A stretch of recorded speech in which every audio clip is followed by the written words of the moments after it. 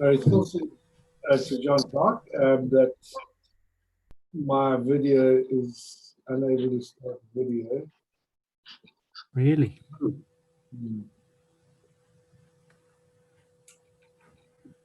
Yeah.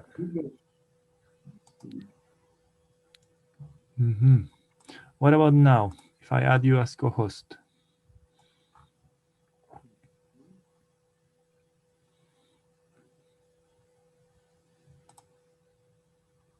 Oh, yes. Oh, okay.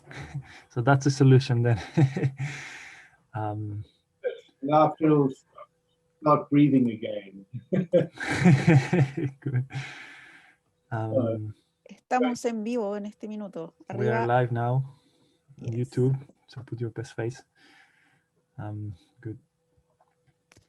Tenemos un desfase de 20 segundos aproximadamente entre el video y el Zoom, pero Okay. 20 seconds delay between video and Zoom and YouTube.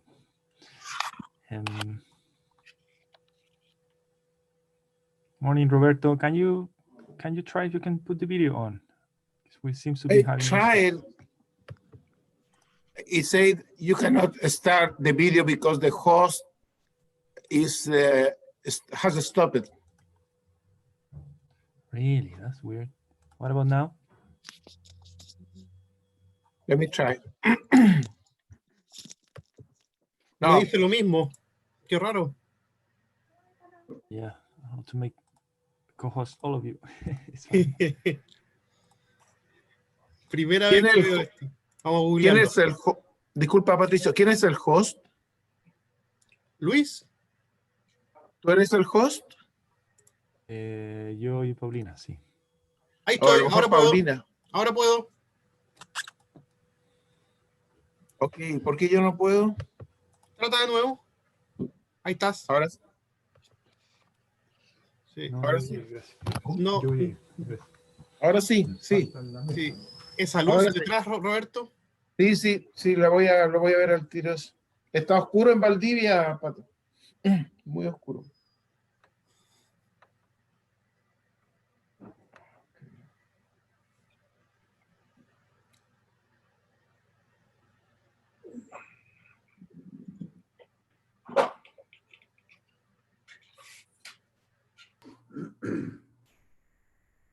Patricio, Sí.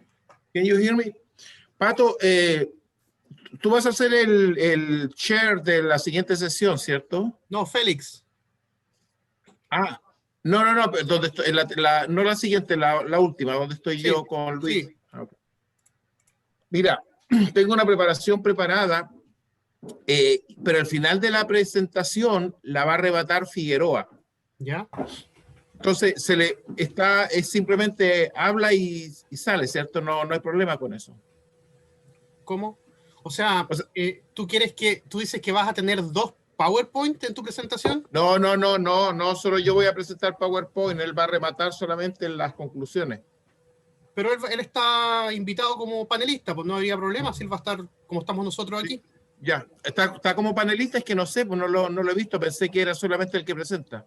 No, Luis es el que envió los correos a todos los panelistas con un acceso especial, que no es de público. Ya, pero él no aparece, ok, le voy a preguntar a Luis, ¿por qué él aparece como coautor? ¿A eso te refieres? ¿Los coautores también están como panelistas? Sí, ellos todos presentan. Ok, ya, dale, Hi, gracias. John. It's Nice to John. meet you. Who happened to be very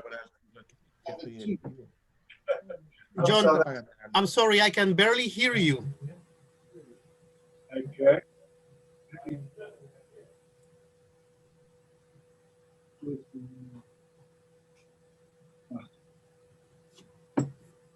Let's try. How's it sound now? Now it's better. It's going to work better also when we are all muted. Okay. Nice to meet you.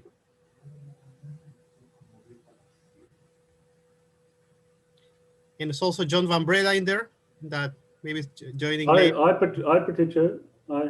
Hi, John. Great. I was just thinking now, when last did we meet each other in Stellenbosch? Can you remember? What year was that? I think I was there in 2015, maybe, or 2014. Thereabout, okay.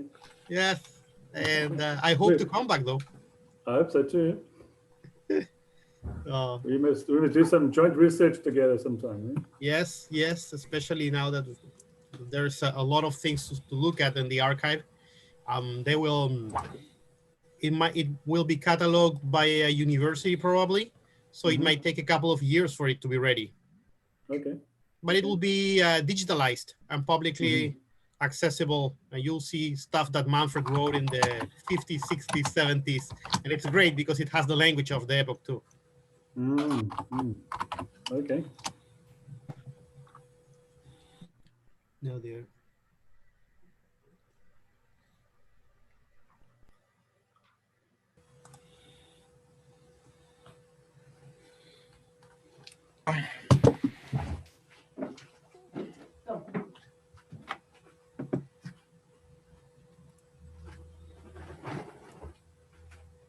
Paulina, ¿estás ahí? Estoy aquí. Paulina. Hi, Estoy Martin, aquí. we can see you now. Ok, Hola. Paulina, hablé ayer con César Guala. ¿Te dijo algo, no? No, no me ha dicho nada. Ya, me dijo que él, si estaba en la mañana, que yo le diera la pasada así para que diga unas palabras de, así de saludo, ¿ya? Ya. Hola, Clarita, nos vemos. Pero, o sea, confirmó ¿Cómo su están? Buenas. ¿Cómo Ya, estás, voy a Pato? estar. Todo muy bien, gracias. Espero que ustedes Profesor, también. Dime, Disculpe. Paulina. confirmó, porque en ese caso hay que darle un link de panelista porque tiene que entrar a la sesión acá, visible. Por eso pregunto. No, lo que quedamos es que iba a ser bien informal. ¿Ves? Si él estaba ahí, yo lo veía, y yo le iba a dar la pasada para que salude, pero igual necesita, yo voy a Sí. decir en un momento, le voy a dar la entrada, si es que está. Él va a hacer un breve saludo y yo voy a continuar con mi presentación. Porque no es seguro que esté, solamente si es que está. Pero él puede que no tenga link, no es panelista. Por eso pregunto, sí. Porque en caso, igual debiésemos generarle un link por si acaso. Y generarle un link por si acaso, ¿ya? Ok. ¿Quieres que lo llame y le confirme? Si se puede, sí. Pero ¿Quién de va a todas ser la maneras, igual generemos continuidad un link. de todos los quienes presentan? ¿Quién va a dar la continuidad? Luis. ¿Quién abre, por ejemplo? Luis. ¿Quién? Luis. es Ah, el- ya, ok, ya, genial. Entonces que Luis me presente a mí, si está, yo le doy la pasada a César que va a hablar un poquito y luego sí. ¿Ah? Yo no sé de dónde va a salir César si no tiene el link de panelista. No, se lo va a hacer Paulina ahora. No, profe Valenzuela, ¿puede generar un link? En este minuto un pulpo. Pero necesitamos invitar al profesor César Guala Ah, con un link para que ingrese, please. se lo mando por correo. Eso.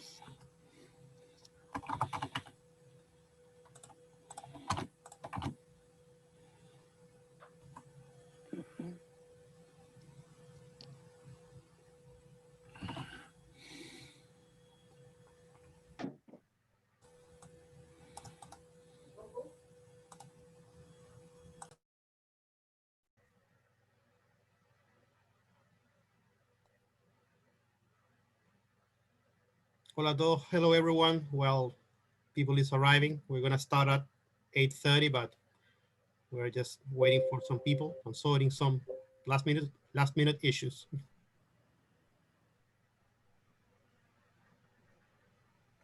How are you, Professor Figueroa? Good morning.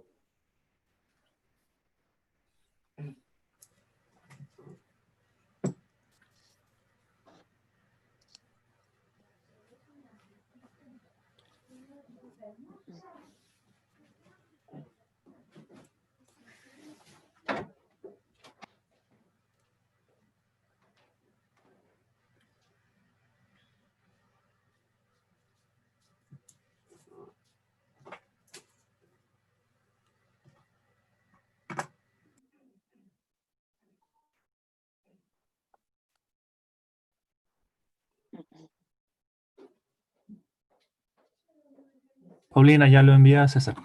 Perfecto. Gracias. Vamos a comenzar puntual a las 8:30, ¿cierto?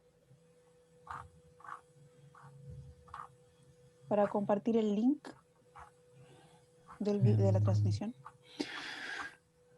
Roberto, do we have all panelists at the beginning? You're the chair.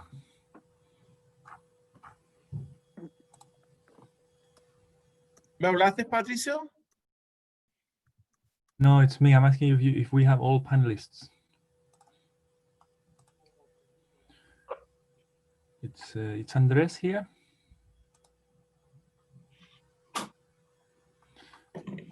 No. Pauli, ayúdame con la luz, necesito la luz y se ve, a ver, ¿y ahí puede ser?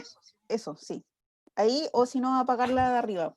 Pero ahí se ve perfecto. Que la Si no se necesito mueve, para leer. ¿Ah? no, pero ahí no se ve la lámpara. Así que está bien. Gracias.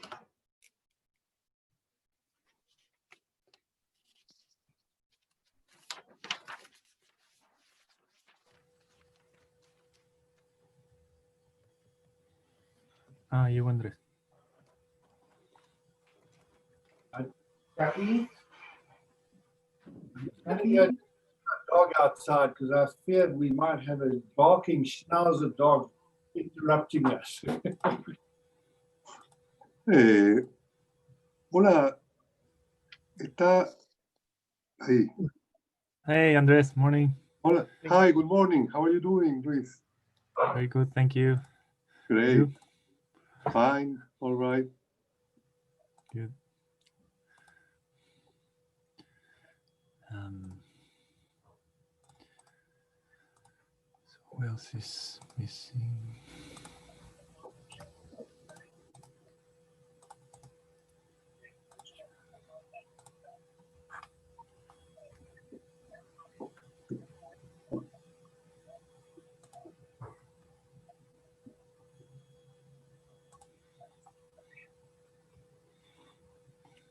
Who else joined? Gianluca. Hey, good morning.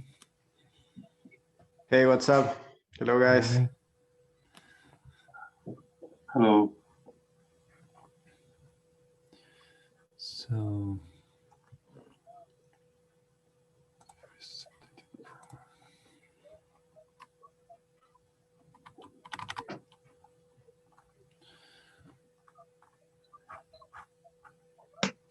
So at least I think we have everyone in the first session, so that's good. That means we can start. I can see Iñaki is there, and Andres, John, Roberto.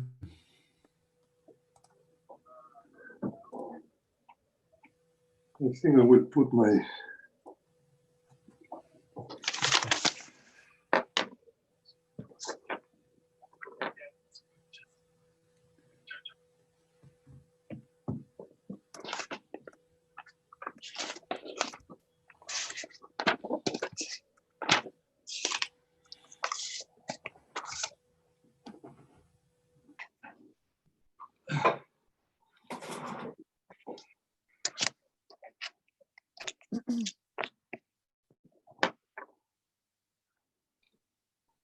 Roberto, do you have a presentation or you're just gonna speak?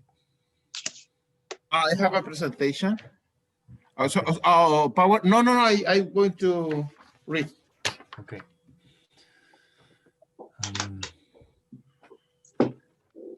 And then it's John. You're gonna go first.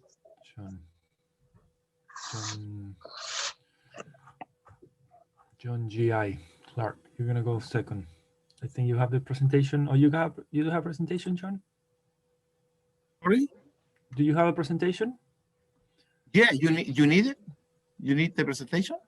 Oh, sorry, I'm talking to John J.I. Clark. I actually have written out some notes. I will send you a documented presentation afterwards.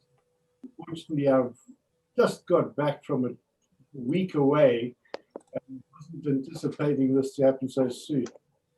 So I have, besides what I've sent through that my book.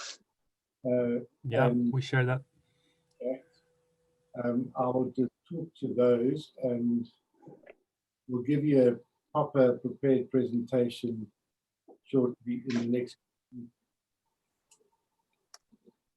I don't know if it's just me or if I heard you a bit.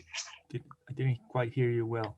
Maybe you're a bit too far away from the microphone. It's or- a bit cut. Yes, it's a bit Yeah. cut. John's microphone. Okay, I'll just get the upper volume.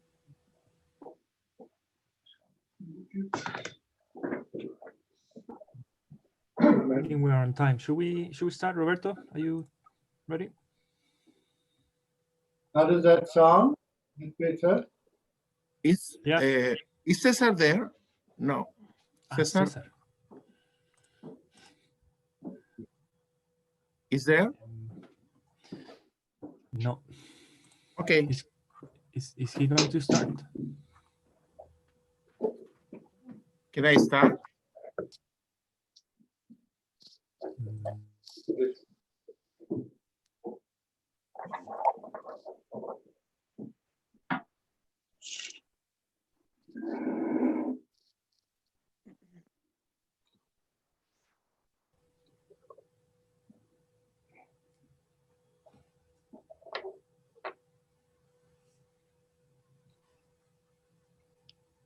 Mm,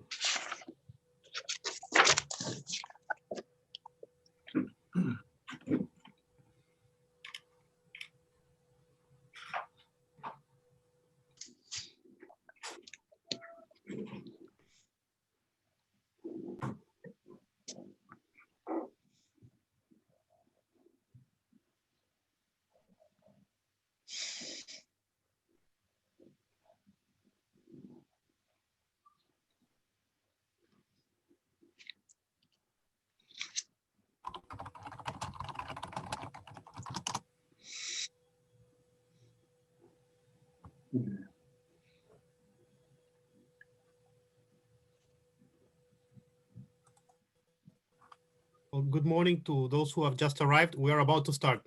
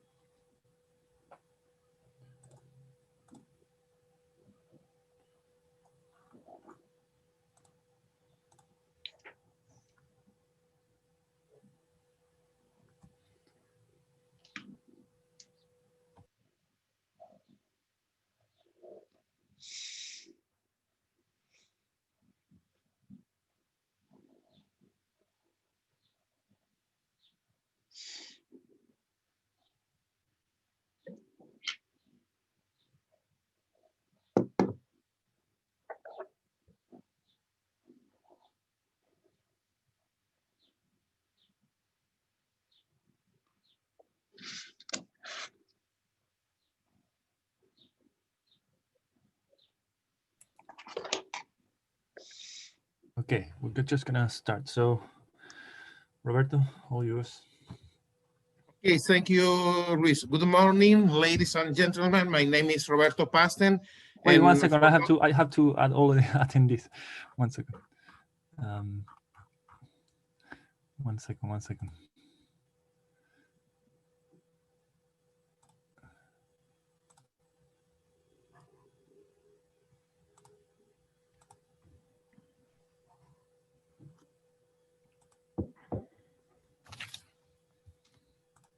Estás añadiendo gente del público general, creo.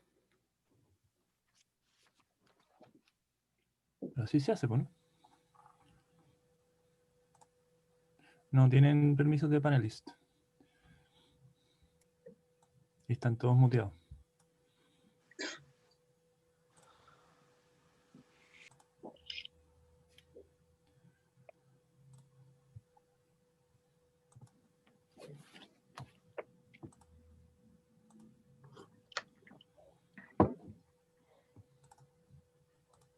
Se excusó César en este momento. Dice que se va a conectar cerca de las 10, 10:30.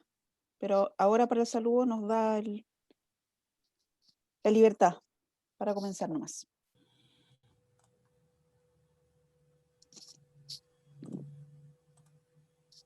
Ah, ya. No, dale, ya estamos dentro en verdad. Perdón, me equivoqué. Entonces, Dime, dale, Roberto. solo empiezo, ¿no? Cuando tú me Sí. digas, ¿ya? Dale. ¿Ya? Mm. Good morning. Welcome today. My name is Roberto Pasten, and for those of you who don't know me, I am the director of the Institute of Economics. It is my pleasure to welcome you here this morning, and I would like to thank Luis Valenzuela and the organizing committee for this conference, and especially because the time, you know, it's a special time. So thank you, Luis, and thanks to all the committee. Let me start with a simple fact. We will end 2020 with a smaller global economy, and sadly, it will be a smaller world. In my intervention today, is a very short intervention. I will focus on three questions. What is the role of economics as a science today? What are some of the unfolding events in the short and middle term? And how we can reshape economics to better deal with these new realities. First, let me stress that economics is as a field of study, and with all its imperfection, is still the only tool available to deal with the realities of scarcities and uncertainties. And we cannot forget that still we have around 800 million people starving, 1,000 million people without clean drinking water, 2,000 million people without sanitation, 2 million dying of HIV annually, 9.6 million people dying from cancer yearly, 175 million international migrants, almost 1 billion illiterate adults, billions of people affected by climate change, and we have limited resources to cope with this set of problems. And you know, but economics as a science and in its role to deal with the inescapable realities of the world too often has been confused with such terms such as crematistic neoliberalism, capitalism, and so on. And it's similar that is physics were confused with such terms as nuclear proliferation or biology with biology weapons. So let me move to the second question. What is the current state of the world? We know that we are facing two important developments. First, the effect of climate change, and second, this massive sanitary crisis that are going to reshape the world. I mean, we have seen a short-run effect of COVID-19 in the impact of reducing emissions, but this is transitory. We don't know what is going to happen with that. And let me finish with the third question. What we, the economists, can do in this new world? I believe that Manfred's ideas on issues like the stationarity of happiness, the beauty of the small, the distinction between wants and needs, the threshold hypothesis, to name a few, are clear ideas of where the world is heading. It doesn't matter if we build a new economics on the shoulder of a Valdivian giant, or we adapt Manfred's idea to the modern and more pragmatic point of view of the economics today in issues like bounded rationality, the economics of complexity, ecological economics, the economics of social norms, and so on. The point is that we need to build a new science, a new discipline, not from scratch, but maybe adapted to the new society that is emerging. I think that the best memorial for those who lost their lives in this pandemic is to help to build a more resilient and better world. As a director of the Institute of Economics, I'm very proud of our young people in charge of this workshop that they are different to the rest of the economy because they are thinking in these new things. So for Luis, for Patricio, for Jean-Pierre, for Felix, and and from Matthias, they are going to take, the lead, I hope, in this new complex approach to economics. Thanks again, Luis, and welcome virtually to Valdivia.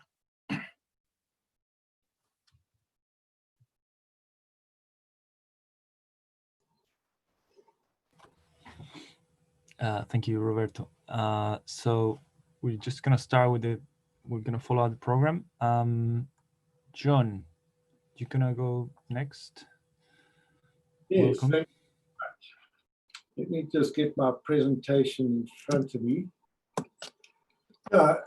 I'm very glad to be first up, so I can relax and enjoy the inputs from everyone else, because I've been so looking forward to an opportunity to, I suppose, to recharge my conceptual intellectual batteries after what's been a very long time of working as a social worker and a practitioner, sustained very much by Manfred's extraordinary intellect as well as personal support. So thank you to Luis and all of you for giving me this opportunity to reflect a little bit on my work, which I've talked about speaking the truth about power, because, besides the considerable conceptual elegance of human scale development as a set of theoretical postulates, that chapter of Manfred's in which he talks about the necessity for a distinction between issues of primary and secondary relevance and the distinction between authority and power has probably been the most helpful encouragement to me as somebody who's been caught up for my entire 40 years as a social worker in dealing with the problem of power in South Africa. For the first 10 years of my career as a social worker, South Africa was enduring the final stages of coming to terms with the necessity for a transfer of power to a democratic system, and had been inspired in many ways by what we had seen in other parts of the world. And of course, the African National Congress was elected in 1994. And we thought our troubles would be more or less over. Wasn't long before we realized that only just begun. So I want to really express from the depth of my heart gratitude to you. I had a very special connection with Manfred, and he blew wind into my sails as a social worker when he agreed to come to South Africa in the midst of the Chilean presidential election that he was running as a candidate for. And I was extremely privileged to think that it was important enough for him to take time out to come to address a conference that we had organized for civil society formations under the auspices of the South African Council of Churches, which was to look at what would happen after development, after having spoken, many of us, truth to power, and seen it working effectively to, as it were, bring down the Bastille, to open up a free and democratic process, that, well, what about the next step? The South African, the African National Congress came to power on the strength of a manifesto which was titled the Reconstruction and Development Program, and in many ways echoed so much of the thinking that was implicit in Manfred's articulation of human scale development, from the idea of a self-reliance, needs-based, endogenous system of based on structural transformation, and of course ecologically sustainable.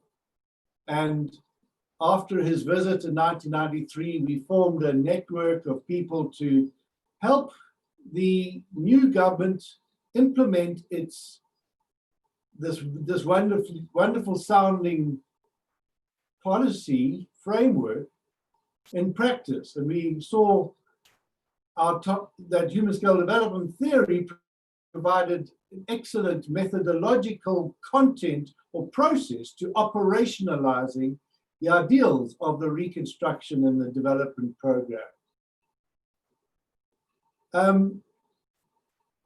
I'm fast forwarding, and I'll have in my presentation, will give you a more detailed set of what happened each year in terms of a chronological sequence of events. I was extremely grateful that thanks to Manfred, he introduced me to John van Breda, who will be speaking later. And John has been the guy that's gone and made a lot more intellectual sense of and rigor of it. I've been the practitioner seeking to see how this theory works in practice. And as people said, there's no, the difference between theory and practice is that, in theory, there ought not to be any difference between theory and practice, but in practice, there always is. And I've immersed myself in a number of issues that have been important to the healing, the truth and reconciliation process for South Africa's overcoming its trauma through the transition and towards a transformation of society according to the ideals that we had strived for. And over the course of the last 20 years, I've used human scale development theory in several applications, and I will, in my submission, provide references to them in publications that have been made, and would really eagerly invite people to give me feedback and engage with me as I continue to write about it. I won't go through them all, except that when in the mid-80s, middle of last decade, my young son, who was a teenager at that stage, he was looking forward to the party he was going to throw in the coming weekend. So I challenged him. I said, well, Sam, define a good party? And he thought it was a party where all his friends got together and they over-imbibed in alcohol and what have you. And I ran past him, the fundamental human needs and the notion of satisfiers and synergistic satisfiers. And in no time at all, he got it. And ever since then, and that was now a good 20 or so years ago, my son is always the life and soul of the party because he knows how to ensure that there's a synergistic satisfaction of needs. It's not just about loud music and misbehaving. There's dancing, there's games being played, there's an opportunity for everybody to experience that growing sense of well-being that comes when we do have that synergistic satisfaction of needs. So, one always has to apply these theories, and, we need to take our own medicine before we start applying it in other situations. And the most important, and really what I want to finish really my contribution, is to talk about the work that has been occupying me for since 2006.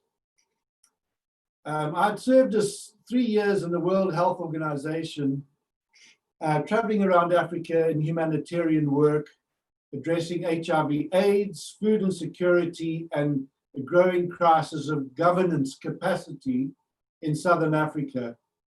And I was surprised to find how little understanding or knowledge there had been about human scale development within the UN system.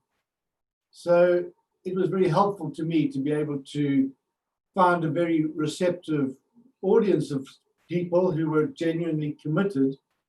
And I've written a paper about my reflections on that one.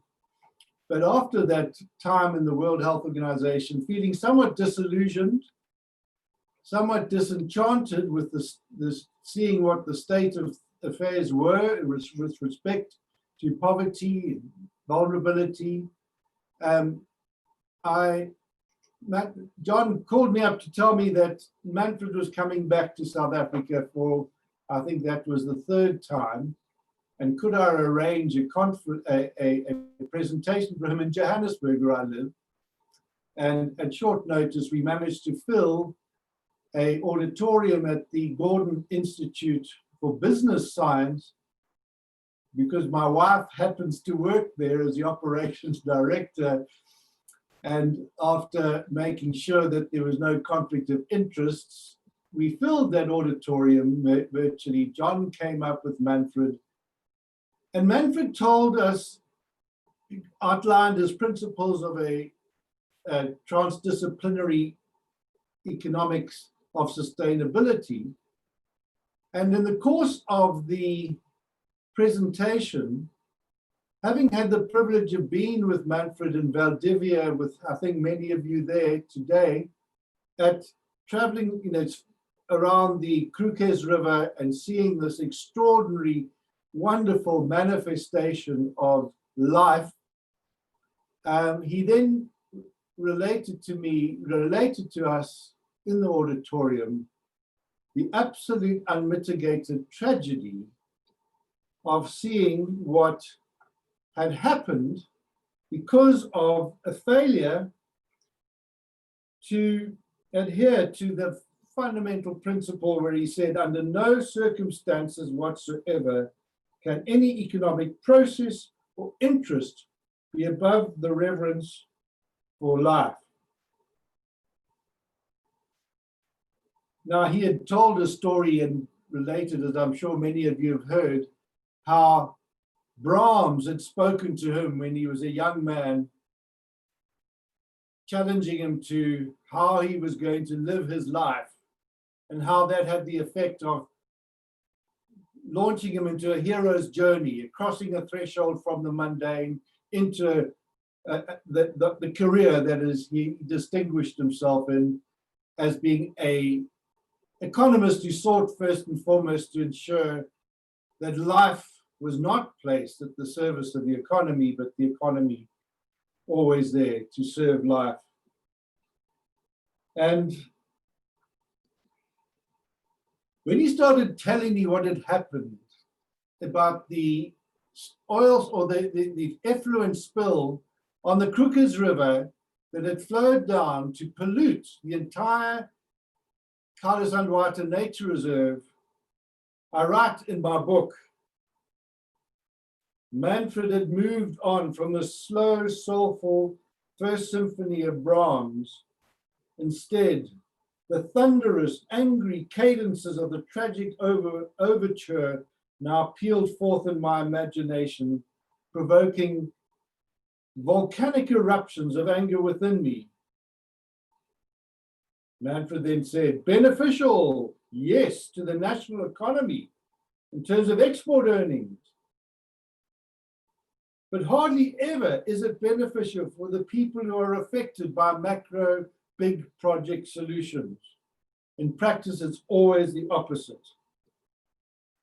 Now, it so happened at the time, I was just about finding myself being drawn into a challenge to plans to build a freeway down the most wonderful, pristine area, which I think rivals the Chilean coast around Valdivia for natural beauty and absolute spectacle, in order to serve the interests of a foreign mining company that had discovered large deposits of titanium.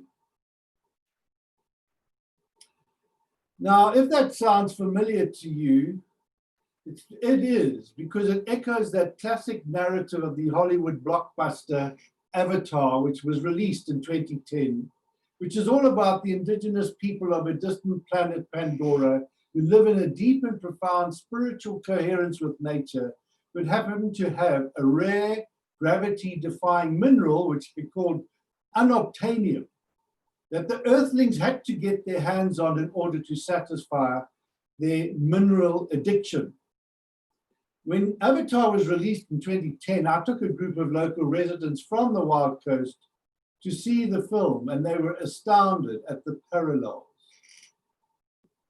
Because I had by then been able to help them to see that the extraction of titanium from the ancestral lands would have also made our gross national product look pretty good, but that thanks to Manfred's influence and experience, I've been researching for one single instance anywhere in the world to illustrate how a rural community that's had to give up their ancestral lands to make way for an open cast mining operation had a quality of life that was improved as a result of the mining. I literally have been doing that search, and if any of you folk know of one instance, I would love to hear of it. I have not been able to find a single solitary instance of anything equivalent to what the community of the Amadiba on the Pondoland Wild Coast were going to face. And of course, we took issue with this, we challenged the government, and just to round things off, to say, we have, I'm very pleased to say, been successful in the courts.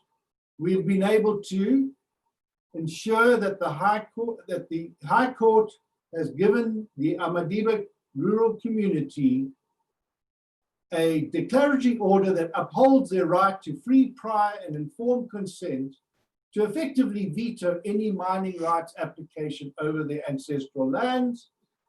And then just 2 weeks ago, another judgment which gave them the right of unfettered access to any mining right application that of any mining company seeking to get their hands on those minerals, which they now also— Sorry, John.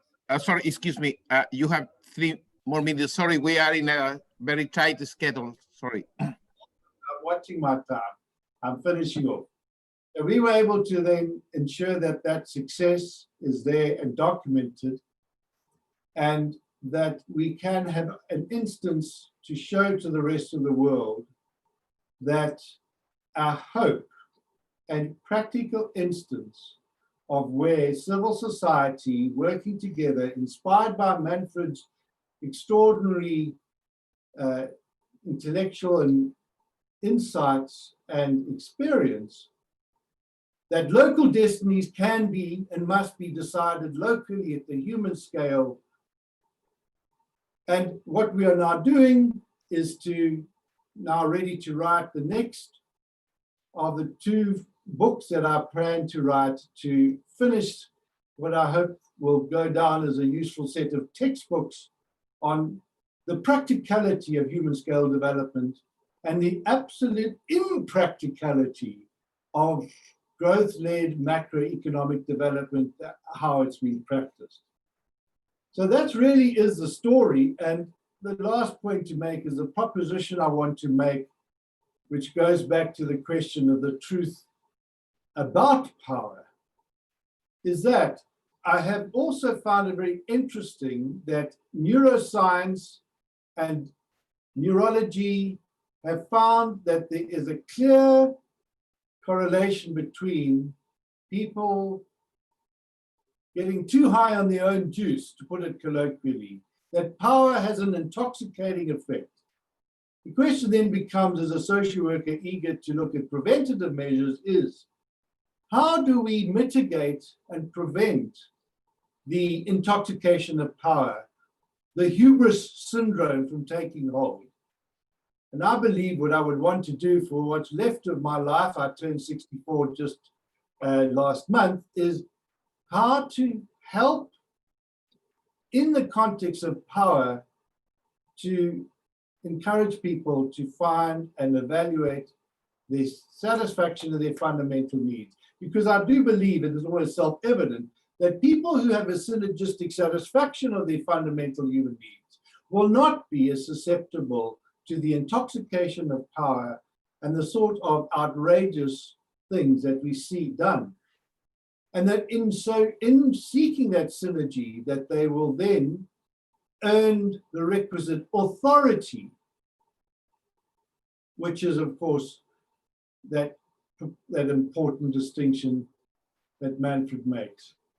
Lastly, just to finish off, you see I have in my background the well-known Trinity, nature, humanity, and technology in serene and harmonious interdependence. My wife pointed out to me once that the structure of that is there are two continuous lines of infinity. You look at it, there's an inward line and an outward line. And I would want to say I look forward to seeing how in our future we might seek to not only bring about that harmony between nature, humanity, and technology, which I believe is through a process of taking that inward journey of self-awareness, of conscience, simultaneous to an outward journey of conscientization and awareness. And with that, I look forward to any questions and thoughts, and to say thank you again for the opportunity you've given me. Thanks, John. Thanks for your presentation. So we are short of time. Maybe we have time for one question. Somebody want to ask? Okay, Luis, I believe the next speaker is Andres, right? Yes, just because we forgot at the beginning, just to tell everyone what's going to be the procedure. So it's going to be a panelist, 15 minutes, then 5 minutes questions from all of us who are here on the screen, which are sort of presenting. And we're going to do that with all presentation. And then at the end, we're going to open the floor to everyone in the seminar. And you can write in the chat and we will sort the questions out. Thank you. Yeah, Andres, you'll go. Okay. Okay, good morning here in Chile, perhaps good afternoon in other places, probably South Africa. Well, I would like to first thank the kind invitation made by Luis and Roberto, and congratulate the Department of Economics of the Universidad Austral de Valdivia for organizing this very timely seminar about the life and the contributions of Manfred Max-Neef. I still remember that we shared the floor in, if I'm correct, it was in March of 2009, in this beautiful auditorium of the university, to discuss the global financial crisis of 2008 and 9. We were 3 people in the panel, Manfred Max-Neef, the former Minister of Finance of Chile, Eduardo Arinat, and myself. And we had a very interesting exchange on the financial crisis, the causes and the possible consequences at the time of this main shock to the global economy. Then we went for dinner, and Manfred invited me to lunch at his home in Isla Teja, where we entertained the day after long conversation. He played piano. It was a beautiful journey. Well, then I returned back again a few years later, and I met Manfred again. So he was really a good friend and a master in several respects. Well, in my presentation, I would like to highlight what would be, in my view, some main contributions of Manfred to, I would say, economics, and in a broader sense to policy formulation for social transformation. But mainly, let me start with economics. I think he was first, he made important inroads in methodological critique of traditional neoclassical economics. His ideas of differences between wants and needs, the concept of utility or human welfare was quite different from the standard concept of that. He was also always annoyed the lack of human solidarity in economics, in traditional economics, I'd say, as a motivation. And his books, Barefoot Economics, Small-Scale Development, reflect those concerns. Second, he was a person always prone to favor an interdisciplinary approach to economic analysis and economic policy and social policy. Okay, he always promoted a dialogue between the different social sciences, anthropology, political science, sociology, and also physics science or physical science in the sense of the theory of the environment. So that was a second contribution. His approach tried to break the iron cage of extreme specialization and open a dialogue with different perspectives, how to see economics. And also, of course, he was a co-founder of a branch that in the 70s and 60s was quite new, which was ecological economics. The idea that there were planetary boundaries that could put a limit to endless economic growth. And the idea that the economic system was not a self-contained, the economy was not a self-sustained system, but it was, if you take a broader perspective, a subsystem of a larger system with these boundaries, with the influence of the biosphere, the transformation of energy, waste, etc.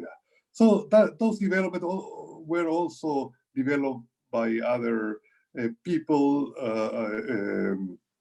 Kenneth Boulding and other earlier, perhaps, than Manfred, but Manfred took a serious interest in these ideas and promoted them more broadly.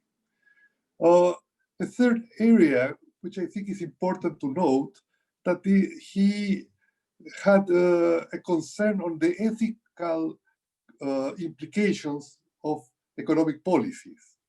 And he had an interesting, a daring idea of creating a sort of tribunal of economic crime that was more or less resembling, in his mind, the idea of the Russell Tribunal of the Vietnam War, in which the likes of Jean-Paul Sartre, Julio Cortázar, and other personalities participated in the late 60s and the 1970s, but changing the shift from an actual war, which was the Russell Tribunal with Vietnam, to the impact of policies that could create damage on people, increase unemployment, increase poverty, widen income inequality, etc.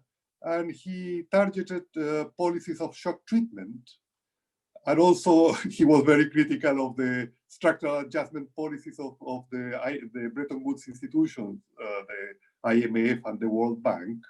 And he said, well, this tribunal will not be a judicial place, of course. It was more meant to be a place of highlighting the costs of economic policies on social dimensions, and the impact also on the environment, and the impact on the emotional balance of people, etc., which is still a very novel idea that has not been around for a long time. Well, so I think Manfred made important contributions there. He was also a practitioner. He was not only an ivory tower academic. he participated, my predecessor, John, tells the story attending these meetings and conferences in South Africa in a critical political juncture there. And he was traveling all around the world where he was invited and had many friends and people that admired him. And so he was a practitioner. And also he was, he had a small, I wouldn't say small participation, but an eruption in Chilean politics when he was a presidential candidate in 1993. He got respectable numbers of votes, 350,000 people, including myself, that we voted for him. And, but then I remember the conversation when he brought me back from the lunch to the hotel in Valdivia in 2009. I said, Manfred, why didn't you continue in politics? You could be elected a senator, etc. He said, no, I don't have a patience to listen discussions in parliament. I think I'm not an appropriate person to enter that. I participated in this presidential election, but that was it. He was not very fond of institutional politics or traditional politics. Okay.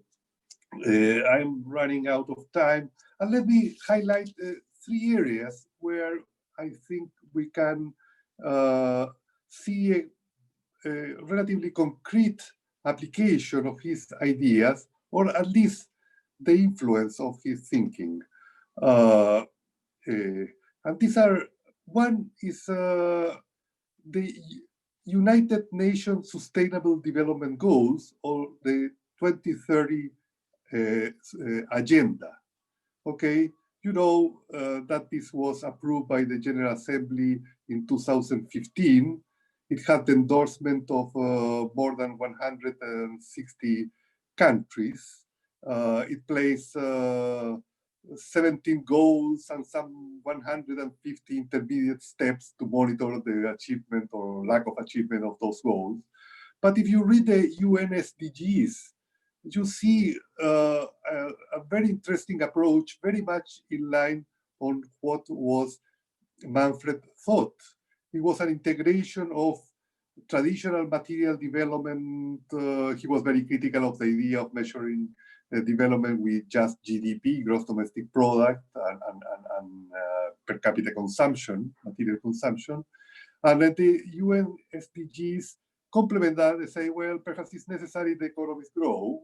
There's reservations on the speed and the type of growth, but you need countries need to care about social development, education, health, water and sanitation. Also, you need to be aware of climate change, on the risk of depletion of natural resources, on the use of energy. So this is it makes inroads into a more integral, more comprehensive development agenda that the United Nations is promoting. And governments signed that. And I think the ideas of Manfred's ideas on economic development are implicit, if not explicit, in that important global initiative. Andres, sorry, Andres, we are running out of time. Yeah, okay, good. Thank you for reminding me that. So I would say UN SDGs goals is one concrete example. The other is a book, which I find it quite interesting and very, very much in line with the ideas of Manfred, called, which is quite popular this time, is a Sunday Times bestseller called Donut Economics by Professor Kate Raworth from Oxford University, which she gives more analytical underpinnings of these ideas of integral development. I don't have time to enter more in detail on the content of the book, but I think that book, which has the ideas of the book have adopted by cities like Amsterdam and others, quite influential, have a root on the idea, in the ideas of Manfred. I would say that's another implication, concrete implication of the book. And the other is, I think, is in broader scope, a critique of neoliberal economics. the excessive faith on the powers of the market, the perils of economic deregulation, the concentration of wealth and income in economic elites, the marginalization of the labor union, etc. All topics that were in some way or the other part of the agenda of research and policy of Manfred. Okay, so I will stop here. I would say he made important contributions to economics, to see economics beyond the narrow limits of orthodox economics. He was, of course, a founding father or co-founding father of ecological economics. He was also a practical practitioner and also a teacher, a person with influence with students and colleagues, and also a political leader in his own way. So was a very complete individual, and I'm very grateful that you organized this seminar in honor of him and his ideas. Thank you very much. Thank you, Andres. Before proceeding, I just want to, I had a lapsus and I want to thank Maria del Valle Barrera. Is Maria there?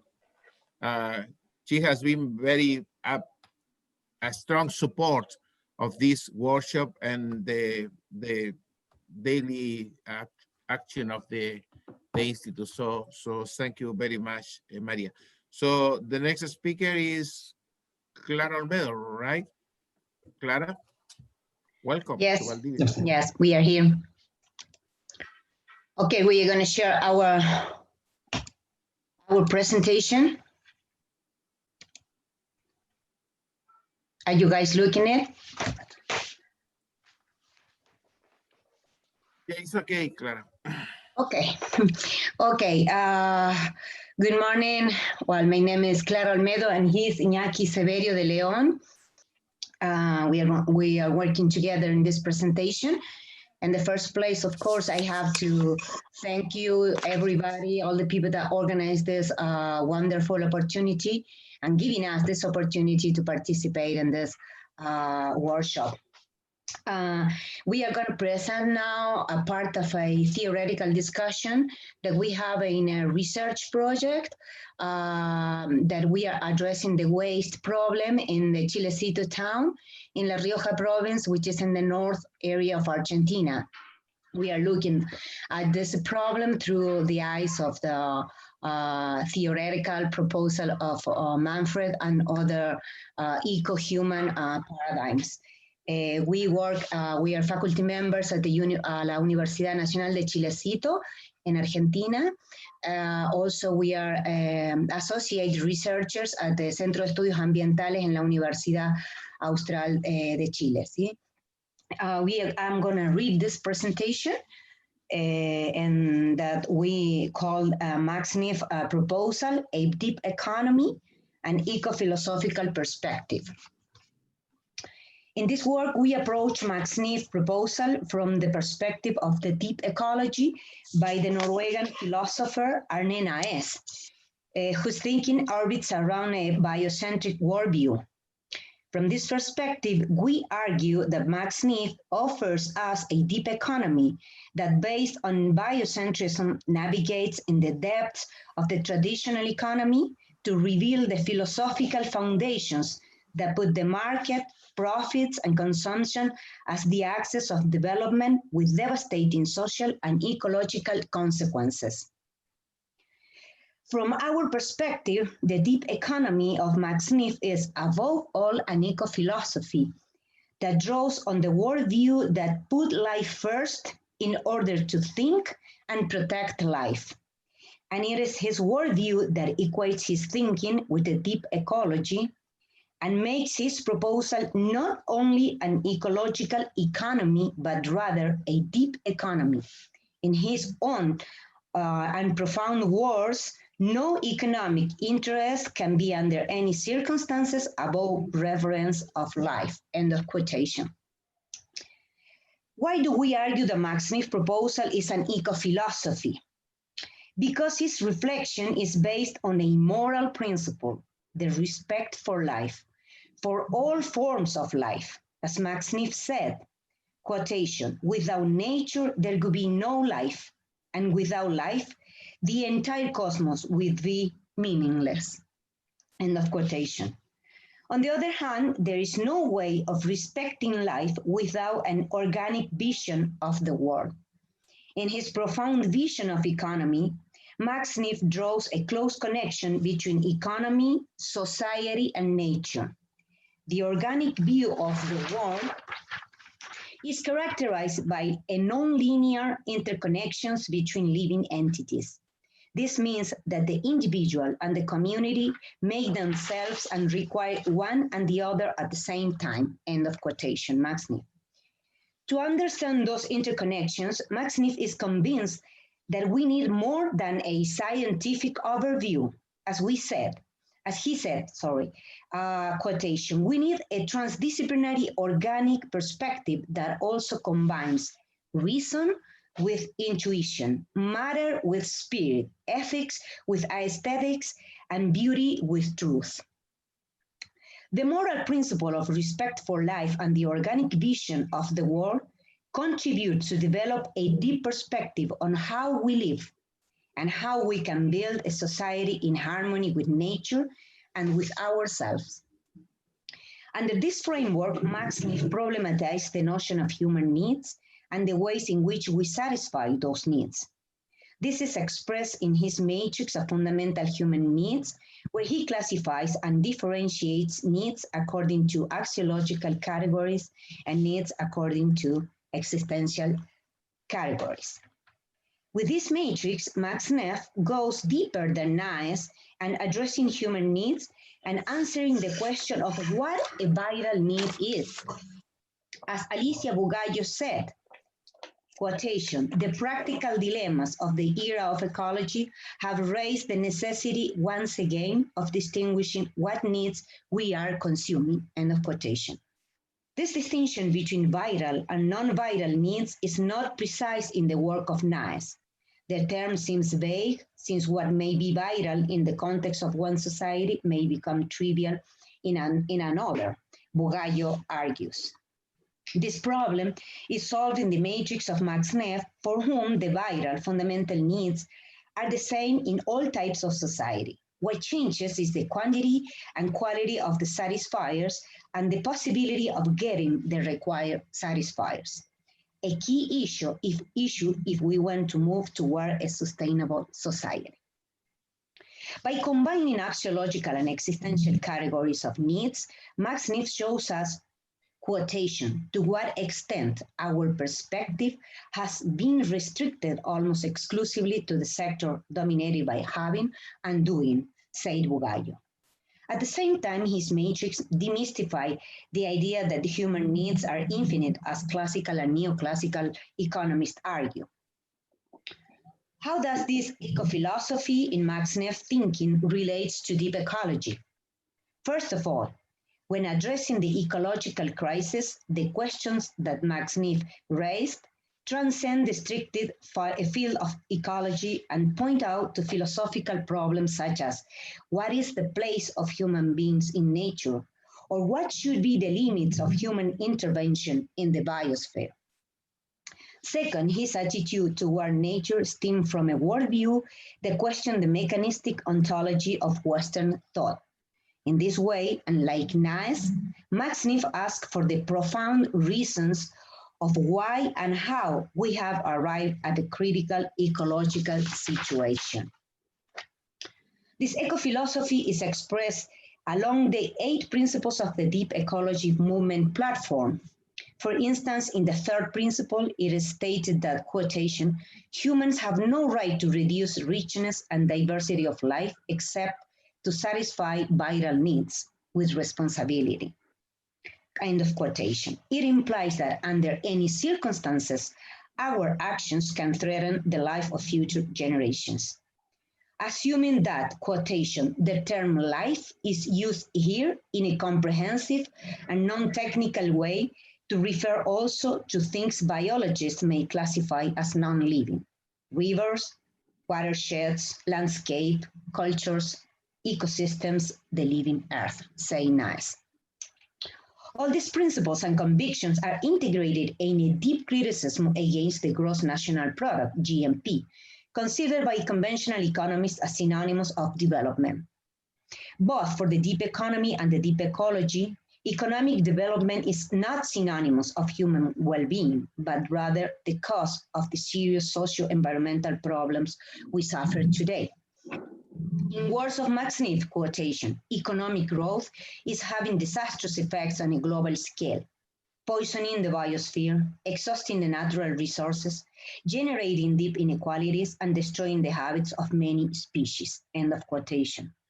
For NAES, GNP growth supports irresponsible and unsolidaric resource consumption on global pollution.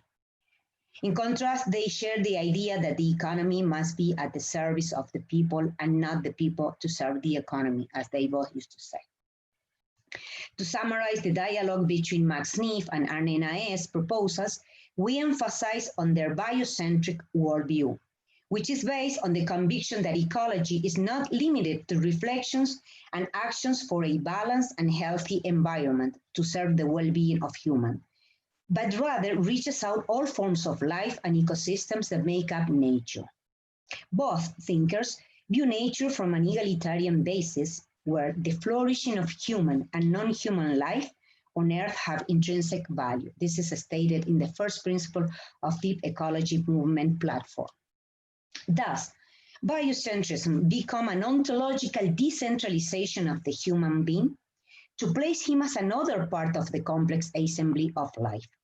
It turns out to be the axis of Max-Neef's deep economy with profound epistemological and methodological implications. From this framework, the knowledge is no longer a tool to dominate and exploit nature, but a way to understand and live in harmony with nature. Likewise, the qualitative methodology is the path to comprehend the socio-ecological and economic problems, in contrast to the quantitative and descriptive perspective still dominating conventional theories. Finally, to better understand the thoughts of deep economy and deep ecology, within a broad spectrum of the ecological movement, we present a scheme inspired in the book of Aldunate, El Factor Ecológico, 2001, elaborated around the two Cartesian axes, biocentrism versus anthropocentrism, and radicalism versus reformism, over which environmental problems and our solutions are addressed. In this scheme, both deep economy and deep ecology are in the upper left square. Their postulates focus on strong biocentrism, moving away from anthropocentrism, while proposing a radical change in the society to solve the ecological crisis. In the opposite side, the lower right square, we find one example of a neoliberal view expressed in the proposal of economic valuation of ecosystems, where the natural resources are out there to serve the well-being of humans, and the ecological damages are just quantified, without answering the questions of why and how we get there.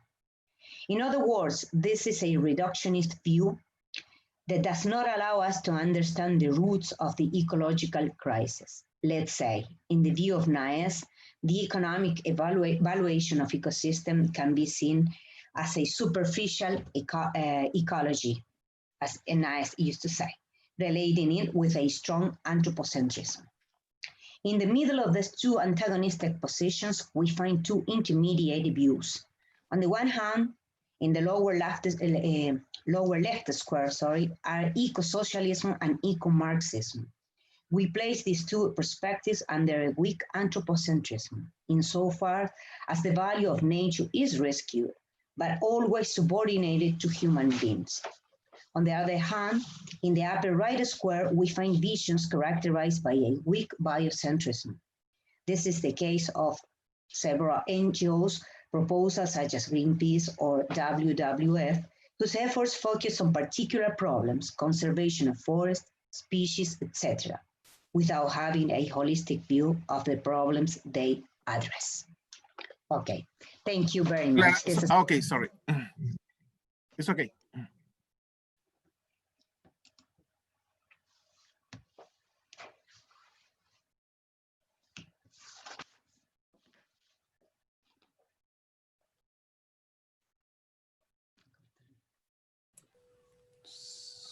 So we have some time for questions. People attendees can write questions on the chat, and then Martin, I think you had a question. Maybe you want to say it, or should we read it? I can try to unmute. Can you hear me? Yeah. Okay. I wrote a question to Clara and her colleague in the chat. I'm working on the problem of what it means to respect life. It doesn't mean that we don't die. It doesn't mean that there's no conflict. It doesn't mean that we are not vulnerable. This is the problem I deal with in my talk, which is really a set of questions. So my question is, how does your principle of respect for life translate into accepting vulnerability and being vulnerable to death as part of being in social and ecological community? I think that's a core question that belongs to deep ecology, but I've never really heard a reply. I haven't spoken to Arnie Ness for a long time, and he's no longer with us. So do you have a response on that question? Thank you. I think, okay, Martin, thanks for your question, which is a very complex question, but as a philosophical question, of course, that the framework of the thinking of Max-Neef give us to think about. I think that vulnerability, death, is part of the human condition, but it doesn't mean that we don't have, but if we see life, not only life in the time we live, that is, I think, the point. If we think life, the respect for life, thinking on the future generations, we can, of course, think or talk about the respect for life. That it not only implies that we have to respect our life in the time we live. I think that from the philosophical point of view, from the life that we live, we are vulnerable, and we are gonna die anytime, at any point. But it doesn't mean that the respect for life, that it challenges the idea of the moral principle of respect for life. I don't know if I'm answering your question, even though I think this is a very complicated question, a deep question. When we address when we get into the philosophical reflections of Arne Naes and the Max-Neef thinking.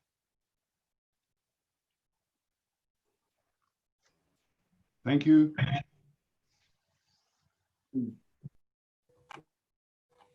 Can I also respond to that issue just with a reference? People hearing me? I will put a link to a YouTube video of my a recent video of a conversation I had with a friend of mine who's a psychiatrist and a poet, who really uses poetry in a most extraordinary way to bring across that paradoxical nature of how our individual lives needing to be lived in service of a transcended life. And I think that's where Manfred talks about the need for transcendence, is somewhere within that. There is a wonderful line of inquiry to explore that, but I'll put the link up to this video and you'll get an idea. And I think he really has helped me enormously, particularly as a social worker, where you're dealing a lot now with people who are in terminal stages, who are dying from COVID, and who are just wondering whether life is living, and who are tempted by suicide, and just help to unpack that. So I'll offer that as a further reflection.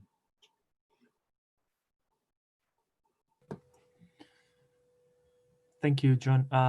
Clara, there is a question in the chat. If you could spend a few minutes there so we can try to keep up with the schedule. I can read it to everyone. It's an anonymous question. What about the people who say that we can grow because nature have the capacity to renovate the resources, and about the theory that if we have more money, we are more aware of nature? So this is the, I guess, the environmental Kuznets curve sort of story behind. If you could spend a few minutes there, please. You're mute. No, we cannot I hear you. already answered the question of Martin. This is, I think, I already addressed this question, but you say that there is another question in the Yes, chat? about the capacity of nature to renovate itself or its resources, and about the theory that if we have more money, we are more aware of nature. Well, this is a very difficult question because it goes into a more sociological problem. We know that both Naes and Max-Neef address the problem of inequalities. But having money, it doesn't mean that we are saved, that we are not vulnerable to the ecological crisis that we are crossing now. Let's take, for instance, los incendios forestales. In Córdoba, we are having like this big forest fires that is in the very rich areas. It's not in the poor areas. So I think that what Manfred and Naes give us the possibility of thinking that the ecological problems are not a problem of money. At some point, we know that the people that have more money have the chance to live in better environments. As Javier Aullero, which is a sociologist, used to say, poor people don't drink the same water.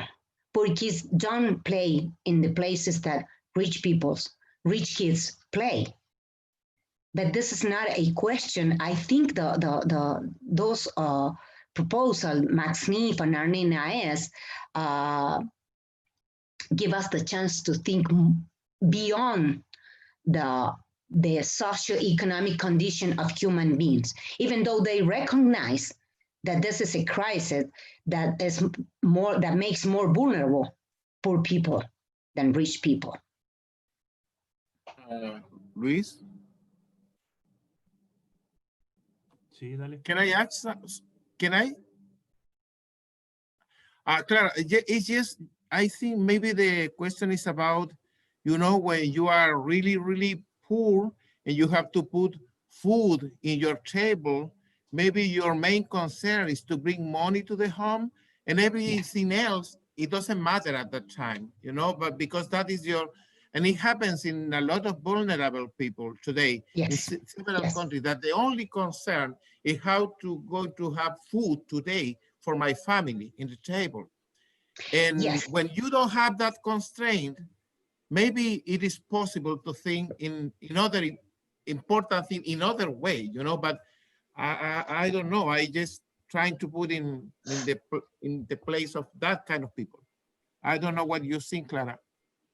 Yeah, we are working like for a couple of years. We're working in a sacrifice zone here near to the city we live now, which is called Nonogasta, where there's a big environmental disaster in a very poor area, very, very poor.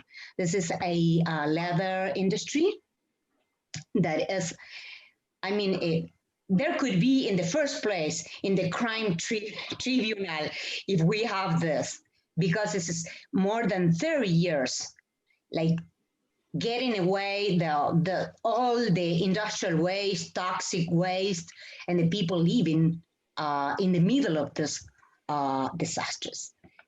They work there. This is the best employer in terms of salary. There's the only, this is in this area, this is the only employer.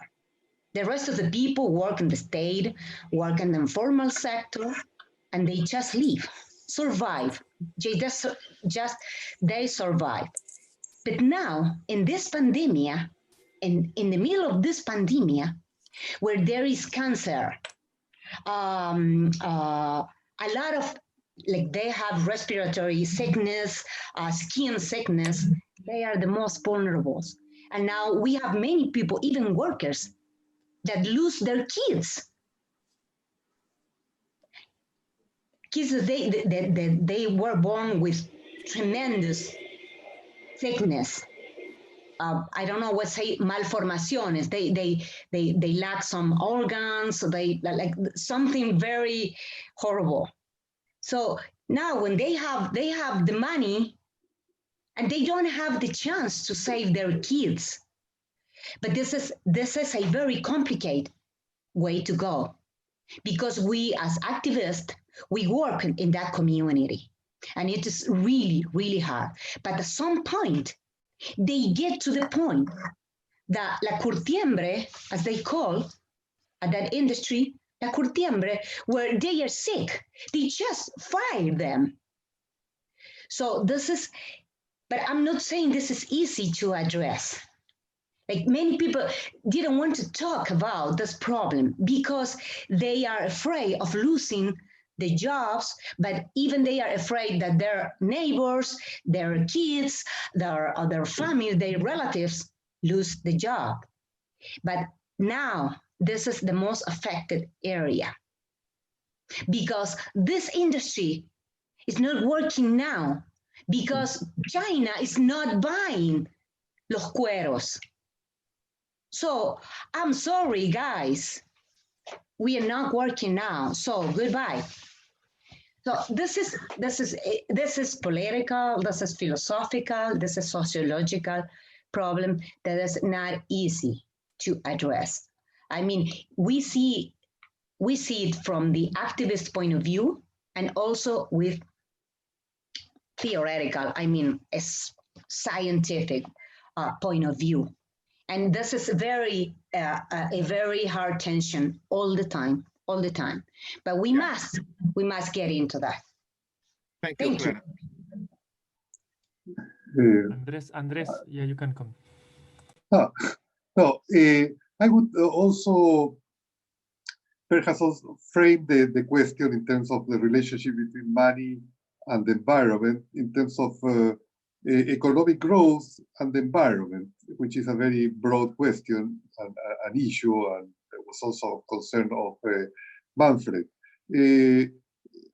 I think the tension is that on the one hand, you need a certain economic growth because you need to create employment, you need to create jobs and income for low-income people, for the working class, for the middle class, for everybody, in a way. But you don't want to spoil the environment at the same time. You want to make economic growth today not incompatible with economic growth tomorrow, that may be harmed because of the fact that you are run out of natural resources, you have deforestation, or you have a climate crisis. I think these are very important questions. I think you can develop technologies on all this movement, which I think has limitations, the green economy, etc. But still, how you substitute for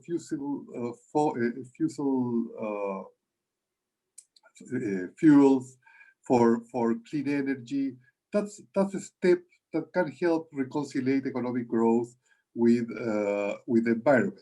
On the other hand, you have problems with certain governments. Here, for example, the US with Trump, but definitely don't believe in those in the environmental consequences of growth, and they give a free hand to multinational corporations and drilling in Alaska, etc. But on the other hand, not everything is lost. In Scandinavian countries, they have a very civilized way to make compatible economic growth with the environment. So I think we need to do more research. We need to study better the international evidence to see how we can make both dimensions compatible. I equate economic growth with money, but strictly speaking, it's not the same thing. But with the creation of material wealth on one hand, on the need to preserve ecological boundaries and the environment on the other. It's a very important question with no easy answers. Thank you, Luis.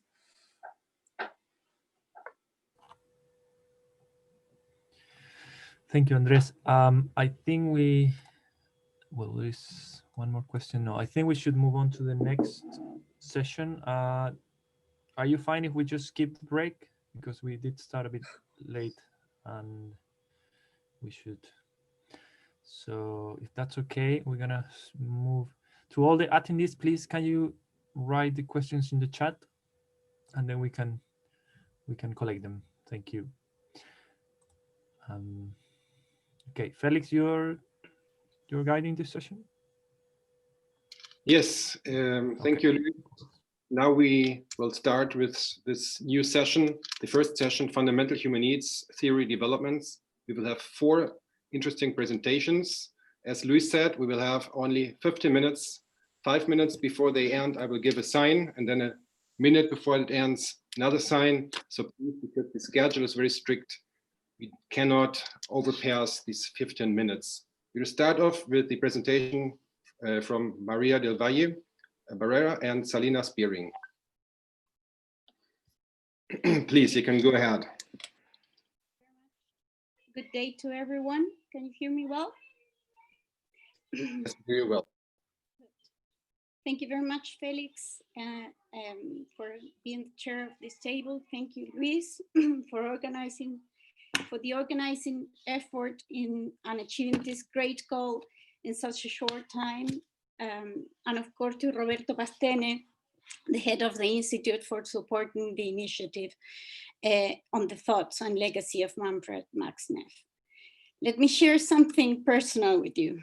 Yesterday afternoon, we Skyped with my friend Selena while reviewing today's presentation, and she told me she was very excited about today's workshop.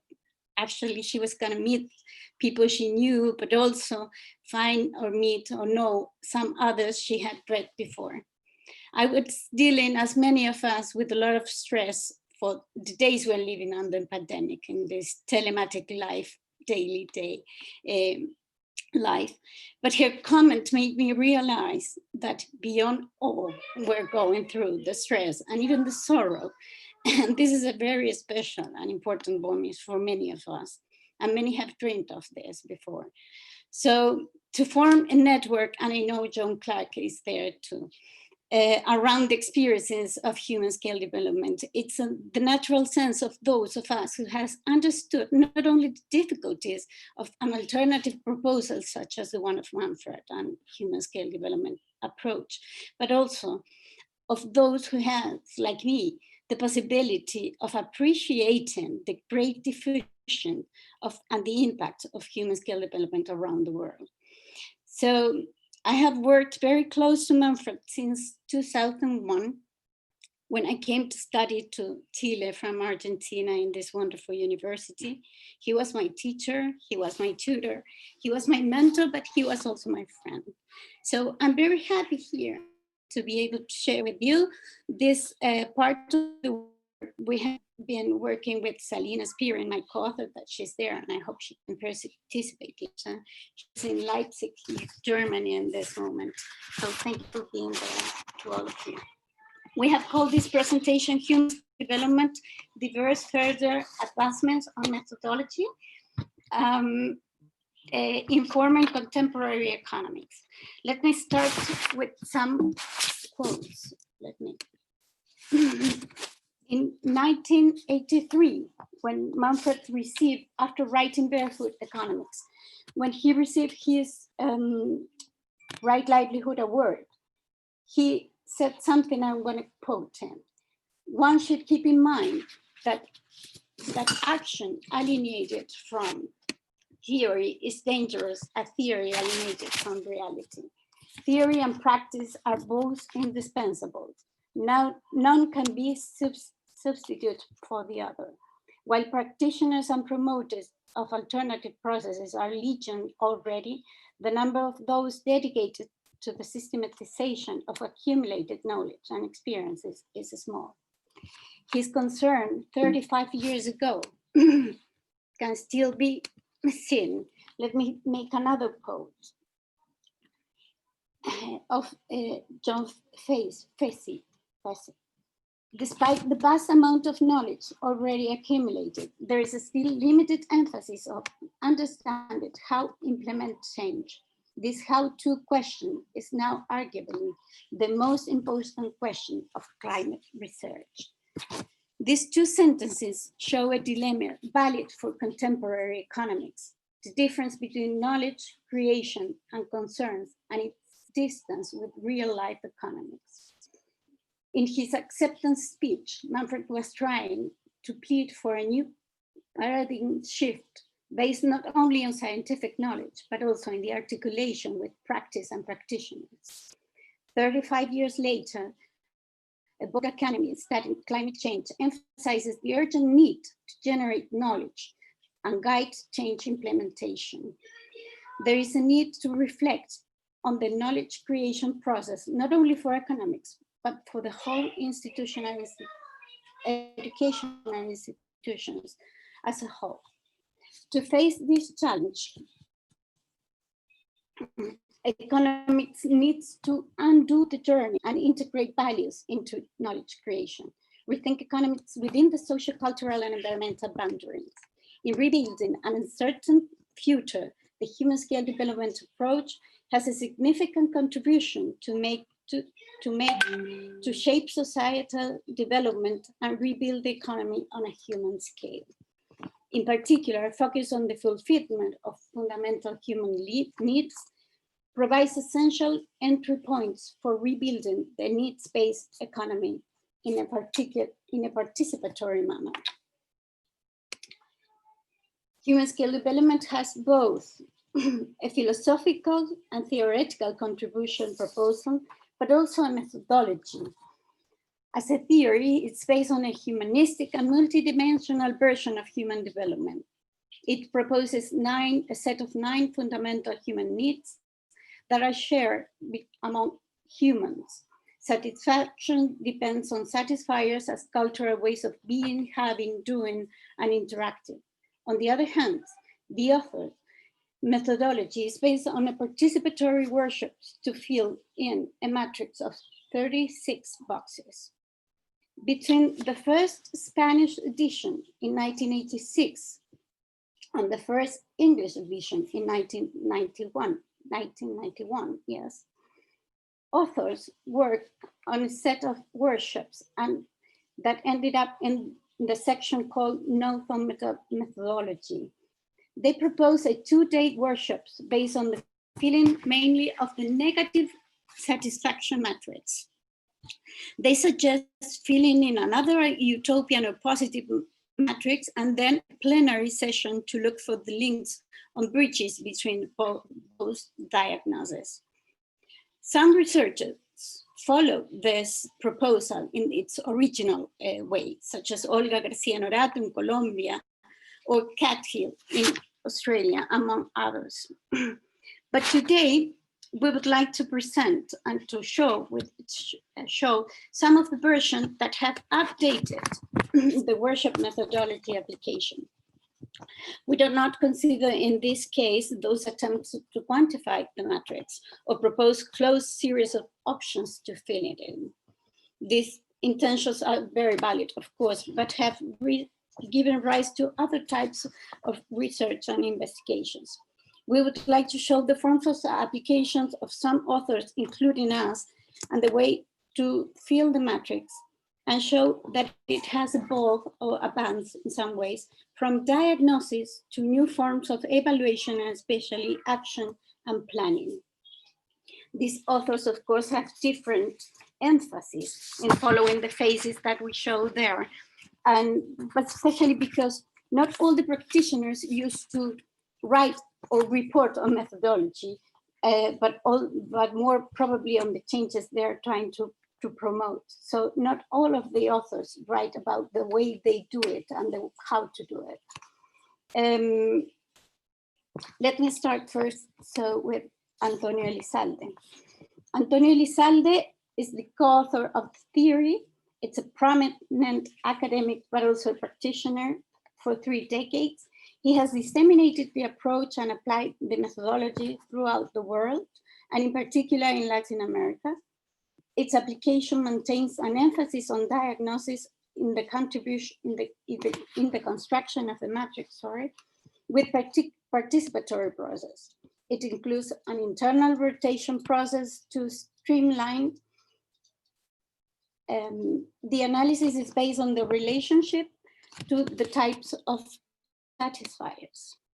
On the other hand, Mónica Guillén Rollo made a significant milestone in this advancement.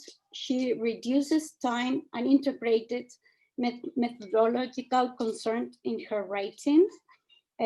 She also introduced registration and the call and the type of participants, proposing, among other things, and particularly, a third matrix with satisfiers, bridges. Her research progressed from Lérida in Spain to Acostambo in Peru in participatory action research way. She also accompanied implementation projects from the diagnosis and decisions with Peruvian rural community and stayed in the community to follow that. Her synthesis book reflects these experiences in its form of application that has been widely disseminated all over Europe and many academic spaces. On the other hand, Salina and I have adapted the matrix both in Germany and in Chile. And we have also introduced modifications and addressed relevant concerns to generate theoretical and practical knowledge, necessary and useful for scientific reports, but also to accompany process of social change. As a coincidence, we have reported on time reduction, calls, dynamic divisions, application of triangular instruments results. In the German case, Salina has tested or applied the methodology in energy cooperatives. Her emphasis moved from diagnosis to the search of decisions for action.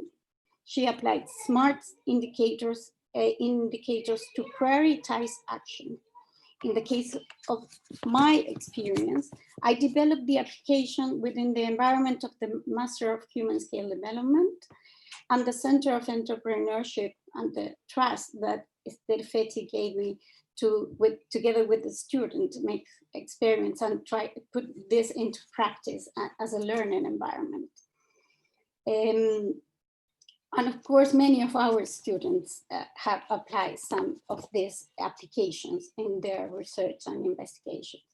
As a result of our collaboration, we have published a discussion paper that includes both ways of implementing human scale approach in our workshops.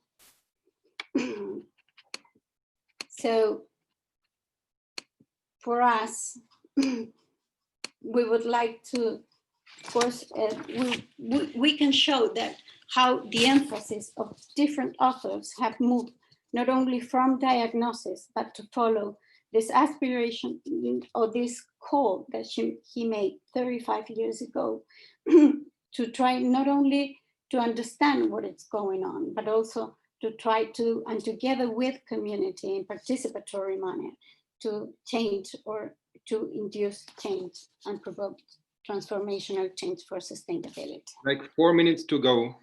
Thank you very much. For us, the methodology with its participatory workshop, it's not only a powerful source of information for theoretical strategy development, but builds ground for transformative change by nurturing critical thinking, virtues, and cultures of responsibility, as well as empowerment and agency as a basis for sustainable development strategies.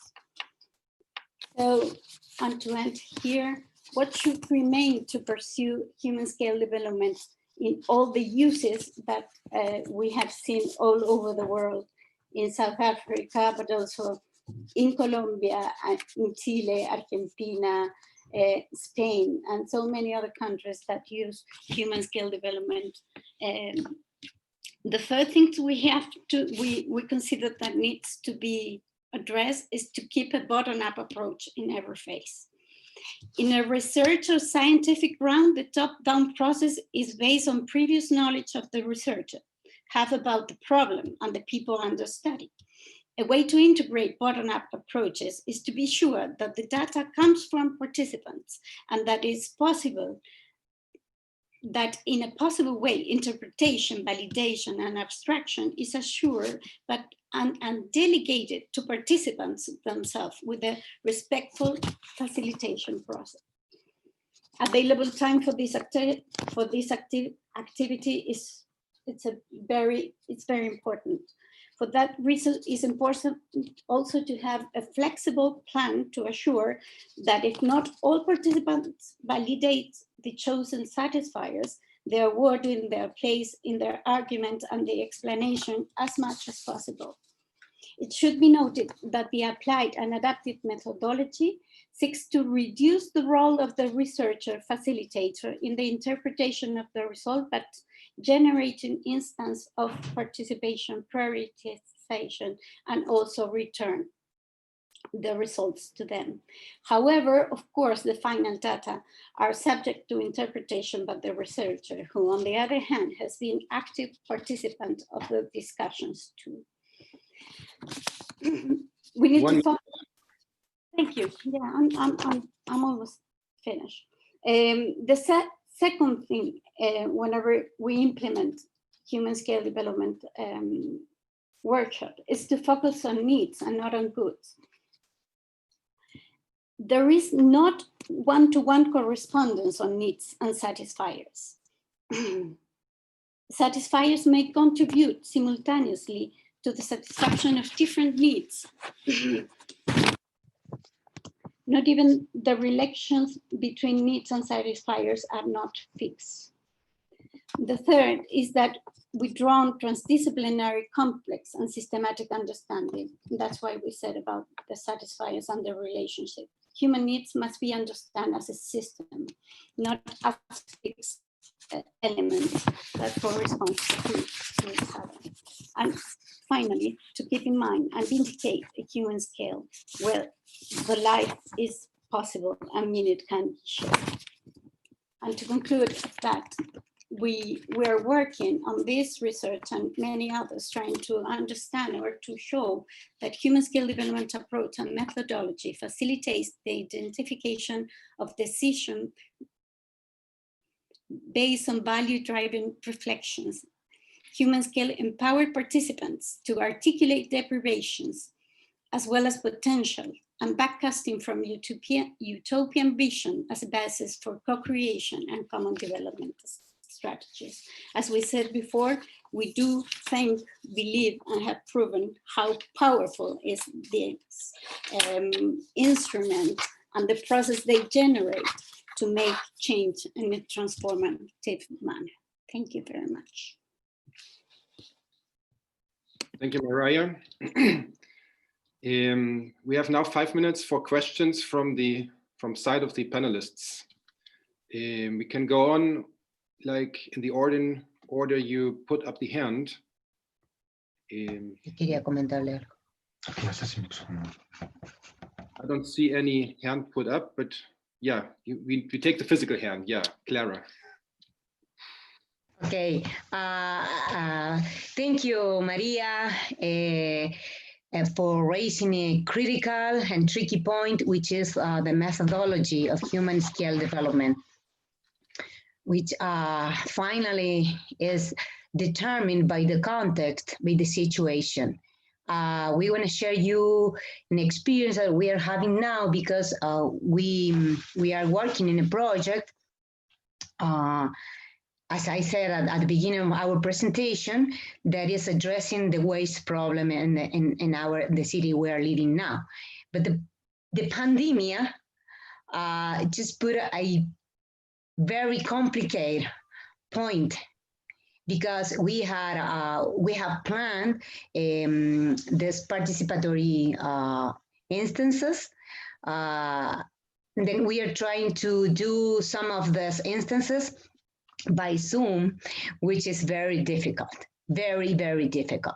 This is one point in the methodological, because we don't know if the pandemic is going to go away tomorrow. We don't know. The other point in the context we live now is a political problem. We have many people that depends on the clientelism, live on clientelism. And many of them, when we talk with them about the problem of the government dealing, of the municipality dealing with garbage, even the workers don't want to talk. Because many of the workers are very precarious. They live in they work in a very precarious relation. So they don't want to talk about this. And this is, I think, the methodology of human scale development is the heart of the problem here.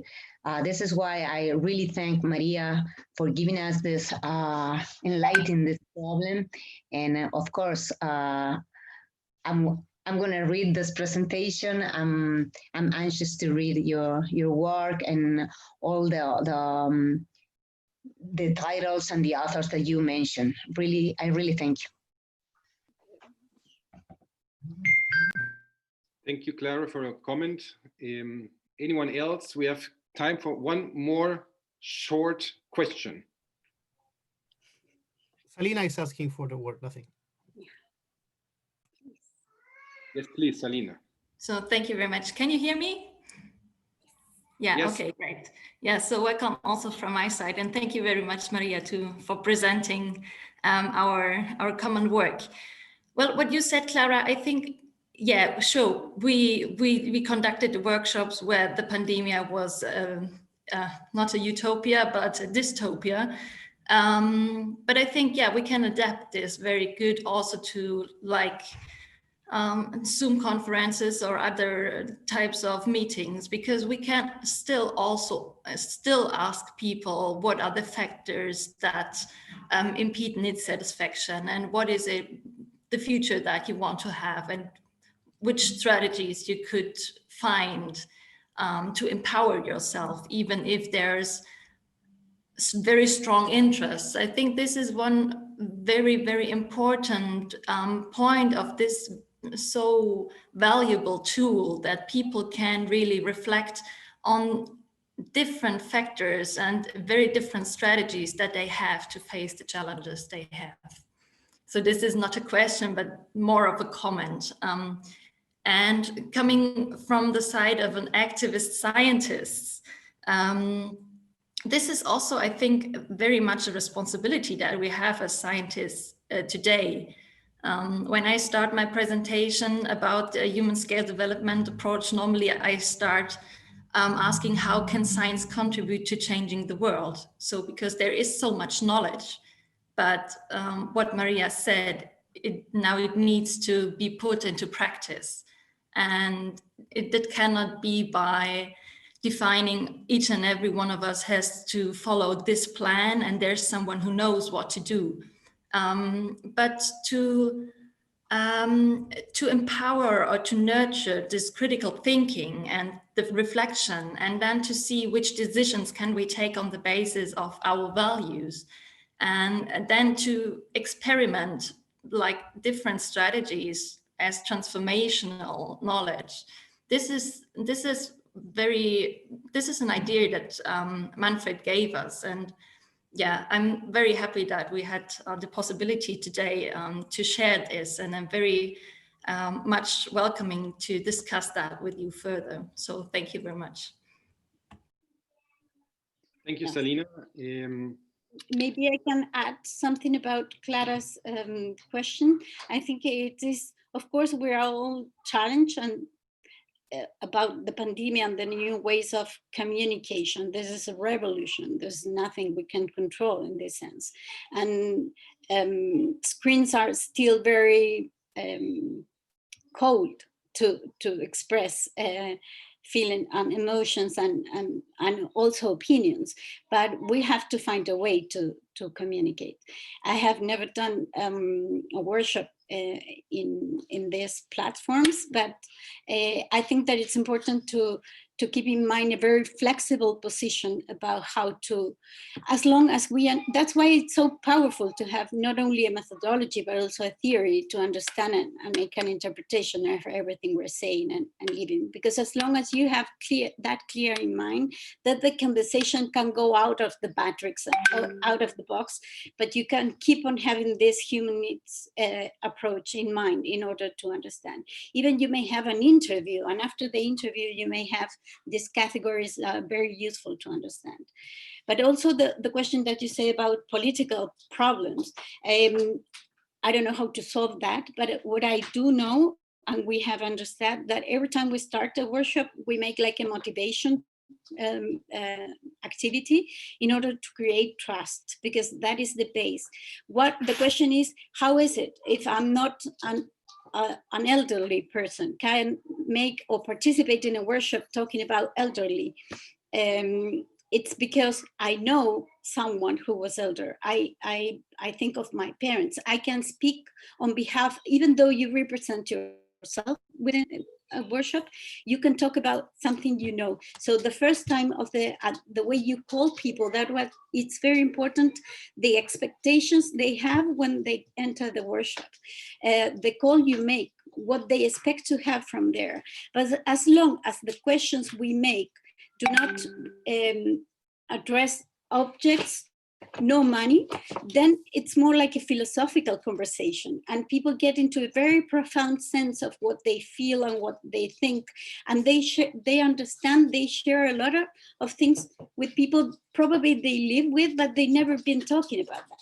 So that's a very important moment. So the workshop, it's valid in itself, but then you have a lot of data that it's very rich for research some way. But as you said, trust is very important. And also the facilitation process has a lot to do with knowing or having some experience with the dynamics of groups and how to give the word to someone, not letting everyone speak and all that. But that's something you can learn and you can practice, and that is the wonderful space we have at the Human Scale Development Master Program in Valdivia, in which we can put all those things into practice and into thesis research for us. Thank you. Thank you, Mariah. There's another question in the chat here, but we cannot answer questions now. We have another 10 minutes after all the presentations. We have to keep the schedule. So please, I ask Emma Jones and John van Breda for their presentation now, which is the second presentation. Okay, can you hear me? Yes, we can hear you. Okay, in the interest of time and my weakness, I can't always keep to time. I've done a pre-recorded presentation, so I've stuck exactly to 15 minutes. So I'm gonna get it going, right? Perfect. I hope it's gonna work.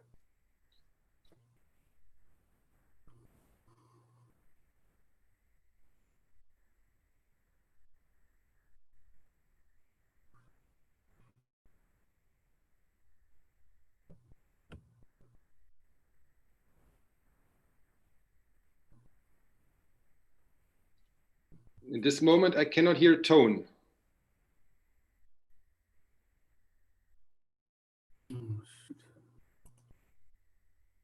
Sorry, what was that? We were able to see your presentation, but not to listen to your voice. Oh my word. Then I'll have to speak and try my best, but maybe I should just give me a bit of time just to get another presentation without the voice. Maybe somebody else would like to go before me. Yes. Maybe 5 minutes now. Martin O'Connor and his team, could you present now? Sorry, can you hear me now? Yes, yes, we can hear you. Okay, I can do my best to open my presentation and take up the space. Yeah, Is thank you very that much. me? Okay, so let's see if I can get what I want. I have a PowerPoint with no sophistication, and I will try to open the slideshow and we will see what it does. Yeah, we can see it very well. Okay, can you see that? We can see you and we can hear you. Thank you. My presentation is using our situation of the coronavirus to push forward a reflection which has got, in my case, roots that go back 30 years, concerned about the way in which modern economy and also modern economics is based on various forms of death denial. I'm not going to go into that as a philosophical and anthropological problem. I'm going to try to make it emerge through a dialogue using the thinking of Manfred Max-Neef relative to our current problems. I'm in a dialogue, therefore, with the chapter on methodology in human scale development, and I've limited myself only to that document in order to relate the things I want to say with our work directly to things that are written as that document presents them. So I'm not trying to get into what his thinking might have been beyond that. I don't know Professor Max-Neef very well. I've only met him twice in my life. I think that in some ways the work that I'm doing with colleagues is in parallel with the approach that he's taken. I start with a quote which is opportunistic in my case. Right at the beginning of the chapter, he makes a parallel with disease as a medical problem and what happens when we're dealing with a large scale health or medical problem and we are no longer in a technical medical situation. And he quotes the Marquis de Sade. And it's important to understand that we quote the Marquis de Sade here as a political or social philosopher. And he wrote at the time of the French Revolution and the subsequent period called Terror, he says, there is no longer any beautiful individual death. Now, think of the parallel, very direct parallel with the current situation with the coronavirus, where the policies that are quite often based on epidemiological modeling are abstracting completely away from individual death. And the lovely thing about the Marquis de Sade's expression is that he says there is no longer any beautiful individual death. And what is the meaning of that for us? This is what I want to try to say. Max-Neef used this to say the problem is there is no longer any beautiful specific problem in development. But we all need that each death be beautiful. We all need that each problem of action be beautiful. And I use the term need in the sense of today. So the question of my talk is, how can we make this to be so? Now, I'm going to try to state the problem. I'm sure I'm going to run out of time, so I'm just going to blunder on and accept the restraints that Felix will provide to me and jump to the end when I have to be there. Let's look at the vision of the modern liberal state as presented, formalized by Max Weber 100 years ago. The state is an expression of the exercise of a successful claim of monopoly in the legitimate use of violence. So we have the idea that the state has got a monopoly through the rule of law to apply police power. What's interesting in the current health crisis is that if we look through the 20th century, there has been another form of monopoly that is progressively put in place, which is the outlawing of sickness and violence as a cause of premature death. And I try to express this quoting directly from one of my favorite social philosophers in France, Jean Baudrillard, in L'échange symbolique et la mort, that he wrote and published in 1976. He says we are in a situation of modern Western societies where ideologically and psychologically, each individual ought to have the possibility to go up to the end of their biological capital, to enjoy things up until the end without violence or precocious death. As if, he says, each one of us had a type of little printed life contract that gave us our entitlement to the normal expectancy of life. Now, my ancestors fought against the Vikings in Ireland, and probably I have Viking blood. And if I look at the way that the Vikings behaved and other people at the time, there was not a normal expectancy of life. So what Jean Baudrillard is saying here is that we are dealing with a very strong, specific cultural form, not something that should be taken as granted. In the current coronavirus crisis situation, the state has adopted this view that it is the state that has a monopoly responsibility to guarantee the life expectancy of each member of the society. And this assertion turns out to be deeply dysfunctional. And I'm going to relate that directly to one of Max-Neef's methodological terms in just a minute.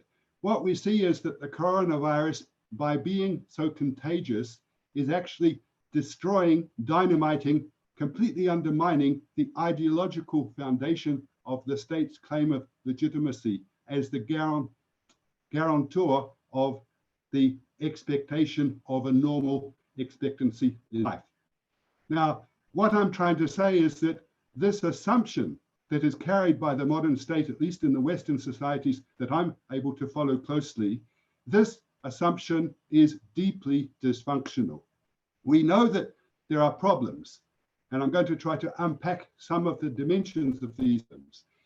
Everybody knows about the famous lockdown. In France, we call it a confinement, and we are all supposed to be locked down, and this is intended to slow the spread of disease, both between countries and within countries.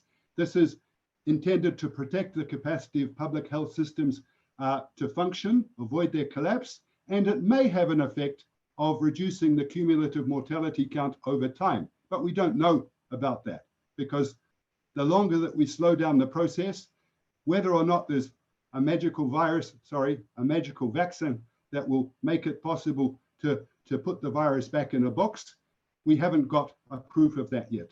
The side effects of this confinement, everybody is talking about them for the last several months. Old people were told to stay at home. In fact, old people were left to die in their homes, in their residential care. This was true in every Western Europe country that I know that had a sophisticated healthcare system for old people. 50% of the people who died were in their protected cocoons. So this was a fiasco, and it's recognized as a fiasco, but it's embarrassing, so people don't analyze it very much.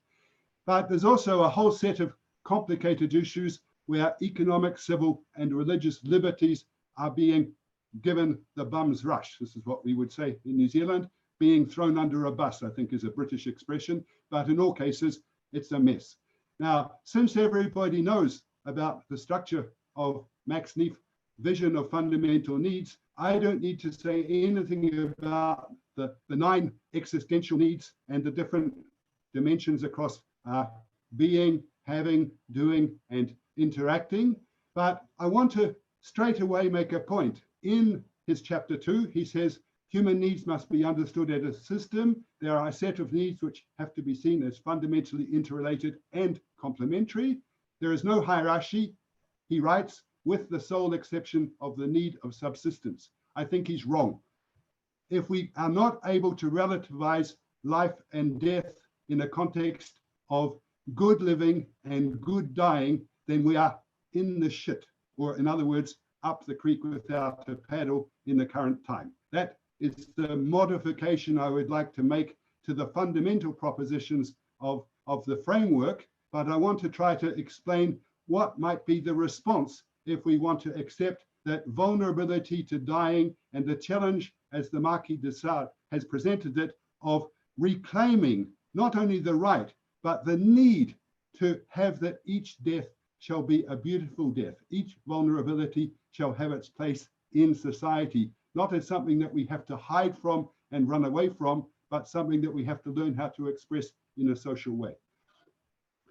In the coronavirus context, everybody is vulnerable to everybody else, but not in a symmetrical way. Think about power as the capacity to make endure, to make survive over time, a particular form of being, a particular form of having, a particular form of doing. Everybody talks about power and the imbalance of power. Vulnerability means that there is a perceived and real danger of deprivation. There is a limit to the efficacy of action, and the limit case of that, as it is understood in Western societies, there is a danger of violent death. So death is both a real biological event and also the symbol of the reality of vulnerability and of loss. If the only way that we can explain and understand death is as the negation of being, then we are in deep trouble. The intelligence of the approach by Max-Neef is that it gives us a way to explore the dilemmas in situations of vulnerability. We have a number of different dimensions of fundamental needs, and the satisfaction of one may find itself in difficulty relative to others. And this is something, I've got 3 minutes? 5. 5, okay, thank you. The situation of vulnerability has been presented at the policy level. We have to lock down people. We accept a crash of the economy in order to protect lives and protect the public health system. Many people at an ordinary level have said, but this is a horrible situation. We can't even say hello to our members of our family. We can't visit people when they're sick. We can't even actually create a funeral for somebody who's died. This is a public disgrace, and they are right.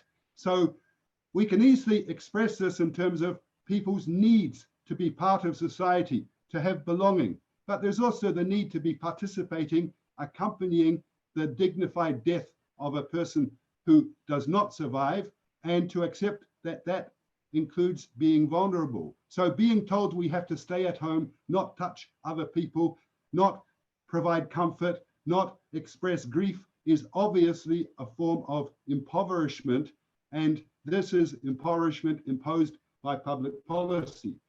So just a quick glance at a famous statement by the Italian commentator, Mr. Agamben. He said that if we reduce a society to bare life, then we are in deep trouble. He said, what do human relationships become in a country that requires itself to live as if bare life is the only value, the only social value? What is a society that has no value other than survival? I simply want to put it past you, those of you who know the work of Manfred Max-Neef. Here we are in an example, at least I think it is so. We have a satisfier, a lockdown type of policy, which is actually in the category of a violator or a destroyer. So the road to hell is paved with good intentions, but this particular good intention is creating a type of hell because it is freezing out or crowding out the majority of fundamental human needs as recognized by Max-Neef, as recognized without theory by most ordinary people, that we need to develop the quality of our human relations in order to confront the stress of sickness and possible death. So what should be done? If I want to go into the operational terms, I build a structure with some people who know the work we've done over 20 years. We try to build deliberative evaluation of the possible actions. Actions can be considered as satisfiers in various ways at various scales. There are the actors, the stakeholders around them. There are the reasons that can be brought, and we can think of the dimensions of needs expressed through this work as a way of structuring the values, the goals, the needs that we use to evaluate different strategies, different policies. And then at an operational level, we look at procedures that allow people to express the different arguments, the indicators for and against different propositions. So that's a parallel with the type of approach that we actually see in the work of Max-Neef that we have tried to do in our own way. but with slightly different language.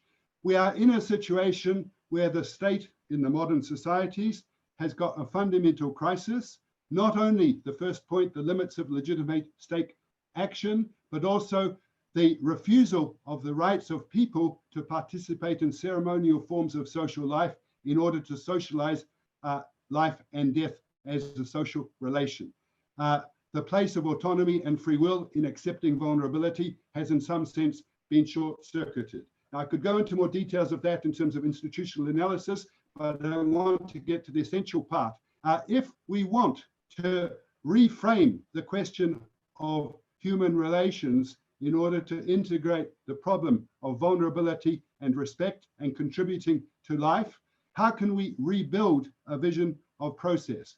What I've tried to do, and it's presented in my document, which is available to you, is take two sources which come from the gift exchange vision of social life and anthropology. Marcel Mauss is famous for his concept of a triple obligation: to give, to receive, and to give back. I want to change that meaning to render, to accept, to be abandoned to the greater scheme of life. I think this has been mentioned as a form of transcendence in some of the talks. To relinquish, to give yourself away, to be willing to be abandoned in order to care for other people, care for other life. To receive, to contribute.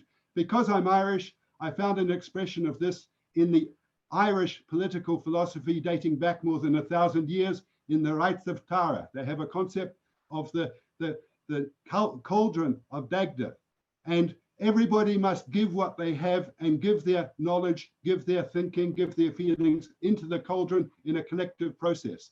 The cauldron then gives back to everybody what they need. This is a magical process. Nobody knows how it works. On the basis of what you receive back, you are then free to contribute to the future in social life. If it was good for the Irish 1,000 years ago, I think it's good for us today. I'll stop there. Thank you very much, Martin. And now we have 5 minutes time for some questions. Well, actually 4 minutes. You can raise the hand virtually or physically or write in the chat.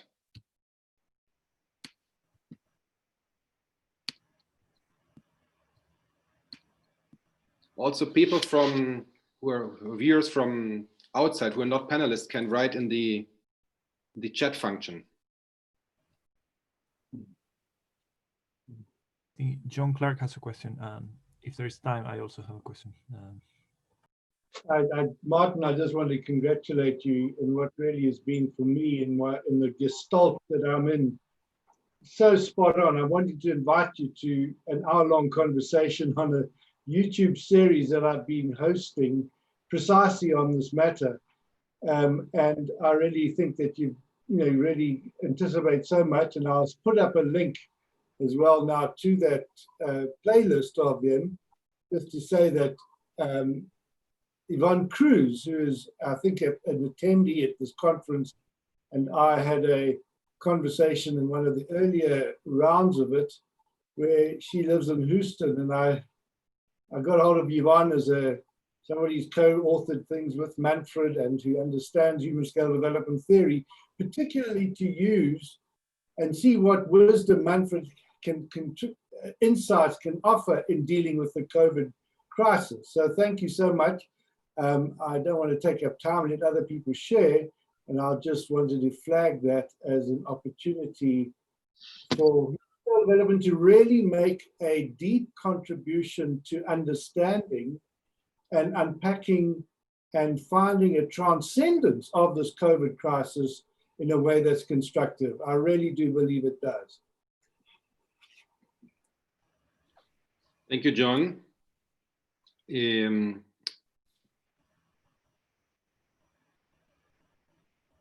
Luis, you said you had a question? Yes, unless anyone else wants to say something, but if not, yeah, no, thank you, Martin, very interesting. So my question is, I think it goes entirely in the opposite direction, in the sense that my anecdotal experience talking to different people is that this whole experience of lockdown and restrictions in a sense for those of us who can afford to be at home, you know, and actually are still receiving an income and everything, is that actually this is an experience of reflection of like what actually matters in life, to put it in a sort of cheesy way. And I would say that that's actually, in a sense, a positive way of getting away of this more like materialistic or consumption-based society and actually thinking about their deeper needs and actually the real satisfiers. So isn't that entirely the opposite of, like, is that actually a benefit in a more dynamic sense of, okay, we kind of restrict our liberties today, but then we're sort of looking forward to a different, I don't know, future in that, a learning experience in that sense? I think that's a very pertinent question. We could look at things in terms of the half full and half empty. What is potentially good about the lockdown process will come from what people make of it. That's obvious. It's not the lockdown process itself that is good. For example, in the first few weeks, there were famous examples that went around the world on YouTube of people who made songs, people who made concerts, people who found ways of sharing across balconies in Italian streets. This was brilliant. This was people saying, we're locked down, but we are not losing our dimensions of society. But that doesn't come to terms with the fact that we cannot solve the problem of vulnerability by barricading ourselves against vulnerability, because we barricade ourselves against each other. And we barricade ourselves against life if we refuse that vulnerability. So what I'm saying is that it's a reductionist strategy as expressed, and it doesn't give enough attention. It leaves it up to people, ordinary people, to actually find the humanity in the constraint. And I think that you're right that there's a potential in that change, but people are finding their capacity to rebuild humanity in situations of deep stress. And we'll know more in the next 6 months about how many people are dying because of economic disruption. And the trade-off is not just in terms of GDP. I don't care a stuff about GDP. It's not my problem. I'm only a professor in economics. The trade-off is in terms of people's levels of stress that will contribute to real death in different ways.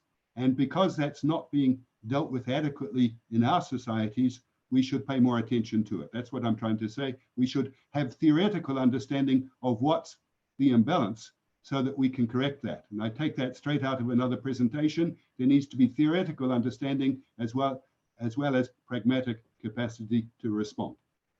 And I'm trying to contribute in terms of theoretical framing. Unfortunately, thank you, Martin. Unfortunately, we're running out of time and we have to take back all the questions in the time after the presentations.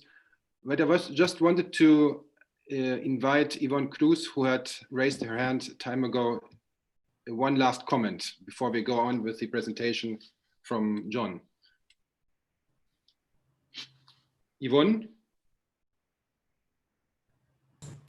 Hi, thanks for unmuting me. I'm sorry, all this time, the schedule and the time frame with everybody in every little places of the world, it's a little odd, but just real quick, Martin, I think you are a real barefooted economist, so congrats on your profile because it's really rare to find economists like you. But I just wanted, and thank you, John, for talking about my work. You're a big advocate. I did get to know Max-Neef really, really well. It was such a loss to humanity. And of course, this is such a tribute to his work. But real quick, I just wanted to point on your subsistence point regarding that there's no, hierarchy on the fact that you need to subsist before you can try anything else, right? You need to be alive. However, Manfred once mentioned that for a yogi or for somebody just dedicated for meditation or something, subsistence was something elusive, for instance. So you still need to remember your identity and the point where you're actually taking it from, because it's always, I mean, when we're talking about a pandemic and health being, a status factor of our need of subsistence, so to speak, it's very different. But when you're talking about, someone that is dedicated to meditation and contemplative ways, then maybe subsistence is just another way of transcending your own life. So it's very elusive. And since you're very philosophical on your what you're actually trying to explain, I think you should consider that it's, even though we think life will be the base of what we're trying to achieve, I mean, sometimes in this case, for instance, Manfred's legacy had transcended his life, so to speak. So in this way, I don't know if I'm making myself clear, but yes, being alive seems to be the number one base of the pyramid, if you wanted to put it in that way. But for some people, it's not like that. It's just a matter of how they understand themselves in the universe, but not as breathing.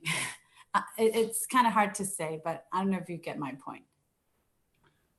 I'll save an attempt to reply to the later 5 minutes that maybe will be available. I'll think about it. Okay. Thank you, Martin. Thank you, Yvonne. So, John, can you share your screen, please?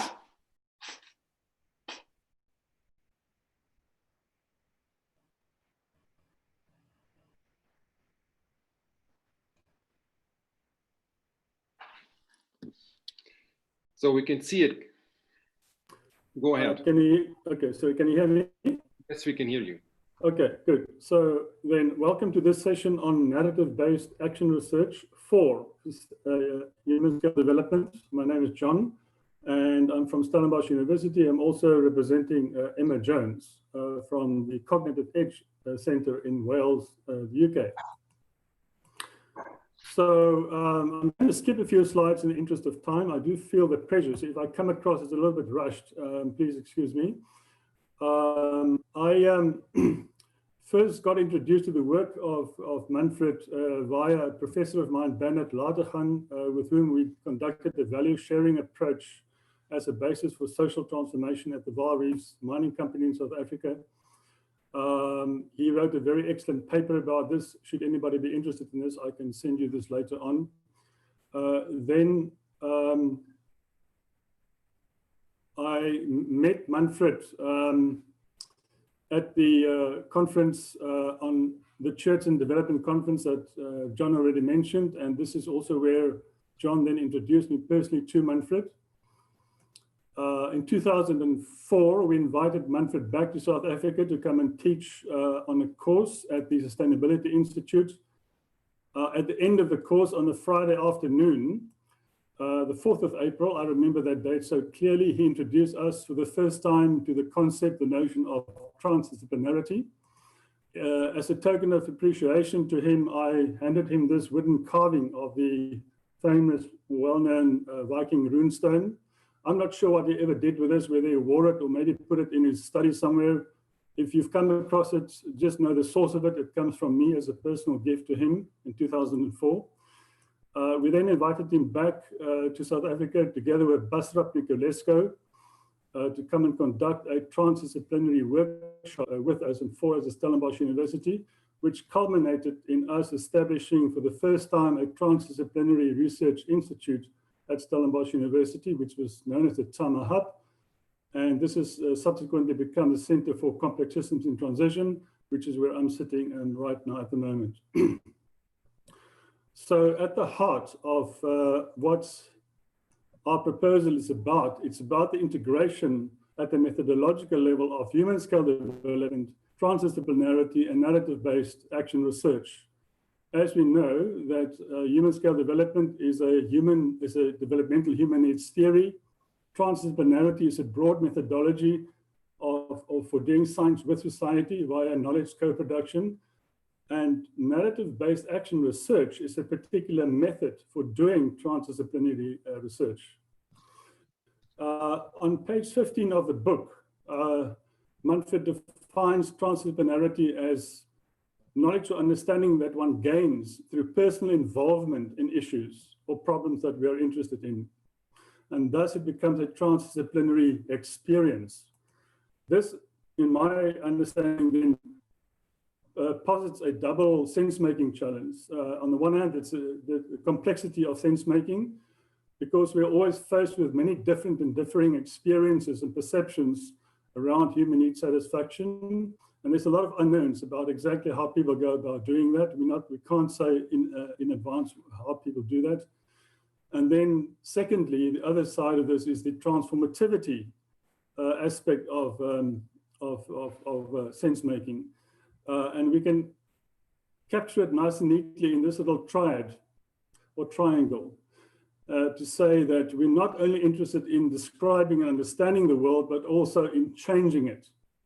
Where does this idea of changing the world come from? Yes, it comes directly from the critique of Marx, of Hegel, that the point is not only to interpret the world, but also to change it. So we're proposing that at the methodological level, that this can be achieved via an approach called transformative transdisciplinarity. And at the level of methods, we can do this via a narrative-based action research approach. So in philosophical terms, we're talking about transformative phenomenological hermeneutics. And in so doing, I'm basically putting all the cards on a table of what it is that we'd like to do and how we would like to do it. As a point of departure, we're accepting that human scale development is a more appropriate needs theory for dealing with the kind of problems that we are facing in the world today, as opposed to the hierarchical approach of Maslow's theory, for me, for one simple reason that we can only find out how to satisfy our needs in context. In other words, context really matters. And it is also then when we engage with rich and changing contexts that the rationale for working with narratives actually come to the fore. Because not only do we work with one context, but we're working with many contexts and they change all the time. And from this, it means our actual need satisfaction is always embedded rather in a context of many different and changing socio-institutional arrangements, actions, and practices. And this can also be expressed and shared via lived experiences and stories. And this is really the starting point of a narrative-based research approach.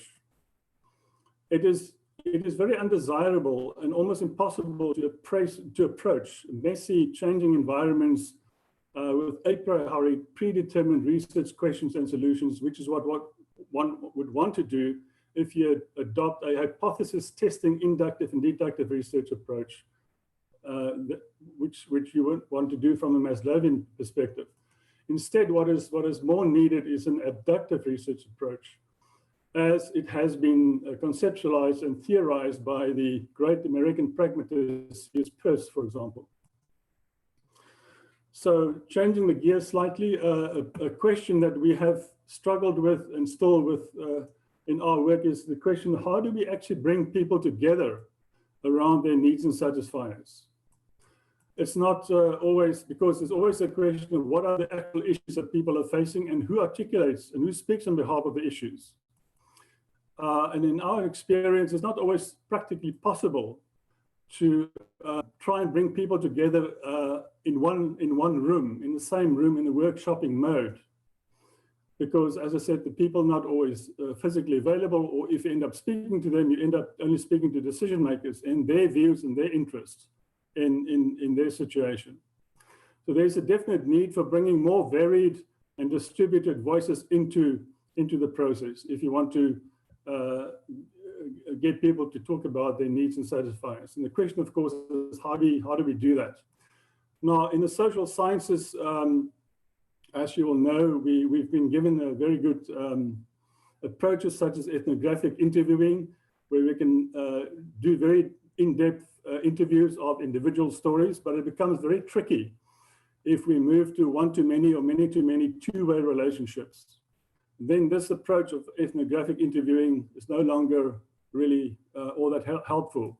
And secondly, it's not always possible to gain direct experience into the life worlds of others and to see the world exactly the way they do, as was proposed by the German idealism and romanticism movement way back.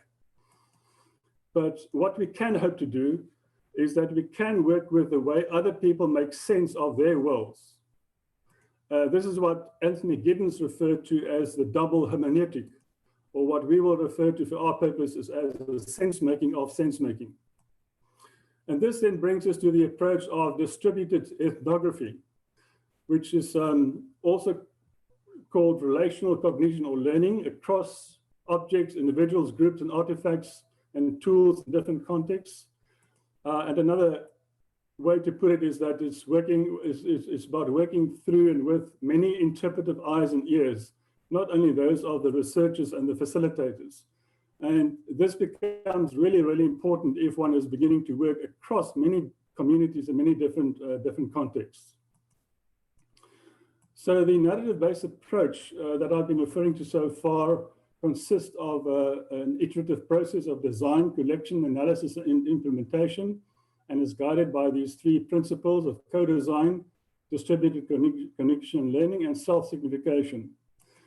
So if you straighten the process out, it looks in a linear form, something like this. For the interest in question of time, I can't go into any detail of this, but I'm just going to share with you a few insights what this approach can give us about the design and the analysis and sense-making phases of this approach. So co-designing the tool is a critically important first step in this approach. You co-design aspects of the tool with the social actors before you go out and use the approach on people. If we were doing a normal survey questionnaire type of research, this would be what one would be looking at designing, but we call it a signification framework, the purpose of which is to provide storytellers or people with a semi-structured framework for interpreting the meaning of their own stories. And this is based on the fundamental principle of self-signification, or as I said, what Giddens referred to as the double hermeneutic. And this signification framework looks something like this. It's made up of 5 different elements or aspects: prompting questions, triads, dyads, stones, and multiple choice questions. And on the right-hand side of the screen, you will see some visualization, which would be the interface that people that are being interviewed would use. Now, I'm just going to give you a few ice cream licks very quickly of what a possible human scale development signification framework might look like. We could, for example, we could, for example, start off with a prompting question that looks something like this, asking people to share in the COVID-19 pandemic an experience of theirs where they feel that their needs have been satisfied or destroyed. In other words, you're asking a positive and a negative question, you ask them to give a title, and then we can also follow that up with a multiple choice question where we can give people a chance to use the words and concepts of human scale development to interpret the meaning of that story that they've shared. One can also go the route of image prompts, as they have done in this Tiradentes project in Brazil, where you would ask people to respond to some pictures of the past. And that can again be followed up with asking people to interpret the meaning of the stories that they've shared with you by bringing in human scale development concepts here. Triads are based on fundamental issues and concepts, also called modulators. If you would like to find out whether people are present, past, or future oriented, or what their sense of justice, equality, and responsibility, for example, are. And one way that one would be able to use this in a human scale development context is to ask people, in your story that you've shared with us, are people mostly focused on the self, on the social, the community, or the environment? Or are they somewhere focused on on the social and the environment, and perhaps less on the self, or on the self and the social and less on the environment, or on the self and the environment, less on the social, or maybe somewhere in between. This is a very difficult position to achieve in practice, I would argue, but it could be an indication of being quite aspirational. Be that as it may, different people will answer those questions or respond to this question in different contextual ways. In other words, this has to be contextually determined. Diets is are some positive and negative questions that you would ask people, polarities, where you would ask people to choose between two extreme opposites, or something in between. Think here of Aristotle's golden mean. And one could quite easily use, productively use this idea of diets in this way of dealing with synergic and destructive satisfiers. I'm going to skip this slide. To further understand the fine-grained contextuality of what one is working with, one can come up with some clever ways of using multiple choice questions, ranging from demographics right through to how people in different contexts would contextualize the prioritization of their needs. This particular story, or case study rather, in Rwanda happened over a period of a year, where more than 6,000 short stories were collected by these young girls themselves. It was not specifically done from a human scale development perspective, but one can read it through the lenses of human scale development and clearly see what needs were at present or at play there.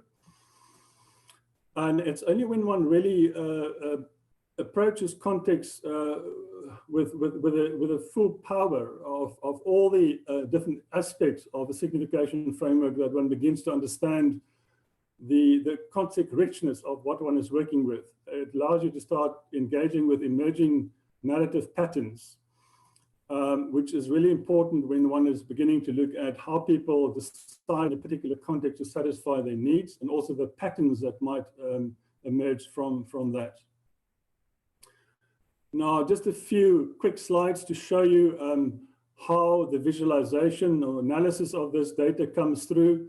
Here's a particular triad. One can quickly access the individual stories with the software that is being used. Here's a histogram of the class origins of entrepreneurs, which again allows you to access the individual stories. There's also something called fitness labs, contour maps, which allows one to engage with the storytellers about the directionality of any social change programs that they would like to pursue. Heat maps can also be generated and again give access to individual stories. And last but not least, one can put all of this together in a kind of a quant-qual dashboard real-time decision-making tool, which again can be very, very productive for following how people change the satisfaction of their needs over time, and also the directionality of change programs or interventions that they are interested in launching, which again sets in motion something that we call vector monitoring and evaluation, which can become really very handy tool for both the communities and policymakers.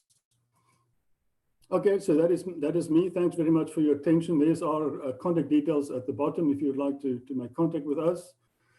I would very much like to hear your questions if you've got any, and if I may put an issue on the table, I would very much like to explore with any of you the possibility of initiating narrative-based action research for human scale development type of research projects between South Africa and maybe Chile or somewhere in Latin America. Thanks. Thank you, John. Any questions or comments?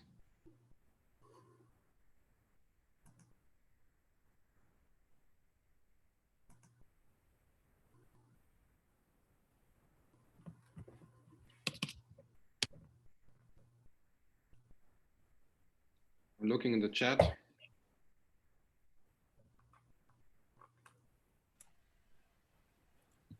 I have a question. Yes, please, Luis. Yeah, thank you, John. Very, very interesting. That's like human scale development up to the 21st century with all high tech. It's very, very interesting.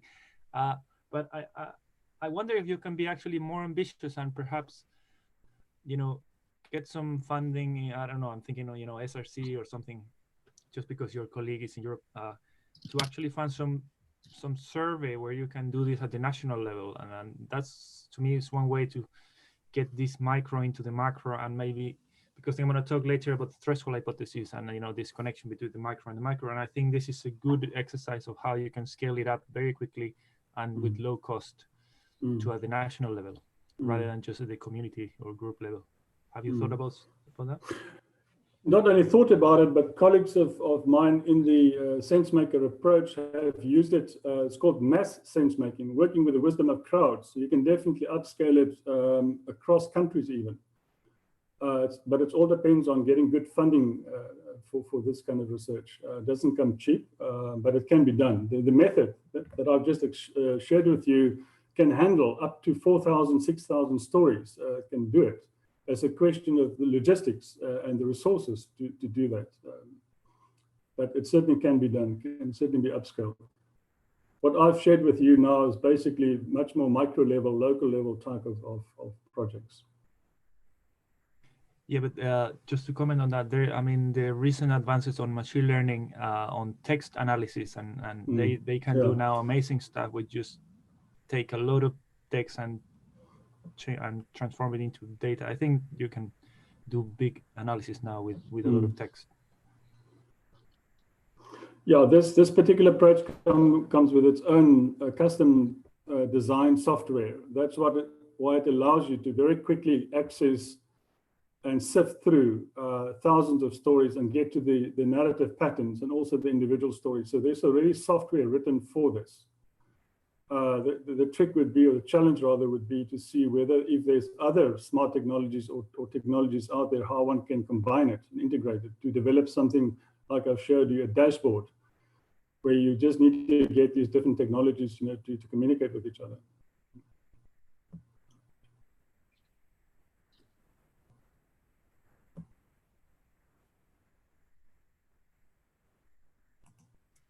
You're muted, Felix. Thank you, John. I think we should go on now. We are already 15 minutes behind our time schedule, even though we had skipped the break. So I will try to share my presentation, which I already recorded too. Hopefully it works, the noise, the sound. Otherwise, I have to do it live.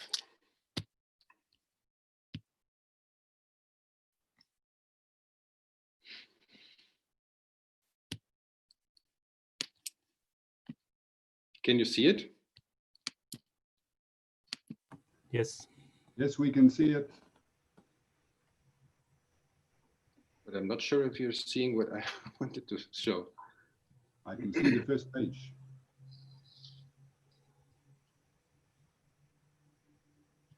Everyone, today I will talk about it. Yeah, we can hear. Topic. I will explore the question if spirituality should be added to the matrix of fundamental human needs in the human scale development approach. In this human scale development approach, Max-Neef et al. Proposed a matrix of 9 exological and 4 existential human needs as an instrument to be able to identify potential satisfiers, and in this to contribute to achieve a development that serves people, helping them to satisfy their needs. Here we see an example of the human needs matrix filled out with respect to satisfiers in each cell. Usually there's a significant gap between the matrix that describes the current status quo and the so-called utopian matrix, where all needs would perfectly be satisfied. This human scale development approach is designed to be a tool that serves to build this bridge between the current and the desired situation. That is to say, it can help development planners to identify how to best develop a city or region. Still, the question remains, would we automatically be happy if we were to develop our society such that the fundamental needs in each cell of the human needs matrix were perfectly satisfied? If, as already ancient Greek philosophers like Aristotle or Plato argued felicitousness, the eudaimonia, is to be regarded as the highest aspirational good, then the ultimate objective of development can only be to come as close as possible to the state. However, it's not clear if development, here defined as the state as close as possible to the utopian human scale development matrix, where all fundamental human needs are perfectly satisfied, would automatically mean that we are happy. Let us indicate a bit more on this. The question I'm raising here, I was inspired in 2013 on a conference I attended in Manila in the Philippines. Here, the then Chilean ambassador to the Philippines, Roberto Mayorga, presented a project that he had initiated some years earlier. This project was called Calidad Humana Project. Mayorga asked the question, what good are concepts for smarter cities if people are increasingly less happy, less human, showing less affection and compassion for each other? In the Philippines, he said, most people still seem to give priority to concerns of others rather than material things. Most people in the Philippines still possess what in Spanish would be called calidad humana, that is compassion, humanity, humility, human tone. Luis just told me that you cannot, you just hear me, you cannot see the slides. Well, that's too bad.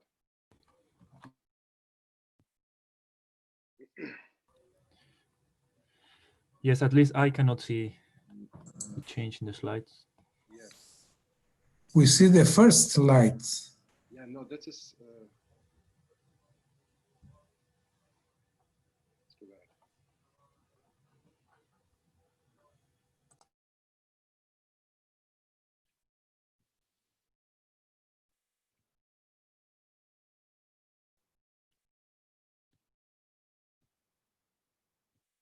I'm trying to get to this screen where I can share the screen and it disappeared.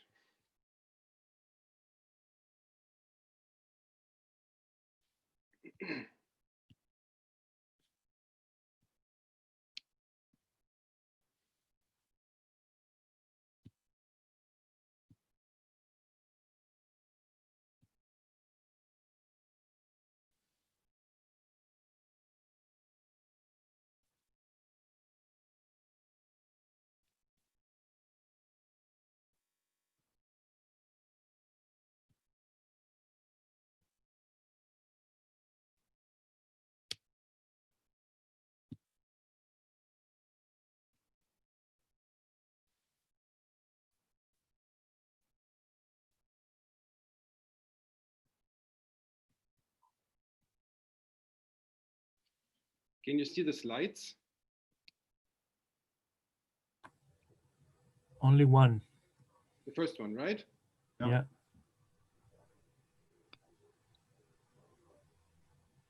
And we can you see me?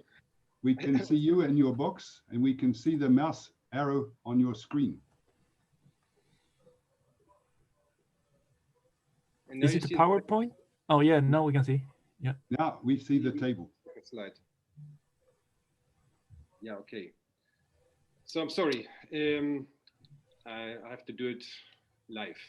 So today we'll try to explore the question if spirituality should be added to the matrix of the fundamental human needs.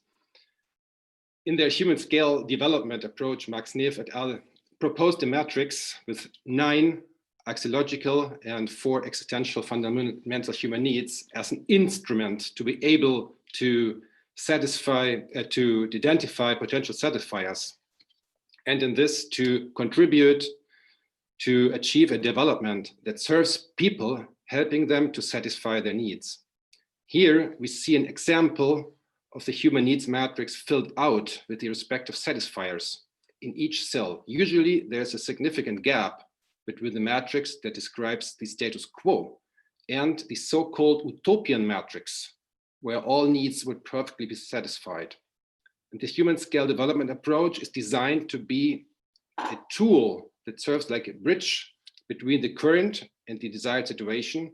That is to say, it can help develop planners to identify how to best develop a city or region. Still, the question remains, would we automatically be happy if we were to develop our society such that the fundamental needs in each cell of the human needs matrix were perfectly satisfied? If, as already ancient Greek philosophers, as Aristotle or Plato argued that the felicitousness is to be regarded the highest aspirational goal, then the ultimate objective of any development can only be to come as close as possible to the state. However, it is not clear if development, here defined as the state, is as close as possible to the utopian human scale development matrix, where all fundamental human needs are perfectly satisfied, would automatically mean that we're happy. Let us indicate a little bit more about this. In 2013, I attended a conference on smarter cities in Manila in the Philippines. Here, the then ambassador, Chilean ambassador to the Philippines, Roberto Mayorga, presented a project that he had initiated some years ago. This project was called Calidad Humana Project. Mayorga asked the question, what good are concepts for smarter cities if people are increasingly less happy, less human, showing less affection, compassion for each other?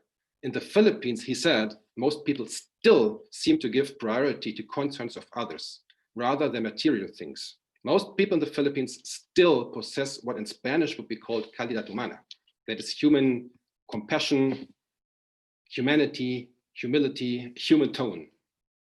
Being overwhelmed by these special traits of the Philippine people, so different from people in many other countries, and with a deep desire to help to preserve this calidad humana, Mayorga started the Calidad Humana project, which ended actually in the book, which you see here. At the conference, the Chilean ambassador indicated that Calidad Humana was reflected in the faces of people in the Philippines who seemed to almost constantly smile. And as part of the project was carried out a photo contest called Smiles for the World. These photos that were handed in show mostly financially poor people in the most adverse situation smiling. Children who do not even have clothes to wear are smiling. And these are not the artificial smiles of people posing for a photo. Rather, they are smiles that convey happiness and warmth. This is actually the contest winning photo here. Another impressive photo was taken at a school in an area that was heavily impacted by the devastating typhoon Yolanda, which hit the southern part of Philippines in November 2013. Actually, the Philippines is hit 2 times a year by typhoons, but this was the strongest ever recorded. And the photo depicts kids from the school, which had lost part of its roof due to the destruction, raising their hand with brave faces and desire to move forward and smiling. Happiness has been a big issue since the United Nations convened a conference chaired by the Prime Minister of Bhutan on this subject in 2012. Since 1972, Bhutan's government has been measuring its gross national happiness instead of the gross national product. Bhutan was the first country to understand that economic growth does not necessarily make people happy. Robert F. Kennedy, the nephew of the former US president, once said that a country's gross domestic product measures everything except which makes life worthwhile. The fact that economic growth does not make people happy can be understood intuitively. If, for example, we cut down all the trees in Chile, all the forest, we cut them down and sell them as chips to China, GDP could grow to a higher level, but our well-being and much less happiness, at least for most people, would not be greater. Economic growth, as our esteemed colleague Manfred used to say, is quantitative, while development is qualitative. This observation can be corroborated by the fact that countries with the highest GDP per capita are not the ones with the happiest people, at least not according to the famous Happy Planet Index, as you can see here. And also other indices about happiness come to similar conclusions. Perhaps we could conclude that what we used to call development is measured incorrectly. In fact, even those indices that try to measure development alternatively, like, for example, the ISEF, Gini Progress Indicator, in many quality of life indices, have, in my opinion, a similar materialistic focus, since they use also quite arbitrarily chosen variables to measure development, as, for example, in some indices, physicians per capita or access to potable water, which we don't need if we live next, like, to this kind of fountain, for example. Maybe using the human scale development matrix would be a much better way of measuring development. Basing a development index on this theory would provide a way to measure development that is based on fundamental human needs rather than arbitrarily chosen variables. This idea to use the human scale development matrix as a basis for identifying development has been taking shape in my mind since I first heard of this theory. A human scale development index, in short, would quantify the subjective perception of the satisfaction of fundamental human needs. However, even if we measure development based on human needs instead of arbitrarily chosen material objects, it is still to be doubted that development and happiness go together in a synchronized manner. This is because development, even when measured according to the satisfaction of fundamental human needs, is most likely not the only variable that explains happiness. Even if we used a development index based on human needs as proposed, the Philippines would probably still not appear as one of the most developed countries in the world. Apparently, regardless of whether a country is in dire poverty and suffering major distress, people can still be happy. So what makes us happy then?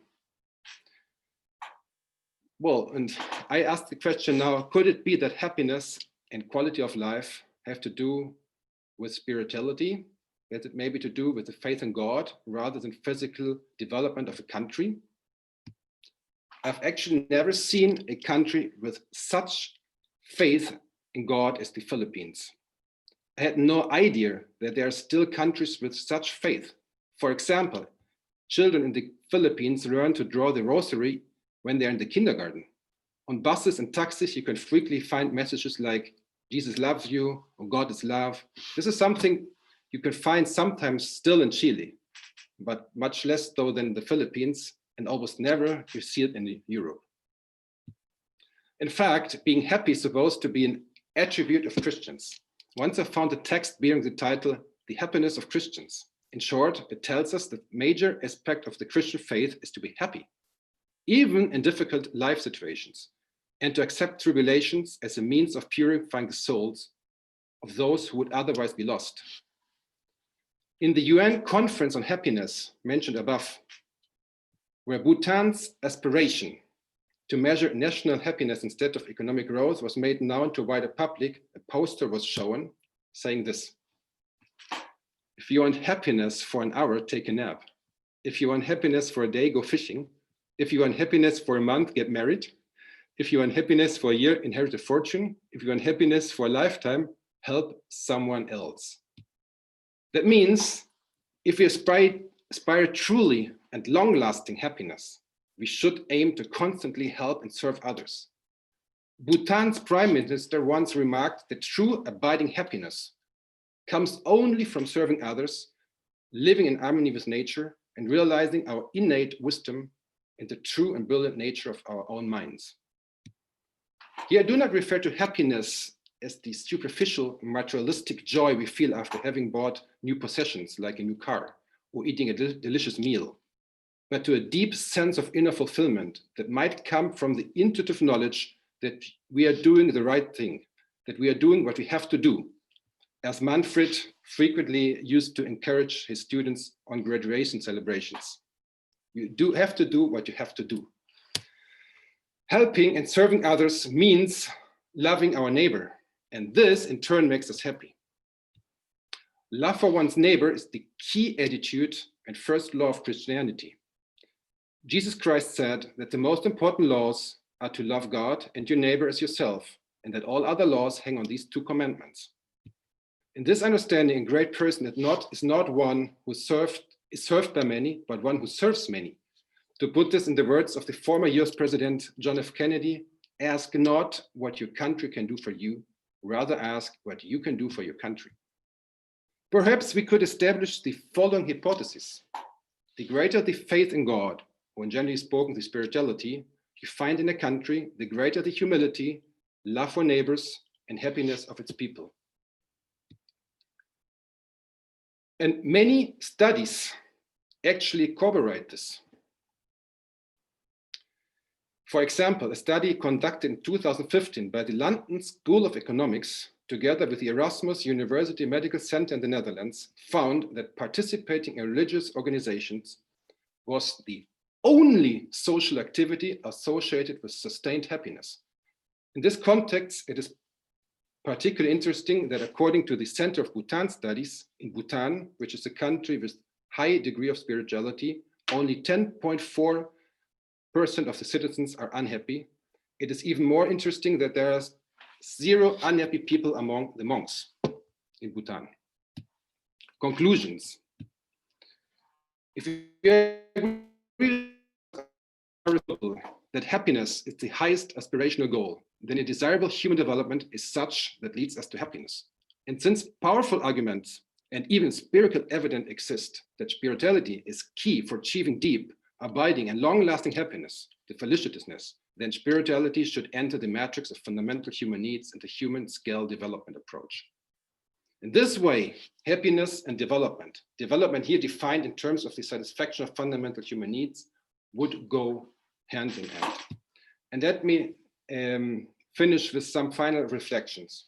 The conclusion that a certain degree of spirituality seems to be positively correlated with happiness brings up the following question. Does happiness, or does the obsession with efficiency and materialism found today in many countries find its origin in the loss of faith and spirituality?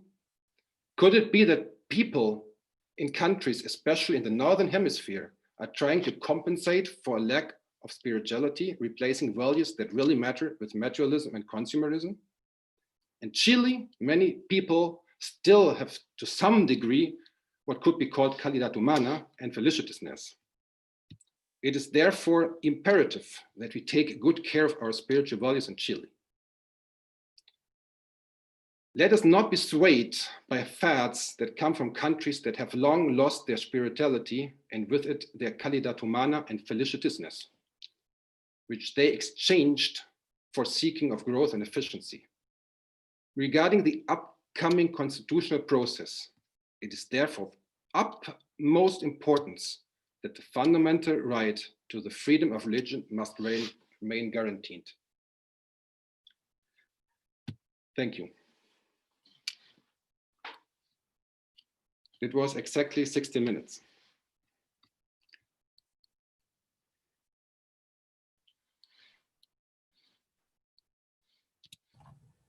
Well, you guide the questions, Felix, I guess. Yes.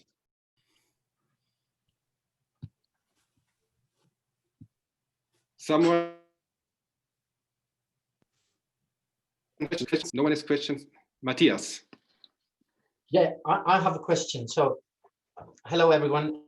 And so my question is not particularly about spirituality as such, but it's more related to the connection between happiness and so the empirical studies on happiness and the Aristotelian notion of happiness that you somehow drew upon.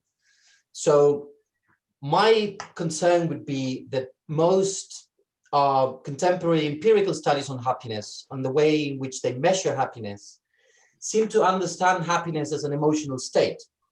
And they rarely ask whether people have good reasons or bad reasons to be happy or unhappy. So in that regard, I would be a bit concerned about equating or relating that strongly, as you perhaps did, the notion of eudaimonia in the Aristotelian tradition as acting according to virtue and so on, with the contemporary empirical literature on happiness, which tends to disregard the reasons for being happy or unhappy. And they just measure a state of an emotional state, which might be compatible with good or bad indicators of human development in any way. So that would be my main concern. I don't know, what are your thoughts about that? I'm sorry, I didn't get the point. What was your main concern? So my main concern would be that when the empirical studies on happiness that you somehow drew upon, when they speak of happiness, they refer to a psychological state of being pleased or contented or satisfied with some aspect of your life or with your life as a whole. But in that notion of happiness as an emotional state is not,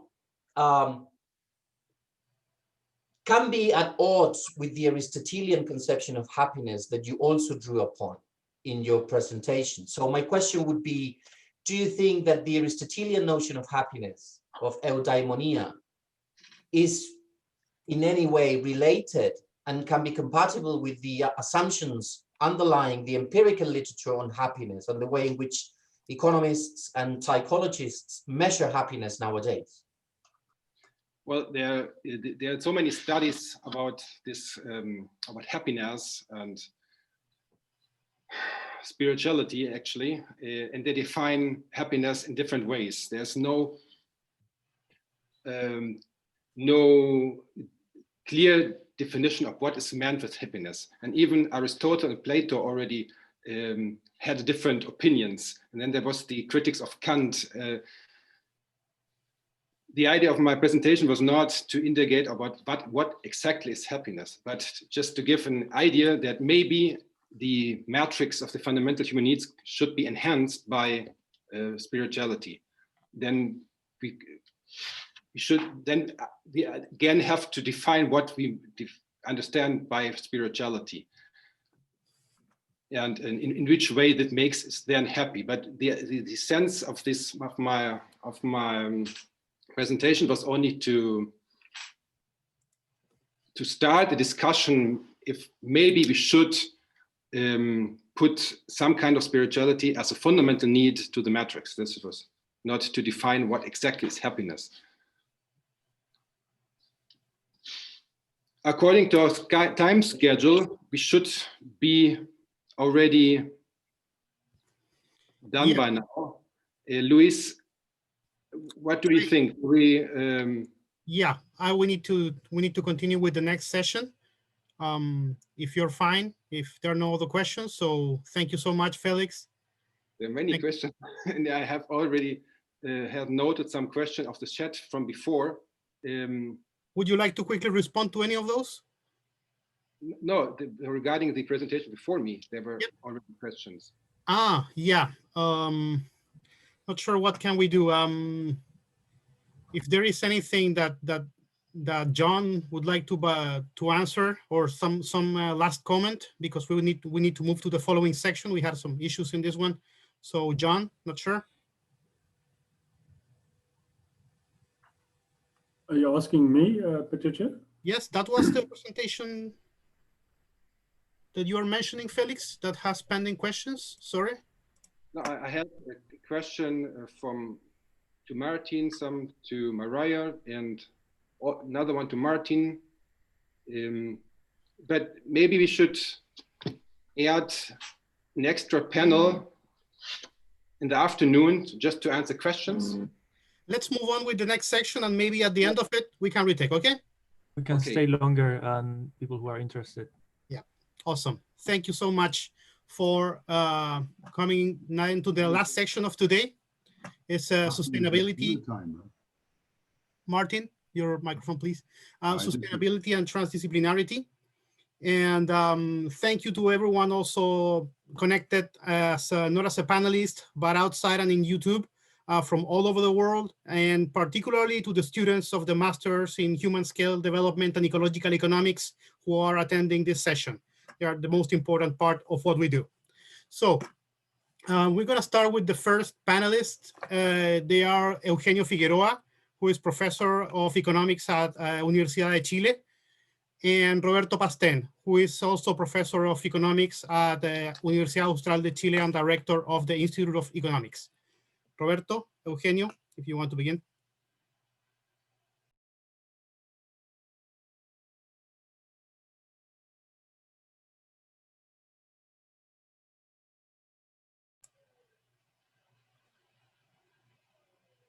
Roberto, no se te escucha.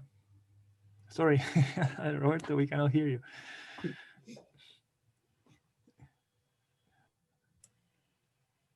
Roberto? You are logging twice. Maybe you have to.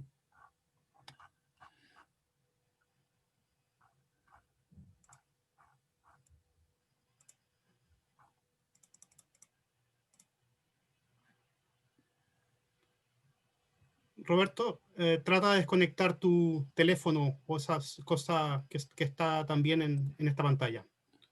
Excuses for that. Hi, hello. No, we cannot hear you. No.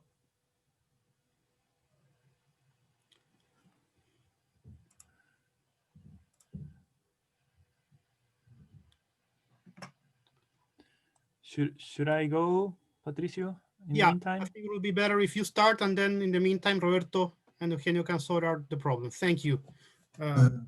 Now he's unmuted, no? Roberto? No, but we cannot listen to him. I suggest you to re-enter the session, Roberto. In the meantime, thank you, Luis. Okay.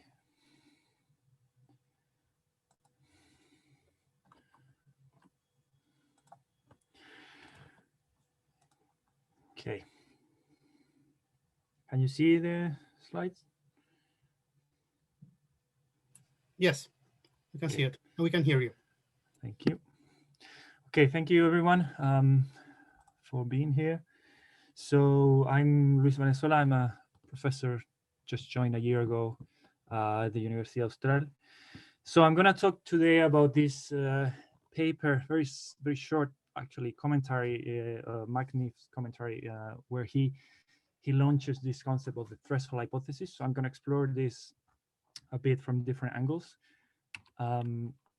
The threshold hypothesis, it's basically the idea that for every society, there seems to be a period in which economic growth brings about an improvement in the quality of life, but only up to a point, beyond which point then there is economic growth doesn't lead to quality of life. So quality of life might begin to deteriorate. So this is the postulate Max-Neef writes in his 1995 paper. So I'm not going to be able to go through all of this basically, but I'm just going to speak first about the concept itself, the origin, the mechanism that Max-Neef proposed or doesn't behind this idea of the threshold, a bit about the impact on academia, and then some critiques, current standing, and final assessment. So it's clear I'm not going to be able to go through all of this. And this is, of course, work in progress, so any comment through here or email is more than welcome. So just to give some context, so what happened is that in 1995, this is an article in Science or Nature, I forgot, by a lot of sort of well-respected individuals, where they came up with this sort of statement, if you like, where they conclude that evidence from the environmental Kuznets score, which is this idea that economic growth, as a country grows, quality of the environment falls, but then as country get richer, it becomes better. So they say evidence on this is weak. The carrying capacity of the planet is finite, so therefore we need some sort of sustainable solution in terms of ecological resilience and so on. And then the idea that economic growth is not really a solution for economic problems. We need proper environmental institutions and policies. So they come up with this statement, and the editors of Ecological Economics, what they do is they invite many people to reply in any way they want to this article. So this is where Max-Neef article comes from. It's as you can see here, it's not an analysis or discussion. It's just a forum. It's literally a 3-page document, one of which is full of graphs. So he gave his response to this. He thinks, being full agreement with the author's comments on these topics, my response will concentrate on the case of the inverted U-shaped curves. So the idea of this Kuznets curve. And then it's interesting because what he says here is he drew back on his. Hello? Sorry. Yeah. So he drew back on his well-known book on human scale development, where he developed this methodology as part of this Center for Alternative Development. And then he says that in the analysis they did, they detected that among people in rich countries, a growing feeling that they were part of an overall deteriorating system that affected them both at the personal and collective level. So this is where basically said, wait a minute, rich countries, we're applying the matrix to them, and they don't seem to be more happy than other countries like Colombia or whatever. So that's when they said we developed this threshold hypothesis stating that blah blah what you already read. So and then the paper continues further because a few years before, Daly and Cobb, Herman Daly, developed this Index of Sustainable Economic Welfare. They did some empirical analysis for the US, but then the analysis comes from other countries as well, United Kingdom, Germany, Denmark, and so on. And he draws on this and then say, look, the evidence seems to be coming also from these other papers. So this is just 2 graphs from this paper, Max-Neef paper. Basically, he shows GDP is going up, but then this index, the ECU, is sort of peaking in the United States, and it's also falling in the United Kingdom after a while. And this is the same, but putting the 2 variables in the same axis. So this is the sort of threshold point for the UK, and this is a threshold point or variable for the US. So he has several of these graphs, and then they conclude that the threshold seems to be there. But then he also says this is really an exploratory comment. It doesn't really point further into the arguments or anything. So it says we're facing with an enormous wealth of research in terms of what can be behind this. So that's basically the argument. So this is he remains quite humble here, perhaps drawing on the fact that people coming up with the environmental Kuznets curve in the end, they realized that it wasn't really there. So he also says, we shouldn't really jump to conclusions, but we should sort of explore it further. So this is basically the paper. Just so you know, because I'm going to mention it quite a bit, the issue which later became the genuine progress indicator, what it does, it takes some economic variables coming from GDP, but then it adds and subtracts different components in terms of economic components, environmental components, and social components. So that's what the GPI is. This is an example for this. Okay, so why does Manfred comes with this sort of idea of the threshold? As you might be aware, the human scale development was first released in 1986 in Spanish, but then there's an extension coming in 1991 where there's a bunch of experiences that Manfred and others did in applying the metrics to different countries. So this is from 1991 book. So they first did it in Colombia, but then many seminars carried in the northern and hemisphere countries and also third world countries. And here's where they find that there is no correlation between achieved levels of economic growth and relative happiness as measured by these metrics.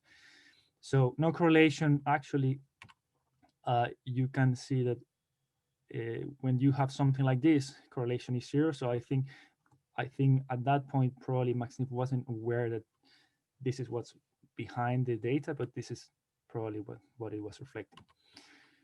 So he also states in the same book that it no longer makes sense to talk about developed or developing countries, because we have to add an additional category, which is underdeveloping countries, so countries which are in the process of underdevelopment. And this is what he means by people in rich countries which quality of life is deteriorating. And other source of inspiration, so where Max-Neef might have come with this idea. So he quotes in these two books this report by this foundation, which I cannot pronounce the name, 1975. So in that report, you also read something like the idea that in Sweden there was some correlation between increasing GDP and social indicators, but then that correlation broke in a number of key aspects, and they mentioned working life, urban environment, institutions, and so on. So this is also the idea that there's probably a tipping point somewhere in the case of Sweden.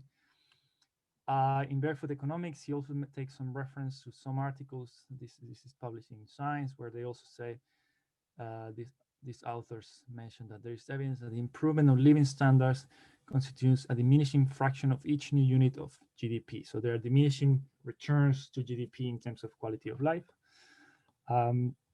He also, as a very well-learned person who read a lot, he was well aware of John Stuart Mill, who wrote something similar in terms of he became skeptical about the supposed advantage of indefinite growth for the population. He was also very well aware of Herman Daly, his books on steady-state economics, where you might also be aware there are also some of these concerns written.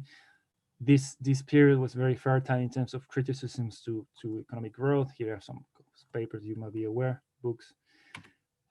Small is Beautiful by Schumacher, also probably he was inspired by that, because they speak a lot about scale, and we know scale is a very important concept in Max-Neef's work.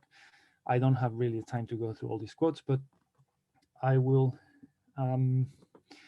leave the presentation there in case you want to have a look. 5 minutes. Yes, thank you. And then another interesting source, which I don't see mentioned anywhere, so Max-Neef wasn't really keen on referencing many things, probably involuntary, nothing weird there. But there is also this very interesting work in 1974, which is one of the first studies on happiness, what later became known as the Easterling paradox, where he shows, look, this is GDP per capita, and this is self-reported happiness, and we see that Nigeria and West Germany basically they are equally happy. So what's going on here? This is what it was later became the Easterling paradox. I think this is also an important potential reference for Max-Neef. In terms of the mechanism, so what is behind this threshold? Mainstream economists, which might include me, might be disappointed, because of course there's no mathematical model or foundation in terms of, this is the equation A, B, and C. This is what's driving the threshold. Neither actually had the original Kuznets or the environmental Kuznets curve. Being this a very short paper, Manfred doesn't either includes a theory or a narrative about what might be this threshold. I mentioned before this enormous unexplored territory. So what could it use indirectly from this? He makes a lot of comments on Barefoot Economics about the origin of this idea of endless growth. So he quotes this idea of the original myth coming from the book of Genesis. He says, well, actually, this started to come up in what he calls the period of ideologies. So it's when liberalism, conservatism, and socialism emerges as alternatives to human society, then they accept growth as indispensable. But this is to me the key. So here there's a chapter on the scale of society here, and Manfred makes the point that hyper-urbanization and the increasing pollution that is concomitant with those centers considered to be the most highly developed is proof. So the idea here is that scale is going to matter. As countries become bigger, urbanization becomes more pronounced, and the problems are going to start to kick off. So scale matters. This is developed much more further later on when she says that at some point the system no longer expands to meet the consumption needs of the people. It's the people who consume in order to meet the system requirements of growth. As long as alienation, boredom, dissatisfaction, rural and urban decay, pollution, insecurity, blah, blah, are not measured as a cause of the process, it will continue to be seen as positive and so on. So this is, he criticized also GMP, and then it should be clear that the constant increase in the scale of economic activity alienates those participating in it and destroy the human elements surrounding the framework. So I think this is probably something that Manfred had in mind when he was thinking about this threshold. What might be behind this process of picking up, of peak in terms of quality of life. And there's much more on that. Just gonna skip this. 2 minutes, okay. So the impact, just gonna be very brief. Most of the debate that this threshold hypothesis impacted, it's about the indexes, the ICU and then the GPI. Most of the papers that cite Max-Neef are in the ecological area or sustainability journals. All of them are heterodox economics. So just some comments. So it's actually very well cited, the 18 per year, which is the average of the top economic journals. So the average, but that's pretty good. It's still way below the best cited paper of Max-Neef, which is the transdisciplinarity, which has been recognized as one of the most influential articles outside the ecological economic literature. So I'm just gonna skip that. There is some mention, I did quite an analysis in terms of handbooks, other academia, nature science, and there's some sightings there, all about related to this issue about the indexes. So can we offer a critique, or has someone offered a critique? Well, not really, because Max-Neef was very scant about what's behind this theory. He's just proposed it as an idea. So he didn't offer a formal theorization, so you cannot offer that as critique. He didn't really provide new data, so there is no critique that either. So most of the critique has been indirectly about the methodology behind GPI, which is, I think, it's a shame, because that's where the debate got lost, in my opinion, and I'm going to mention in a minute. So in terms of current standing, well, Manfred was in 2010. He was a bit optimistic. I know I have one minute, so just going to wrap up. Manfred was quite optimistic at some point in 2010. He wrote that because of all the evidence, improvements in the indicators and so on, the threshold hypothesis is a robust hypothesis that has become fundamental in the field of ecological economics. But my approach actually is I'm not going to be that optimistic, because I mean there are some analysis that do not show that. This is for Australia. It's just released last year in ecological economics. This is the GPI. Australia is a rich country, so you should expect some sort of threshold already.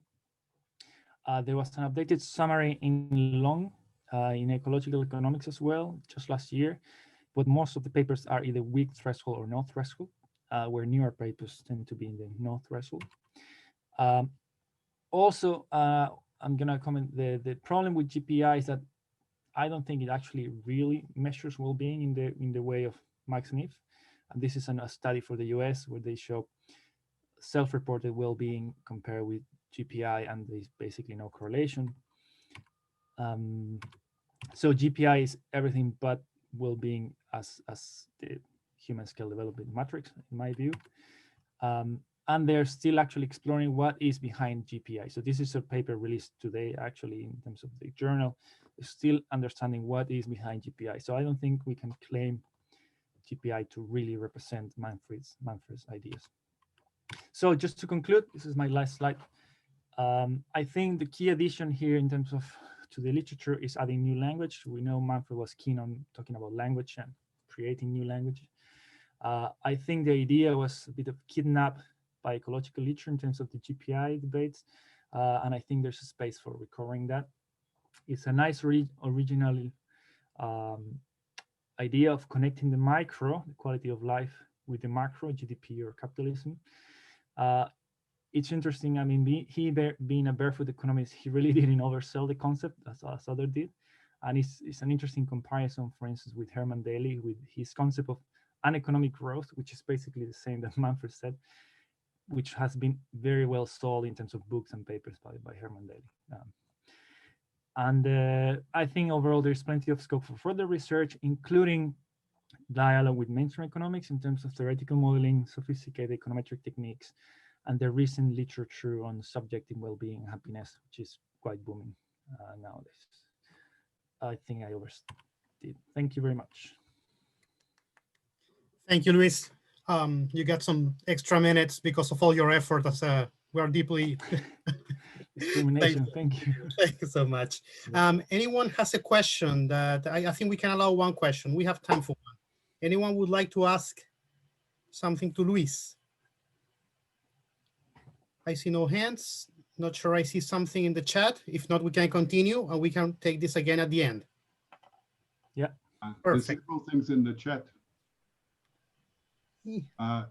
My question, I think you partly answered it, Luis, is do we interpret the concept of economic growth as well as the practice of economic growth as a destructor or violator in the category of Max-Neef?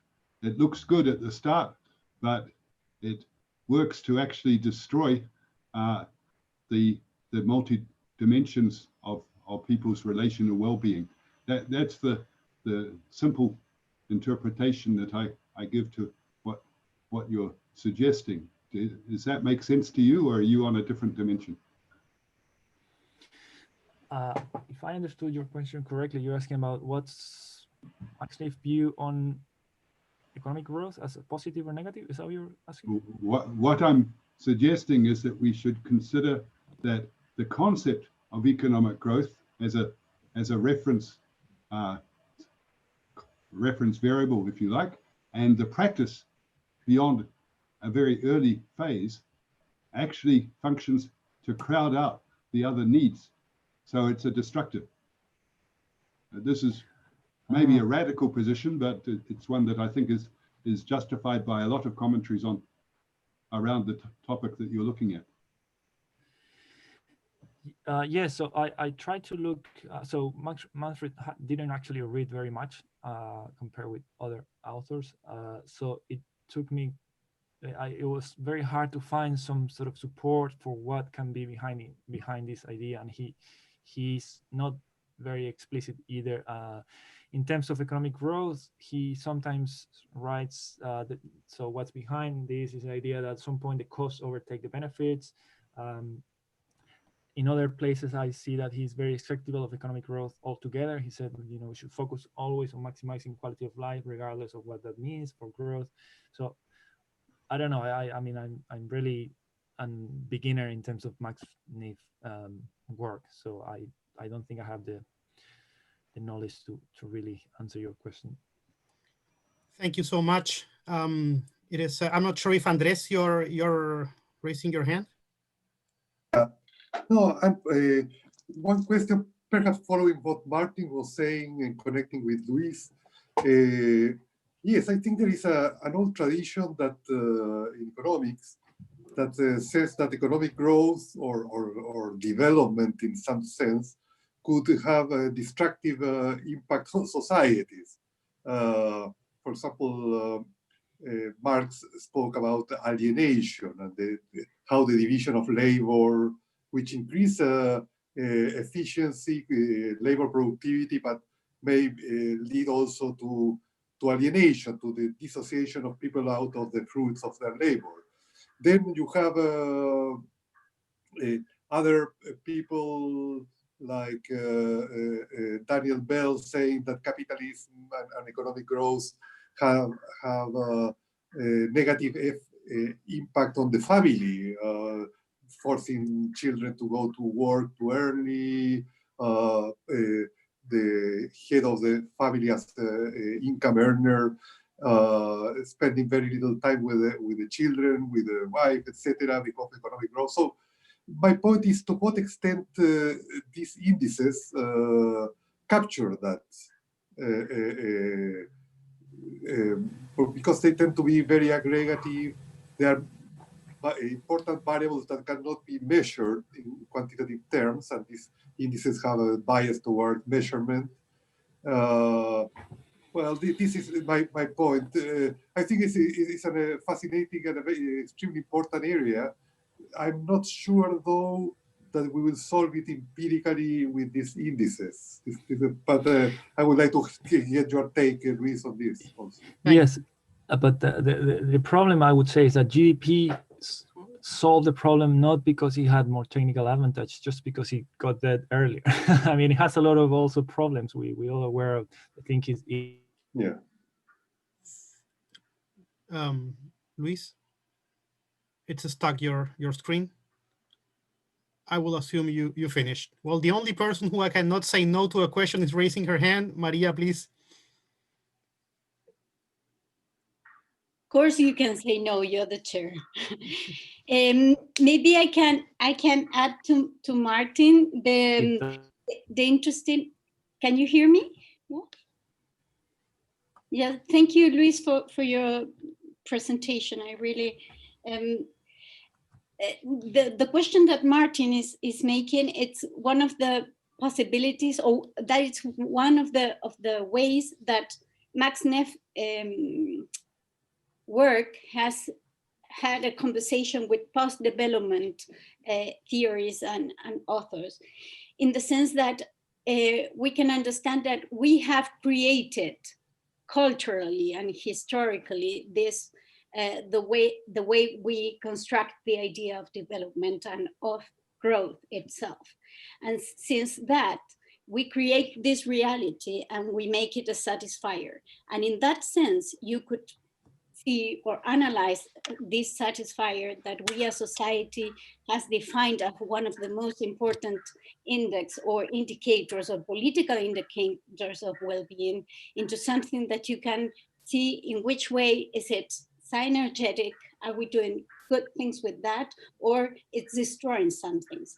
And probably we can share that opinion, and we can put what is interesting about the way you're presenting this is that once we understand that what we take as something given or the truth, we can turn it into something that we as humanity or community has created to satisfy human needs. Then we can put it into discussion. We cannot accept it as a truth, but we can start saying, can we change it? Of course we can, because we have decided to be here. And we may find another way to name it or to construct it in a way that we can assume that it's not only income or productivity in terms of objects, but this kind of growth should be socially and environmentally. So it's a kind of discussion in which the truth that we have constructed through science and through economies and through the political economy of that can be taken into consideration again to discuss about it. Thank you so much. And I'm not sure if Eugenio and Roberto, are you ready to present now?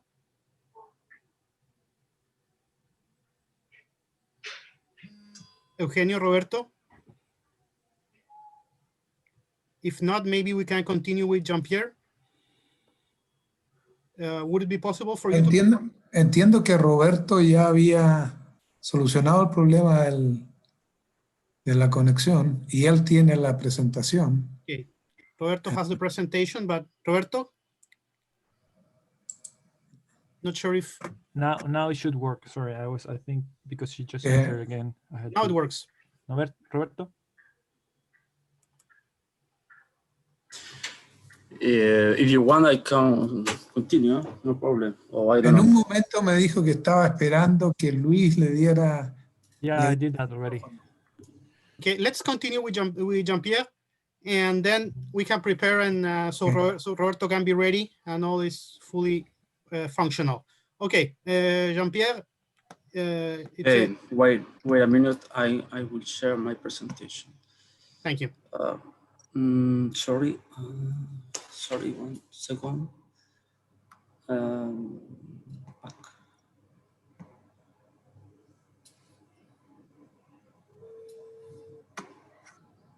Up. It's okay? Yes, it works. Okay. Hello, everyone. My name is Jean-Pierre Dussoulan. I'm an assistant professor at the University of Austral de Chile in the Economic Institute and Research of the University of Chile. And I'm a research associate at the Université Paris-Est. And now I am going to have a presentation that is titled "A Shift in the Hierarchy of Need Caused by COVID Pandemic." So let me start illustrating the way I'm thinking about the relationship between the hierarchy of needs concept and the COVID. The coronavirus pandemic was formally declared a global pandemic by the World Health Organization on 11 March 2020. Today, the number of confirmed cases has passed 9.2 million and continues to rise. The impact of this disease is far beyond health implications. No other pandemic, including the Spanish flu, has had much powerful impact on the society.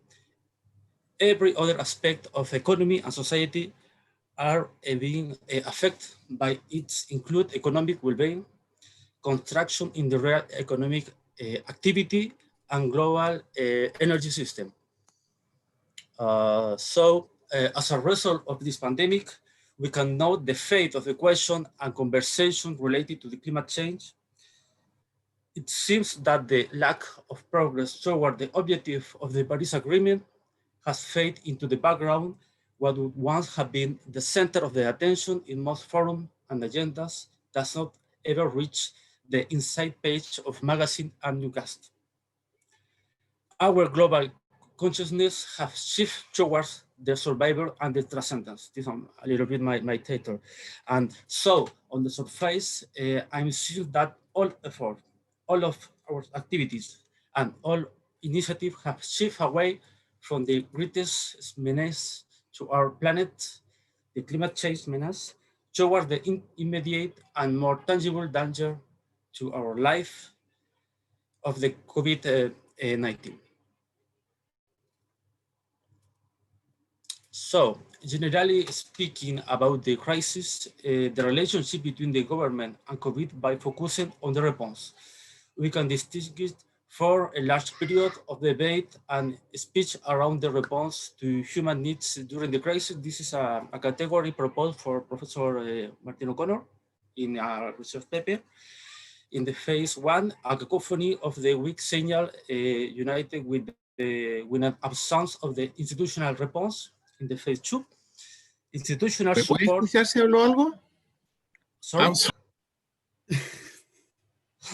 Okay, Robert, I continue. In the phase two, the second line, the institutional support done the public authorities in a sometimes authoritarian way. This is a different way. In the phase three, to release a more exactly the implementation of the weighting measure with, between others, increased form of surveillance, awaiting the arrival of vaccine. And the phase four of this government response is the reconstruction or a future return to the normality, or rather the emergence of a new order post-coronavirus.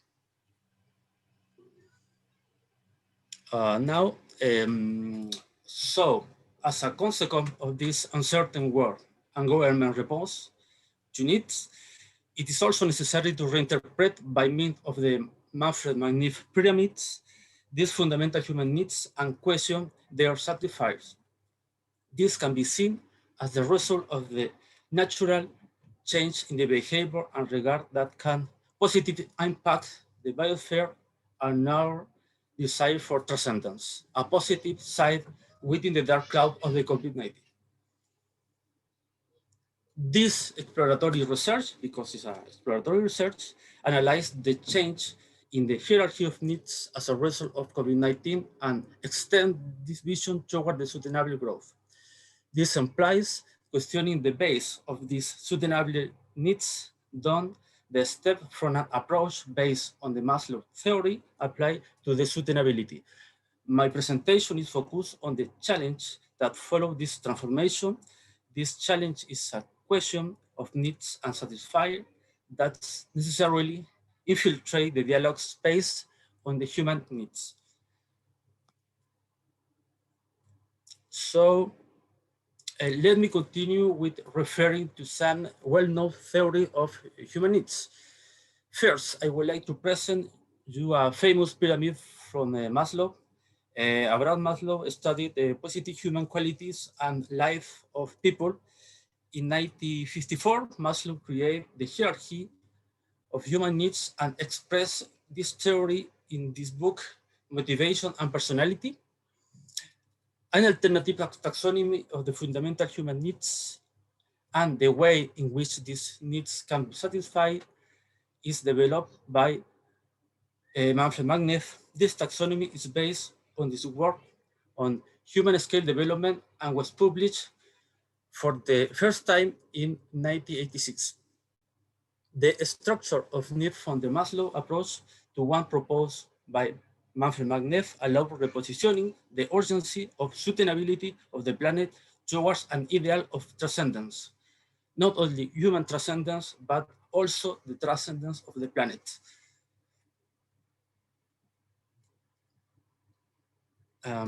So this research introduced the theory of the human scale development developed by Professor Max-Neef. This theory is focused and based on the satisfaction of fundamental human needs, on the generation of growing level of self-reliance, and on the construction of an organic articulation of people with the nature and the technology, a little bit similar to the discussion in Luis' speech, during the Luis' speech. One of the Max-Neef's most important concepts of contribution is this distinction between needs and satisfied.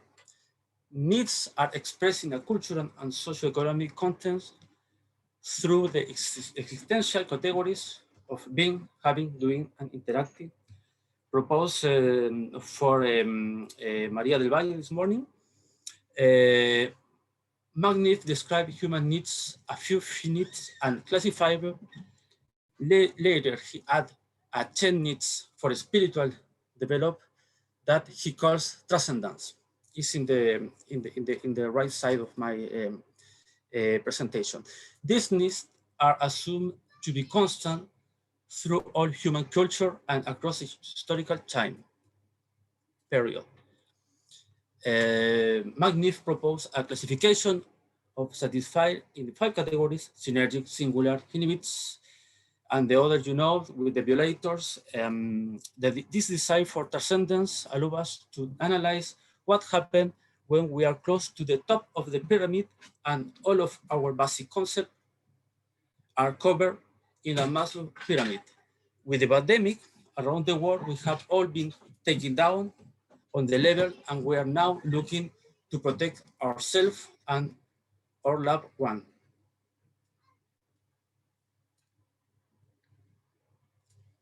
So, every normal human being is sensible of the limit and of the boundaries of its existence.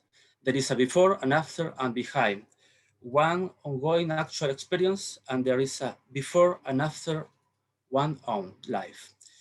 In addition, according to the religion statement, transcendence can be related with the ability to detach human beings from the measure on their environment, creating a distance from it and constituting humans. The desire for transcendence can be expressed towards the technology and the environmental sustainability. Transhumanism, a social movement predicated on the belief that we can and should leave behind our biological condition by merging with the technology. This is a new issue. And finally, the environmental sustainability is responsible interacting with the planet to maintain natural resources and avoid the ability for a future generation and their needs. It can be interpreted or is similar to the theory of the steady state economy proposed for Professor Herman Daly.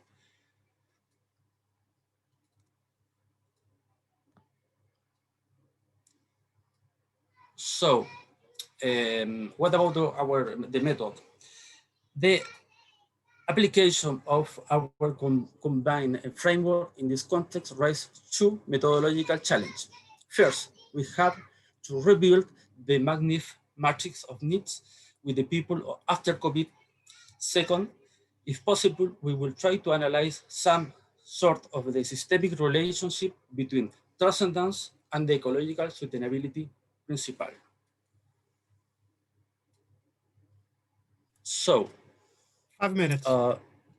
Okay, to address this emerging challenge, Manfred Max-Neef needs have highlighted the centrality of the fundamental human needs methodology. So, Max-Neef matrix firstly introduced in the English version in 1991 and consists of 7 phases. You have the 7 phases in the screen. I talk quickly about that. In the phase 1 is preparation phase where groups are divided into the subgroup and a matrix need of satisfier for or further collaboration is presented. This is the phase 1. The phase 2, the subgroup fill in the empty grid with the negative satisfier for being, doing, having, and interacting with the support of training facilitators.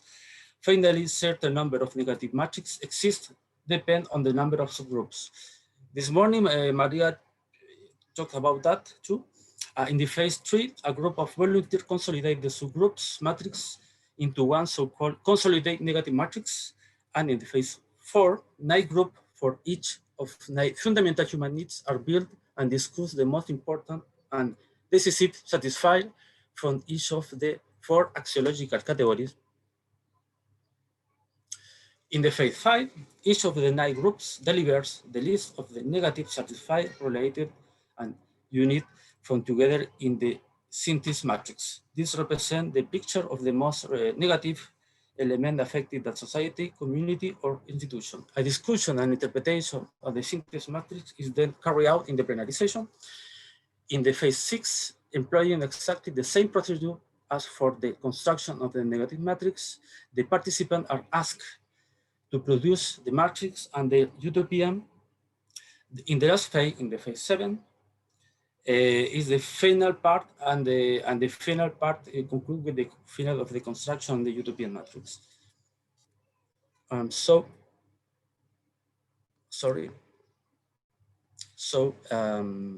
This exploratory research analyzes the challenge in the hierarchy of needs as the result of COVID-19 and extends this vision, what kind of vision? The vision toward the sustainable growth. This implied questioning the base of the sustainable needs through the steps and the approach based on the Maslow theory. The COVID pandemic is providing an opportunity for cities as they recover from the shock to transition to the sustainable future. In the hypothesis, we propose that human needs hierarchy and satisfied change after the pandemic, while it is difficult to establish cause and direct effect in health and transcendence. We can apply Manfred Max-Neef fundamental human needs theory to discredit this issue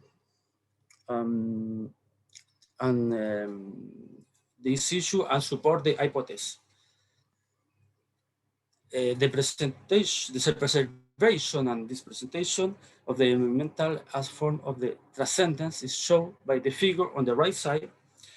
They will place the vision and values of the community in the middle of the surrounding for Manfred Max-Neef needs, with a ring around them presenting the sustainability principle relating to social sustainability, the sustainability principle relating to ecological and environmental sustainability, remaining in the outer part of the wheel, represent the biosphere and the ecological system boundaries in the wheel.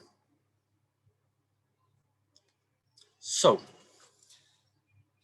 what about the concluding remark? Finally, in this last slide, I would like to report some concluding remark that I'm working on now.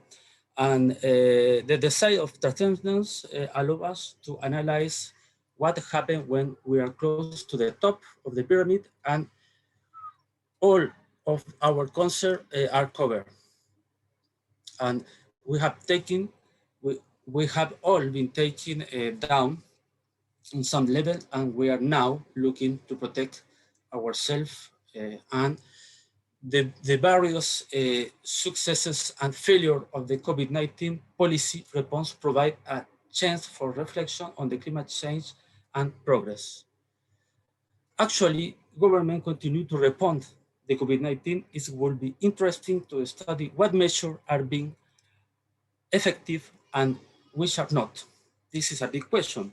Human scale development theory can be useful tools when seeking, analyze, satisfy.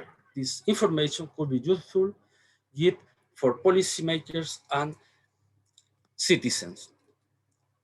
The understanding of the human needs contribute to the growth where downscaling from production and consumption and increasing individual well-being. And finally, learning from the policy challenge during the COVID-19 crisis could intensify effort to reduce greenhouse gas emission and prepare humanity for the future crisis and for the future too. Goodbye and thank you and have a good day. Thank you, Jean-Pierre. I will thank you so much for disengaging your screen. I suggest for us to continue with the presentation, take your questions after, because we need to make sure that Roberto and Eugenio can present. Okay, so if you agree, we go there, and then we will take at the end of the session with questions to your presentation. I'm sorry for that. Can you hear me now? Can you hear me now? Yes. Oh, great. Yes, yes, I was yes. lost. I was lost in the matrix. Would you like for me to run your presentation then? Let me try, okay? I changed the computer, so let me try if it's going to work. Can you see it? It Yes. works. Yeah, Yes. yeah. Maybe it's going to work. Okay, perfect. Okay. Go ahead. Can I start? Yes, please. Okay, thank you very much. This is the title, Moving Mainstream Economics Toward Max-Neefian Perspective and Vice Versa. I just want to share 4 ideas from mainstream economics. I'm going to critique this idea, and maybe you are going to say, okay, what is the point? We all have critics to this point of view of mainstream economics. But my point is that if it is broken, we can fix it. Okay, so that's the idea. So how we can do with these assumptions of mainstream economics. And those are, everyone is an island, more is better than less, more, oh sorry, it's difficult, it's more is more is less better. So it's related to the second order condition. So sorry, it is more is less better. And inequality and efficiency as 2 different things. So the first one, no man is an island. You know that we all are human, humans are social, and this is related to the ideas of Manfred in collective formation of preferences and other issues. And the point in mainstream economics is that for the first welfare theorem, you don't have market failure, so you don't have externalities. Okay, so that's the assumption, right? So, and if we don't have externalities, that means complete social isolation. So, in mainstream economics, so the only way that you can have an externality if you are able to internalize that externality. So if you have a contract, other ways you are going to affect somebody else without compensation. So if you have to touch, smile, from a speech, you need a contract because you are affecting another people. Any influence on others must be specified and agreed upon in a contract. Marriage, work, it have to be fully specified through a contract, including any detail one cares about. And before trade, there is full isolation. So as protection from others and preventing free riding. So this is, you know, this is the main assumption, one of the main assumptions in the classical economics. So the point is, the reality as there are market failures. I mean, externality is not the exception, it is the rule, and relation between human beings is the rule. So I don't want to stress beyond this the ideas of Manfred, because it's in everything is in this collective creation of preferences. So the second one is more is better than less. You know, we all learn from the first class in economics that the non-satiation principle. So more is better than less, or does money make you happy? I mean, you know, the Sterling paradox, I mean, Rees and everyone is talking about that. Is this idea that while GDP is growing, happiness is stationary. And we have a lot, at this time, we have a lot of empirical results in this idea of Sterling paradox. Like, for example, experiments that shows that when you have material purchase, the effect on happiness is very short run. But if you have experiential purchase, it lasts for a long time. Like when you are going to a happy trip to the Caribbean, for example, and you come back and you tell to your friends, to everyone during 1 year, 2 years, 3 years, what good that trip was. So it seems that there is something in this difference between experience. Or like Sonia Lim, I cannot read the last name, maybe it's Liumbomitsky or something like that, but the idea is very strong. I mean, the idea is there is one part of the happiness is genetic. I mean, it's with you.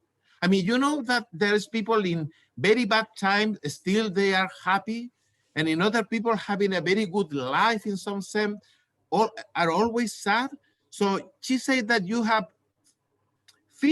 half of happiness is because it's genetic. It's you are optimist or you are pessimist, but only 10% is circumstances, according to Sonia. Only 10% is circumstances, and the rest of happiness is intention. The intention to be happy. So as at the end, what are you? Are Ricardo, Arnold, Bill, or Henny? So when Ricardo Darín, and you know, the Argentina people know Ricardo Darín, I mean, the journalist was asking why he refused to play the role of Denzel Washington in Men on Fire. And he said, I don't need the money. And the journalist insisted, he said, what is the use of money? To live a better life? A better life. I take 2 showers daily. But it's different. Maybe Arnold, you know, he say money does not make you happy. I now have 50 millions, but I was just as happy when I had 48 millions. Or Bill Gates, when I was young, I thought that money and power will make me happy, and I was right. But this is the best for me. I mean, this is the best explanation. I mean, what is the use of happiness? It cannot buy your money. I mean, I've seen this phrase reflect, you know, the idea of wild capitalism. But I mean, why happiness is so important? I mean, at the end, why is so important? I mean, it is true that we are born to produce happiness and then die? I mean, that is the meaning of life, just to live, to be happy, and then that's all? Forget everything else? So, I mean, the question is, what is the meaning of life, right? And what is the meaning of life is maybe something that a lot of people is asking today. And with a lot of influence from Oriental philosophy, searching for what is the real meaning of life. And you know, now it's right. Now it's right. It's difficult, but it's right. More is less better. I mean, it's the second order, you know, for economists, is the second derivative of the utility function. but also less is more worse. So if you take the left side, that is the environmental closeness curve, and the right side, that is the threshold hypothesis, I mean, we say, and with Dr. Figueroa, we read a lot about this. I mean, the environmental closeness curve say after a income threshold, and you don't need to worry about basic needs, and you start to worry about our environment and other things. And we wrote a paper and we say, it's not just income, it's not just money, it's also the psychological effect when you are living in a dirty environment, for example. And in the threshold hypothesis, Manfred said, if you grow, you are going to live in a bad environment. I don't think that there is difference between both approaches. I mean, what we are saying is, if people are heading to catastrophe, like in climate change, they are going to change track. And we believe that Manfred is saying, if you are heading to catastrophe, you have to change tracks. So one vision is positive, the other vision is normative. I have my critics to Manfred in this point because I find some richness in the positive point of view, because you can ask, why, if we are heading to catastrophe, we are not changing tracks? It is because prisoner dilemma, it is because bounded rationality, it is because capture from the regulator. So we have some kind of explanation, and we can work on some of those. And the last point is, you know, this classical idea that income inequality and efficiency are two different things. But, you know, for me, always the explanation of Dr. Figueroa is fascinating in this issue. So if you allow me, I will ask Dr. Figueroa to finish the point, please. Great, 5 minutes left. Okay, enough time. Dr. Figueroa, are you there? ¿Se me escucha? Yes, sí. Bueno, el punto que pensamos... In English. It's in English. Oh, sorry. Sorry about that. What we are thinking to do in the remainder of the paper is basically to go to this fundamental thing that we have been talking all the morning here. And it's related basically to this uneasiness that Manfred Max-Neef chose through his writing in terms of defining this crisis, this socio-ecological crisis, if you want to call it. And what really is happening now is that we have a big crisis, and we are experiencing it. And there is a complete change in paradigm, what is happening, you know. And we could talk 3 hours about this, but remember that paper that was mentioned by Andres Solimano of Boulding, Kenneth Boulding. Kenneth Boulding presented a very vivid image, you know. He said, we have to change our minds. The cowboy economy is finished. We have now a common spaceship Earth. We are living in a spaceship, and that's it, you know. And all the previous way that we were living and thinking, you know, all the paradigm of our living and our way of looking at the economy was basically based in what we created in the 16th and 18th century, you know, when all these proposal of the human evolution and evolution in general was developed by Darwin, you know. And this is completely wrong. That is what is saying the modern physics. That is what is saying the modern biology, you know. There is no competition under all of this, you know. All quantum physics is saying that we are all connected. that everything is really pointing towards cooperation and not toward competition. Everything in modern biology is saying the same.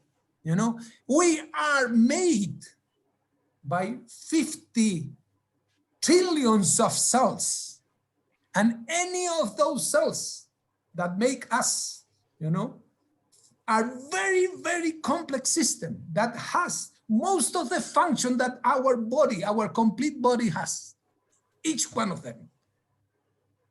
And it's impossible to understand why we live, you know, if we don't understand that they are really absolutely connected. They have a purpose, which is really to produce life, our life. And when you look to all biology, you know, it's the same. It's exactly the same. And when quantum physics is already developing a unified theory, you know, what's quantum physics and Newtonian physics is saying exactly the same. You know, we are connected. We are really beings of an energy space that we sought before that was empty, but is full of energy, and we are emergencies from that energy space. So what we are living today is really a complete change of a paradigm that is being falling down completely, you know, and a new paradigm is emerging, and that is what we are living. And Max-Neef is one of those guys that produce some explanation of what was happening about this. And we economists, we haven't really dealt very much with what is in the very heart of this evolutionary process that we are living. We have put completely aside, for example, the problem of power in our analysis. And my point of view is that we have put aside the problem of power for two main reasons. The main reason is that types of economic that we have developed basically based in this capitalistic view of creating wealth and growth and becoming richer and richer. You know, this view was completely criticized already by the Greeks, you know, but this is what is in the base of the capitalist society today, you know, and we have abandoned really the analysis of the socio-ecological system in itself from our economic science, because power have hijacked science in general in the world, you know, and the economic powers have been creating our needs. They control the media, they control the information, they control now the fake news, you know, and these have to be changed, and it's changing, and it's changing very rapidly, and it's for good that it's changing. We are afraid of this big change that is happening, but it's good that it's happening. When we look outside the window, we see a crazy world. Everything is happening. We don't understand what is happening, but it's very good because those are signs that something is happening. Some God is happening, because if it doesn't happen, you know, already Georgescu Rogan told us this, you know, 60 years ago, 50 years ago, you know, that we are headed to a disaster. The limits of growth told us this, you know, 40 years ago. We are headed to a disaster. And this is because we haven't understand that we are in that small capsule that is a minuscule thing, you know, traveling in the universe, but not with one or two cosmonauts, but 8,000 million of cosmonauts in it. Time's up, can you? Sorry? Time's up. Okay, let me just have a minute.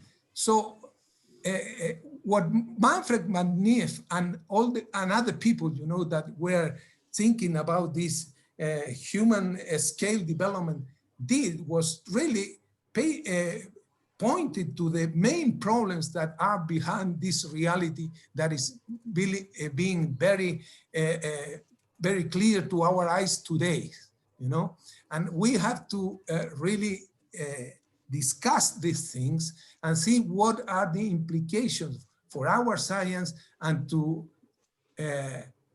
avoid our science to become really very irrelevant if we don't change the way that we are doing science today. Thank you. Thank you so much, Eugenio. In case someone has a pressing question, and Gianluca, please unmute yourself. Yeah, I wouldn't say it's a pressing question. It's more of a comment. And I'm sorry to play devil's advocate here, but I would like to distinguish or have a more complex definition of what mainstream economics is. I'm coming from a U.S. university. I studied at Universidad de Chile. Very mainstream.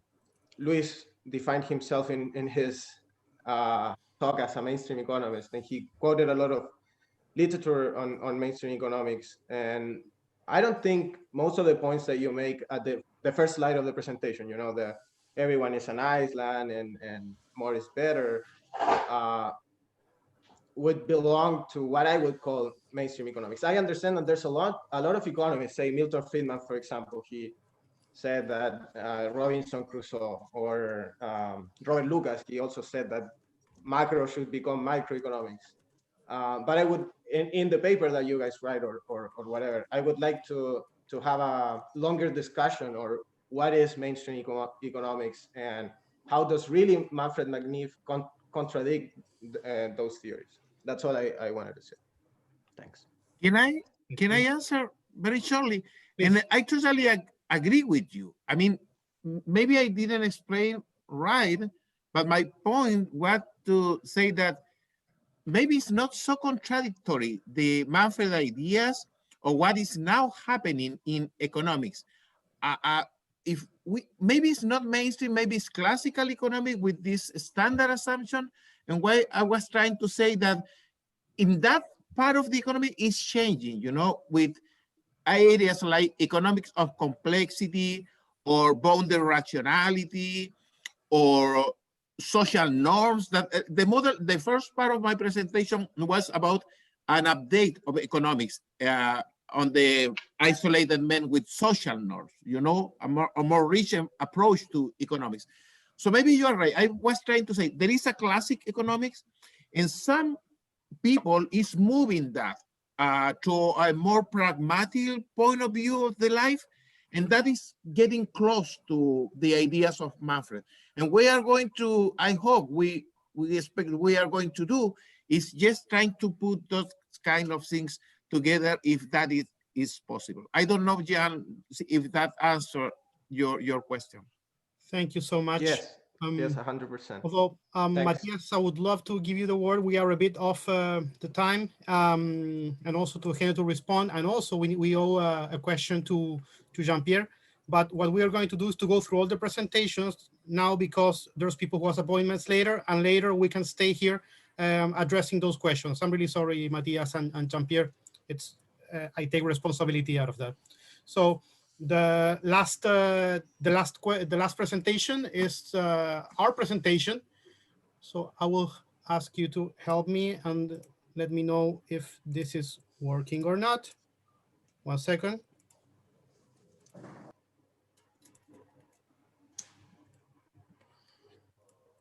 Does it work? Yes. Yes. Thank you so much. So we are going to present together with Alfredo Elvine, my friend and colleague who is there. Theo Causel could not make it today, but we are going to speak on his behalf. Our project is transdisciplinary research and the role of public science. The case is that of Hydroaicén, environmental impact assessment in the Chilean Patagonia. Just to comment, Patricio, we don't see the full screen. We see the program. Ah, you see the program, yeah. Yeah. Is it too... Next slide, no notes. We do see that. I'm really sorry, because this usually happens when I have this double screen on. That will do is, sorry, 1 second.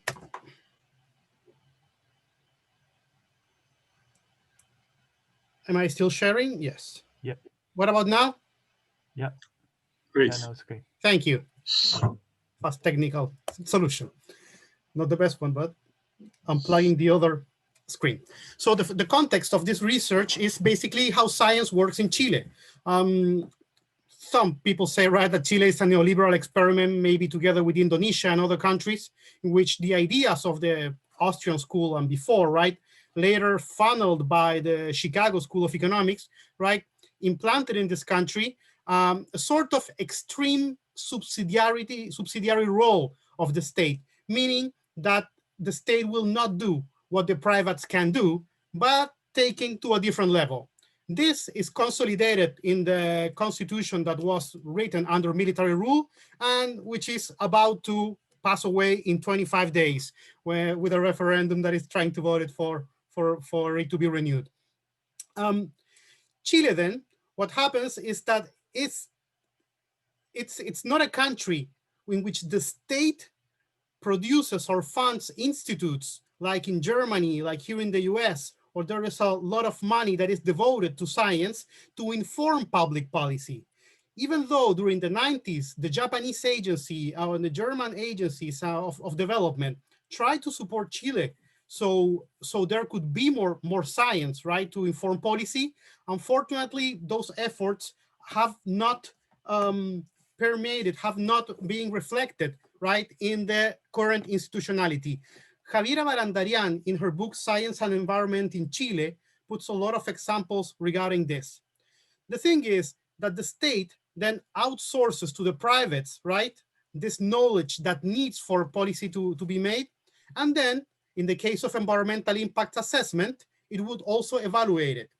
So tools like the environmental impact assessment, in this case, according to Tecklin and Karl Bauer and Prieto from the University of Arizona, expresses strongly market enabling quality instead of the market regulating function, right, that supposedly environmental law and policy should have.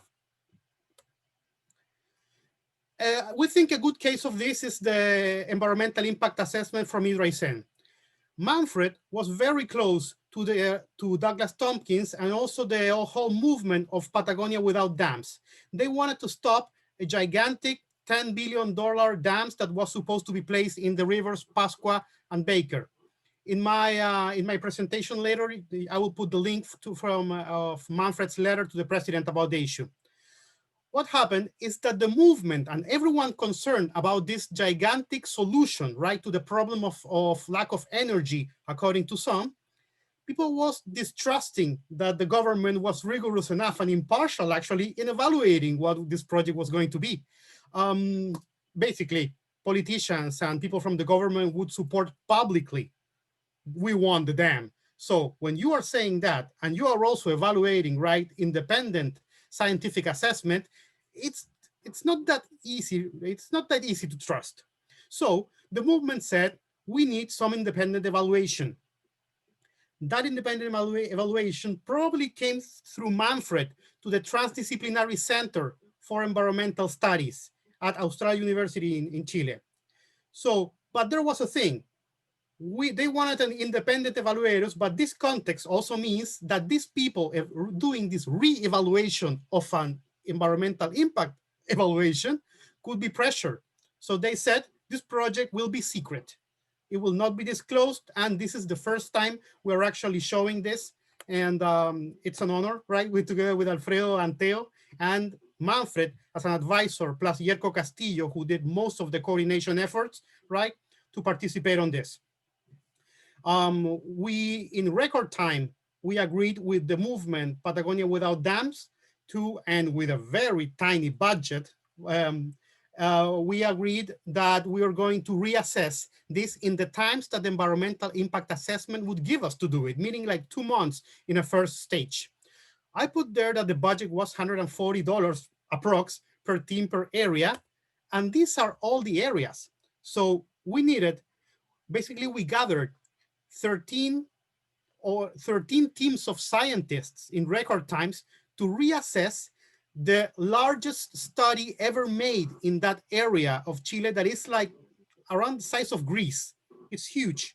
So that was a big effort, and we started working in this project in complete silence. No one could know actually that we were working on this. And it is important to say in here that there were 2 chapters that are very important to the work we want to do now with this research. First, the chapter of land use, which integrates, right, a lot of the impacts from the other areas the company was assessing before putting the dams, and also the cumulative and synergic impacts that Alfredo will explain a bit more. So the framework we want to use is one that has been mentioned already today. It's the transdisciplinary framework from Manfred Max-Neef, Foundations of Transdisciplinarity, in which he describes 2 types of transdisciplinarity approaches, a weak and a strong one. The weak one, right, it's more traditional, it's more mechanic. You just need to follow certain levels of disciplines. I'm going to go now over that. But there is also a strong transdisciplinarity that is more in the sense of what Eugenio was just talking, and several of you throughout the day, meaning that introduces the logic of quantum sciences, and it is based in levels of reality, complexity, right? A systems view of reality, and the axiom of the included middle. So one approach we can take in this research is to go through an assessment through the weak transdisciplinary framework. This was an example that Manfred used to put in his classes. There is a first empirical level that says of disciplines that say what exists. All those disciplines you see in there, right, will try to answer what is out there in the world. The second level is how do you coordinate those things, right, to a pragmatic level, enables so for us to be able to do things. What can we do? The following level is a normative one in which we say, what do we want to do to solve the problems we have as a society? And the last one is one that will make us ask ourselves, should we do what we are doing? How should we do it if we want to do it? Manfred's example in his classes in undergraduate level was that the environmental impact assessment by definition does not reach the highest level of this pyramid and will be stuck on the third one, meaning we have an energy problem. What do we want to do? Let's build a dam that is 2,000 kilometers or 3,000 kilometers south of Santiago, and let's build the longest energy line in the world to bring the energy from that pristine landscape to Santiago and the mining companies in the north. The assessment then does not consider alternative ways in which we can do that. I remember when we were at those times arguing with the president, with the CEO of this company, and we asked him, what would happen, right, if renewable energies can solve this problem instead of a gigantic dam in Patagonia? He said at that time, I clearly remember this in Puerto Varas, that is not possible. There's no way to get there. And now we see Chile is among the leading countries in renewable energies. What would have happened if we had followed basically and continued at this normative level without the huge response to the dams with that advancement? I don't know. Maybe it's something we will explore too. In case you are interested in further applications of this framework, you can go to Spreng 2014 and from ETH in Switzerland. Alfredo, if you want to continue.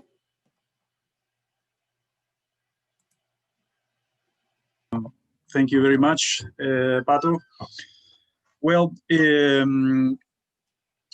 one main point of the application of transdisciplinarity were two main points. One was the land use approach that was focused as a component, like flora, fauna. Land use regards the like legal aspects of land use planning, but we use also a land use approach to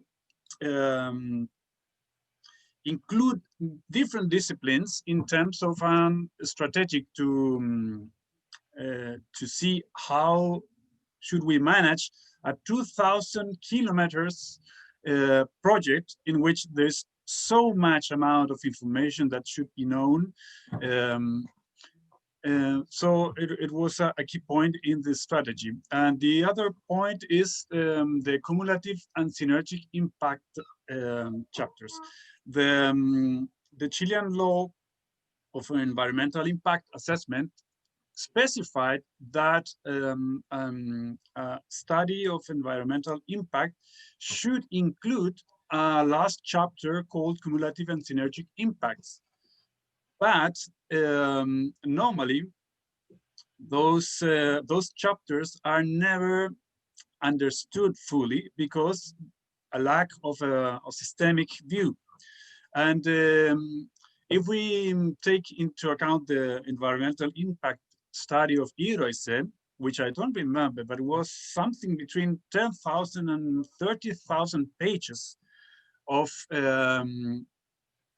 easily 1,000 impacts recognized by the project. This chapter, cumulative and synergic impacts, was less than 1 page. So it was assumed that the cumulative and synergic impacts were taken in every discipline or every chapter of the study. And it's so important to see that every of these 1,000 impacts recognized have an impact on the other disciplines as well. And none of them was studied. For just a kind of example, if it was a small movement for putting one generator, this movement of land or earth movement is analyzed by water quality, for example, in terms of how much dust is gonna get into the water, or how many plants will be taken from this small amount of land. And also with geology, different disciplines, different teams of scientists take this problem and address it. But, for example, if you see the impacts of water quality for this small activity, among, as I told you, many, you will see that there are many impacts that are addressed only by this team. For example, temperature, pH changes, nutrient enrichment of the water. But none of those impacts were analyzed by the other teams. For example, of course, if the water quality is changed, this water quality has also an impact on plants and aquatic life and so on. So, is it okay if I go to the next slide? No, not yet. We have 3 minutes, I think, or 5 minutes. Yes. So this is very much related with two things of Manfred theory. And one is the human scale.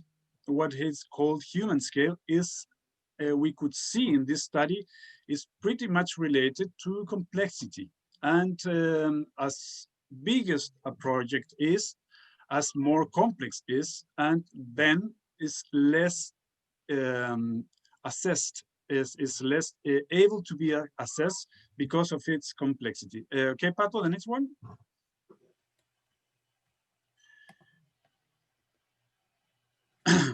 So we could by classical science, of course, see what is the impact of a cup of tea.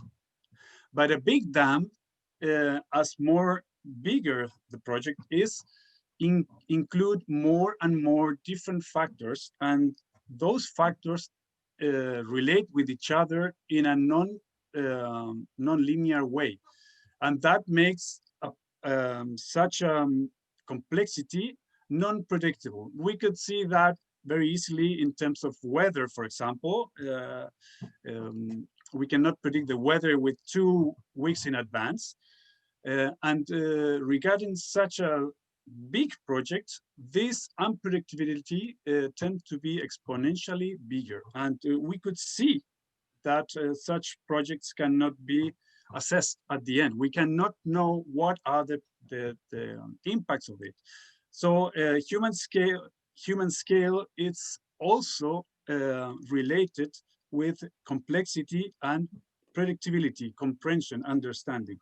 And finally, with this land use strategy, what we could do is to put together different disciplines and analyze what were the hotspots in this 2,000 kilometers line, in where more different disciplines get together in terms of impacts. And what was very interesting is that we could see that in those hotspots, many other, let's say, transdisciplinary problems emerged. We could see that when you've got a region with many different impacts from many different disciplines, what happens is that in terms of aggregation, new, more complex problems emerged. At the end, this transdisciplinary approach really helped us to see what were the core of unpredictability of this project. And we could do many observations in this line that were impossible to respond by the enterprise, by the team of scientists of Hydroisen. Thank you, Alfredo. That was the river. We will never know how much we contributed to the campaign against the dams. That it's a dead project so far. Just for you to know that the comments were issued and given to the civil society, and some institutions from the government use them anyway. Javiera told me that when we talk about her book, and she was wondering how could be that those comments were so elaborated from the institutions of the government with such a little time they had to produce them. Thank you so much for your attention on this. One quick thing, we are over the time. Whoever needs to leave, no commitments, please come back tomorrow at the same time than today, same channel. Thank you so much for your attention. But those who want to stay for a while talking about this and the presentation of Jean-Pierre also and the other people of this panel, please stay. We are going to remain here discussing. Anyone has a question? Thank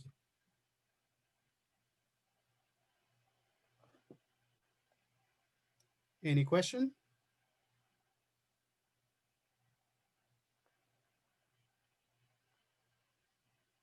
Thank you, Ines. Great. Yvonne. Yvonne. Do I need to unmute her? Invite, right? Yes, you needed to unmute me. Thank you, Patricio. I think you guys, well, congratulations on your work. And I think you are so lucky in Chile that Manfred actually permeated his philosophy throughout so many institutions that you can actually work with them. And I just wanted to just pass around. I have a really good friend, Ernesto González, that works for the Fundación para la Superación de la Pobreza in Chile. And they actually, I wanted him to submit something to this group because they've been working with so many projects under the human scale development approach that had been super successful in Chile. And I wish he would have had some time. They were just so busy with so many projects, but I think it would be interesting to reach out to them as to how they implement, all this transdisciplinary and multidisciplinary idea into all their most social projects oriented to like education and health stuff. but I'm pretty sure they also have done a lot of like natural resources governance issues that you might be interested in. So just want to bring it up to you guys. Thank you. Thank you. We will make available all the presentations too, and we'll assess, right, also to be able to put the content of the chat, which is very rich in content, available to everyone, so you can also get the information and contacts in there. It will be great, right, that if Ernesto González from Fundación para la Superación de la Pobreza. I will write it down there. Yes, and we can exchange information through email if you want, but I think it would be really enriching to your work, for sure. Sorry for the lack of accents in there. Eugenio, please unmute yourself. El micrófono.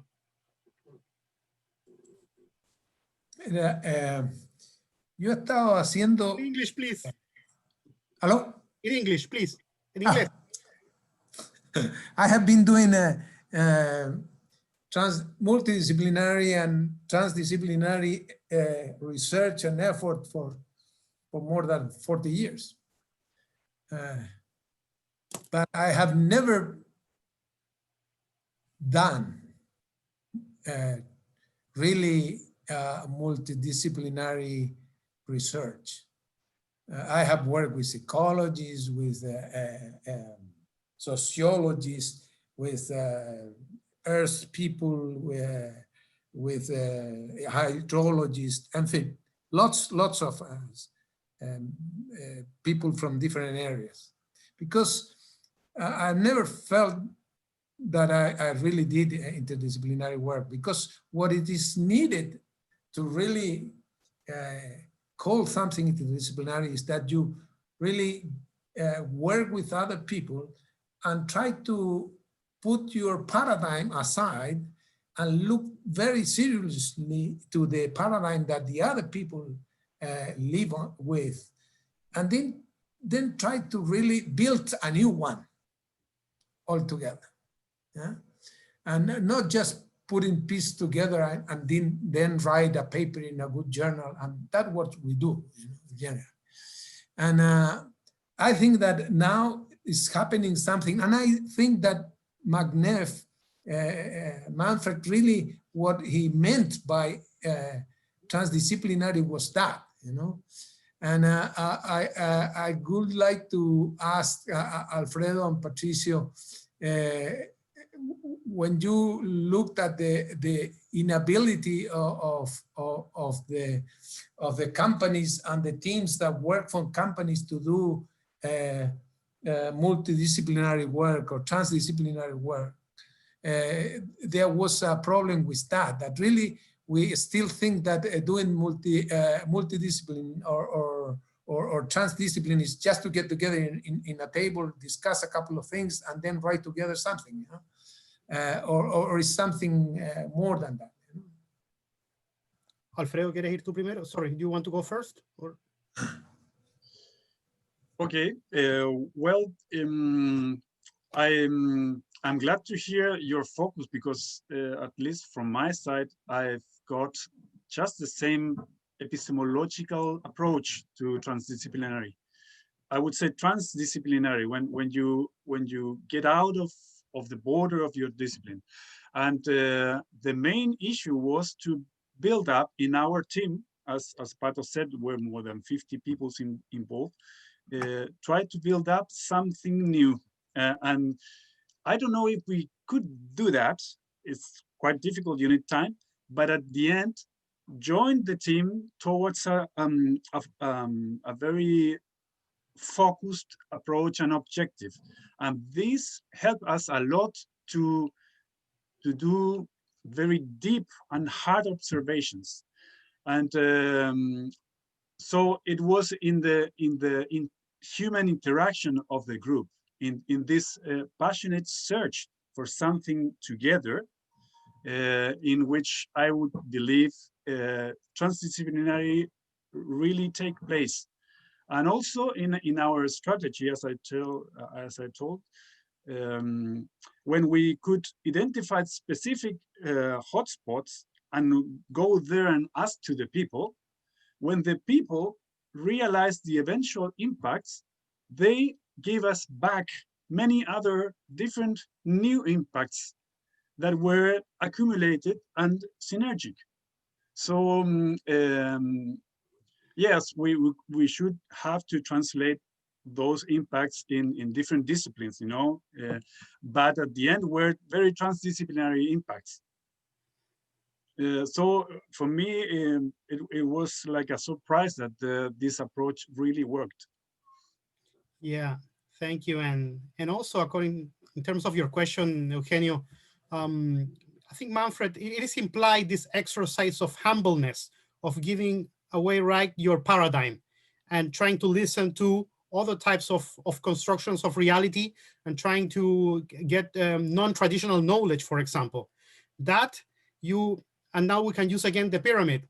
If your language gets stuck at the planning level, you will never be able, right, to ask yourself, why should I be doing this? And I think a real, I cannot, for me talking about transdisciplinarity with John Van Breda present in here, it's surreal. But I think you need to get until that level, right, to understand that there is a different level run by ethics, by fundamental values that needs to rule the discussion.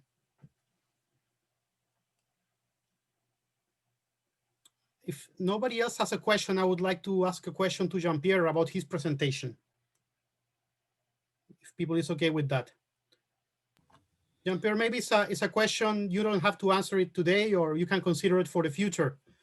But I was wondering, right, how would a synergic satisfier addressing the current crisis, right, with all the limitations in contact we have, with all the restrictions we have, right? How would it work, considering that you need also to address medical issues, right, in terms of quality of life, poverty, and so many areas need to be addressed, and in which people have lost the sense of identity, have lost participation, have lost, right, affection especially. It's a very difficult exercise that I'm not asking you to do, but if you or anyone else has any thoughts on how we can frame this conversation, it'll be great. Thank you, Patricio. First of all, I think this is the principal issue or problem mentioned by Professor Martin O'Connor too. We need to propose a different methodology, because now we know a lot of different methodology, but we are changing the stage or the time, because in the post-coronavirus, we need the new tools to answer the question. If we continue with the same methodology, try to answer the question, it's not good. It's a wrong side. And I think this is the big problem, because we need to satisfy all of the health needs and the needs of transcendence too, but we don't have the good way to do that. This is the principal or the big message. If with the actual tools, because we are the scientists, we have the ability to propose the new methodology, the new tools for the society, because we need to answer to the question about the climate change. Now we have the opportunity to improve the climate change condition after the COVID, because it's not just the health, it's the climate change too, it's the waste management too. There is a lot of things, but I think that now is the opportunity. But for that, we need the new tools, the new methodology. I don't know. This is the answer or not. Thank you. What do you think about that? Not sure if anyone wants to add on that. If not, we go to the question of Matias that was pending. Eugenio, please unmute your microphone. Yeah, yes, just to mention, Albert Einstein used to say that you cannot pretend to solve the problem with the same conceptual framework that you created them, you know. And this is basically the current transformation, the current situation that they are facing. And it is very important to think about these issues, and probably in the core of the thought Manfred Max-Neef, there was something of that, probably a lot of that, and in a sense, there is a hope today, because all these millennium people that we look at them and see that they are so strange in the way that they act, they think, and all of that, probably that is the hope, that they are really be able to create new ways of looking at the problem and finding answers to the things that we have to answer. Thank you. Matthias, you had a question some minutes ago. I hope it is still there. Sorry for that. Yeah, no worries. Thank you. It was just a minor comment on the issue of power relationships in economics. I don't know if it's still relevant, but I just wanted to mention that my understanding is that, I fully agree with what Eugenio said about power, the absence of a reflection on power in economics. But I do think that one of the reasons for that, and this is connected to another thing I wanted to say, is that before we think about new tools to face what we are going to face, I think it's quite important to understand what went wrong in the analysis of in economic theory in general, but in social theory more broadly.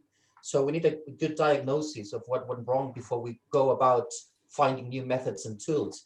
But and part of that is that I think in economics, the basic social relationship is that of mutually voluntary exchange. So exchange takes place because otherwise, so exchange is deemed to be good because otherwise those exchanges wouldn't take place. And it's a kind of voluntaristic view of human action. If you have that social relationship in mind, it's very difficult for you to think of power relationships. And this has tremendous effects in political economy. So think of the famous paper by Whitman in the 90s, Why Democracies Produce Efficient Results. It's basically, you tend to see everything as in a very, as efficiency enhancing. But anyway, it's just a minor comment on why one of the many causes that might be behind the absence of a reflection of power relationships in economic theory more broadly.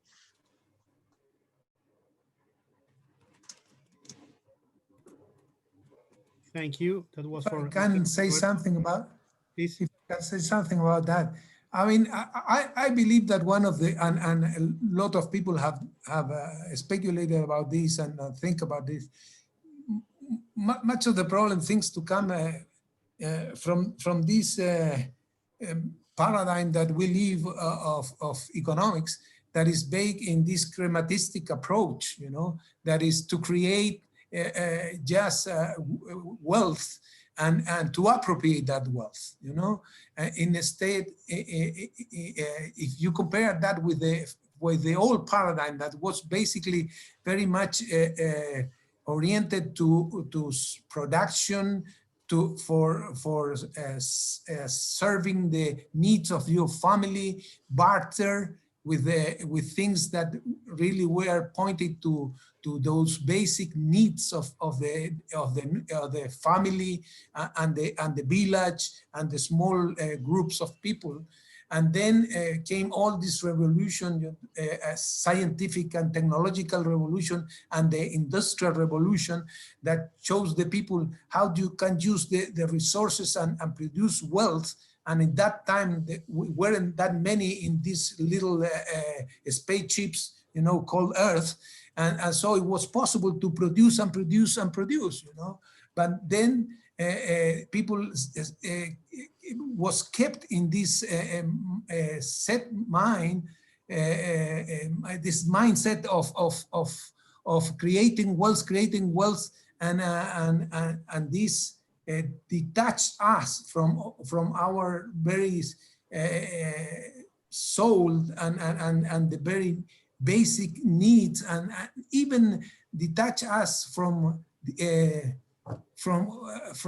understand our proper our needs, And on top of that, there was this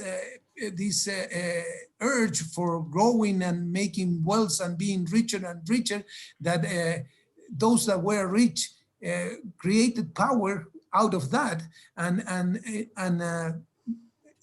pushed the economy and the people in that dynamic, you know, and that is part of the explanation. It's not all the explanation, but it's part of that. Yeah? Thank you. Roberto, you want to say something? You have to unmute yourself. El micrófono. Roberto. Okay, I hope this time is going to work. It's working. You know, it's a comment of Gianluca, Matthias, and I totally agree. Sometimes people, when talk about the economics and mainstream economics, I believe that they have sometimes a very narrow vision of what economics is, because today there is a lot of advancement, you know, in trying to solve these issues that were so extreme in the old economics. For example, Sam Pelsman in 1976 wrote a paper that was called Toward a More General Theory of Regulation. And the implications of that paper are very strong. I mean, why you are going to expect that the regulator, the state, the legislative is going to do something for the people, for the welfare? I mean, that is an assumption. Maybe they are looking for different objects like power, influence, something else. And the result of Pelsman is, in general, the regulator is going to be captured by the regulated. It's like you cannot expect something different, that the people that is exercising the power is going to act in favor of influence groups rather than the whole society. So that is economics. I mean, and that is power in economics. And I believe it's very strong and it's very actual. I mean, very current. It's a current problem today. But you know, it's still the people think that the economics is a very narrow thing with a lot of strong assumptions. I mean, the same thing is for the adaptation of social norms as a regulator of the conduct of the people and a lot of other issues. So how we can do something with this idea that the economics is only a narrow economics that some people know and bring the message that is different. I mean, there is a lot of people, especially young people, working in a more realistic and pragmatic economics. It's just that point. It was mentioned by Matthias, Gianluca, and I totally agree with that. Thank you. Luis? Hello. Yeah, thank you, Patricio. No, I think the conversation is turning quite interesting because I think that's part of the spirit of this workshop, is to reflect on this dialogue. And I think you can probably define several camps, one of them being mainstream economics is absolutely wrong. It's totally, crap in a sense. There's nothing we should really talk to them or something like that. And there's the other approach, let's try to mutually communicate and learn from each other and improve ourselves. And I don't know, like I think that's sort of the lines of the debate that we're seeing here, and you can see some people sort of more in different camps here. But I think that is the real purpose of this workshop, and I think it would be very helpful to get your insights as practitioners of either side, basically, on what can we learn from each other if that's my comment. Yeah. We might need to get to that level, right, of renouncing to our paradigms to start that. We have Matthias and then Jean-Pierre, right? Matthias. Just to quickly comment on what's been said. I think there's an interesting sociologist, Marion Foucault, who's done the job of distinguishing between how economics is taught, how economic research is done, and then how some economists, particularly those who have a kind of a role as an advisor in policy-making issues, how they think about economics. And the differences are huge. And I think we do have a problem in terms of explaining how diverse economic science is today as compared to what is the dominant view in some policymaking circles. Just the example that Roberto was mentioning. I mean, even the public choice literature is previous than Peltzman and is pointing towards that problem, right? That you assume that there's a kind of like a benevolent dictator who will just correct market failures without any problem, right? But you need to compare what the market failure is with what potential government failures are. So yeah, but just to comment on the work of Marianne Foucault, I'll try to put it in the chat, because I think it's interesting to distinguish between different ways in which economics is done and taught. Thank you. Please put everything on the chat, especially because it's not recording anymore since we are out of the time of, I think, YouTube. So if you say something important, please write it. And Jean-Pierre, want to say something? Just a quick commentary about the chat. When I prepared the presentation, I understood that the theological literature analyzed the mainstream religion position.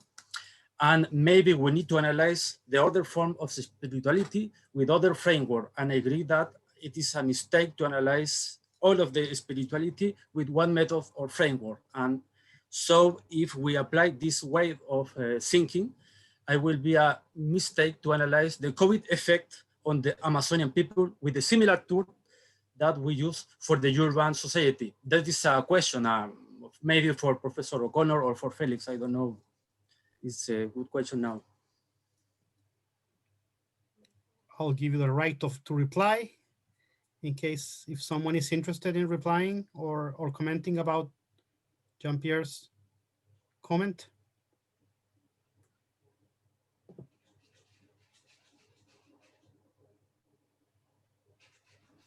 Can I make just one comment?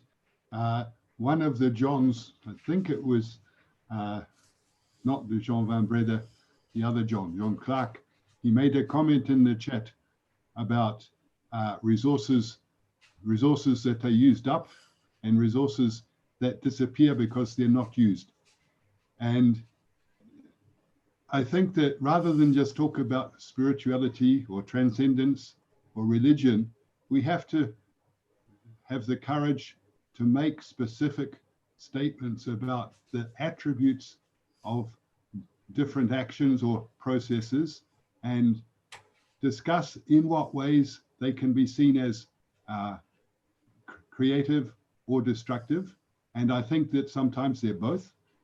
So we need to have multiple voices around these things. But if we start to use words like religion, spirituality, without being clear about the ways in which this is a dimension which can work for a certain vision of good or a certain vision of not good, then we will just contribute to the madness. Religion is much too vast. And that's why I tend to work with very specific examples of symbolic structures, and then to try giving very specific examples from the real world.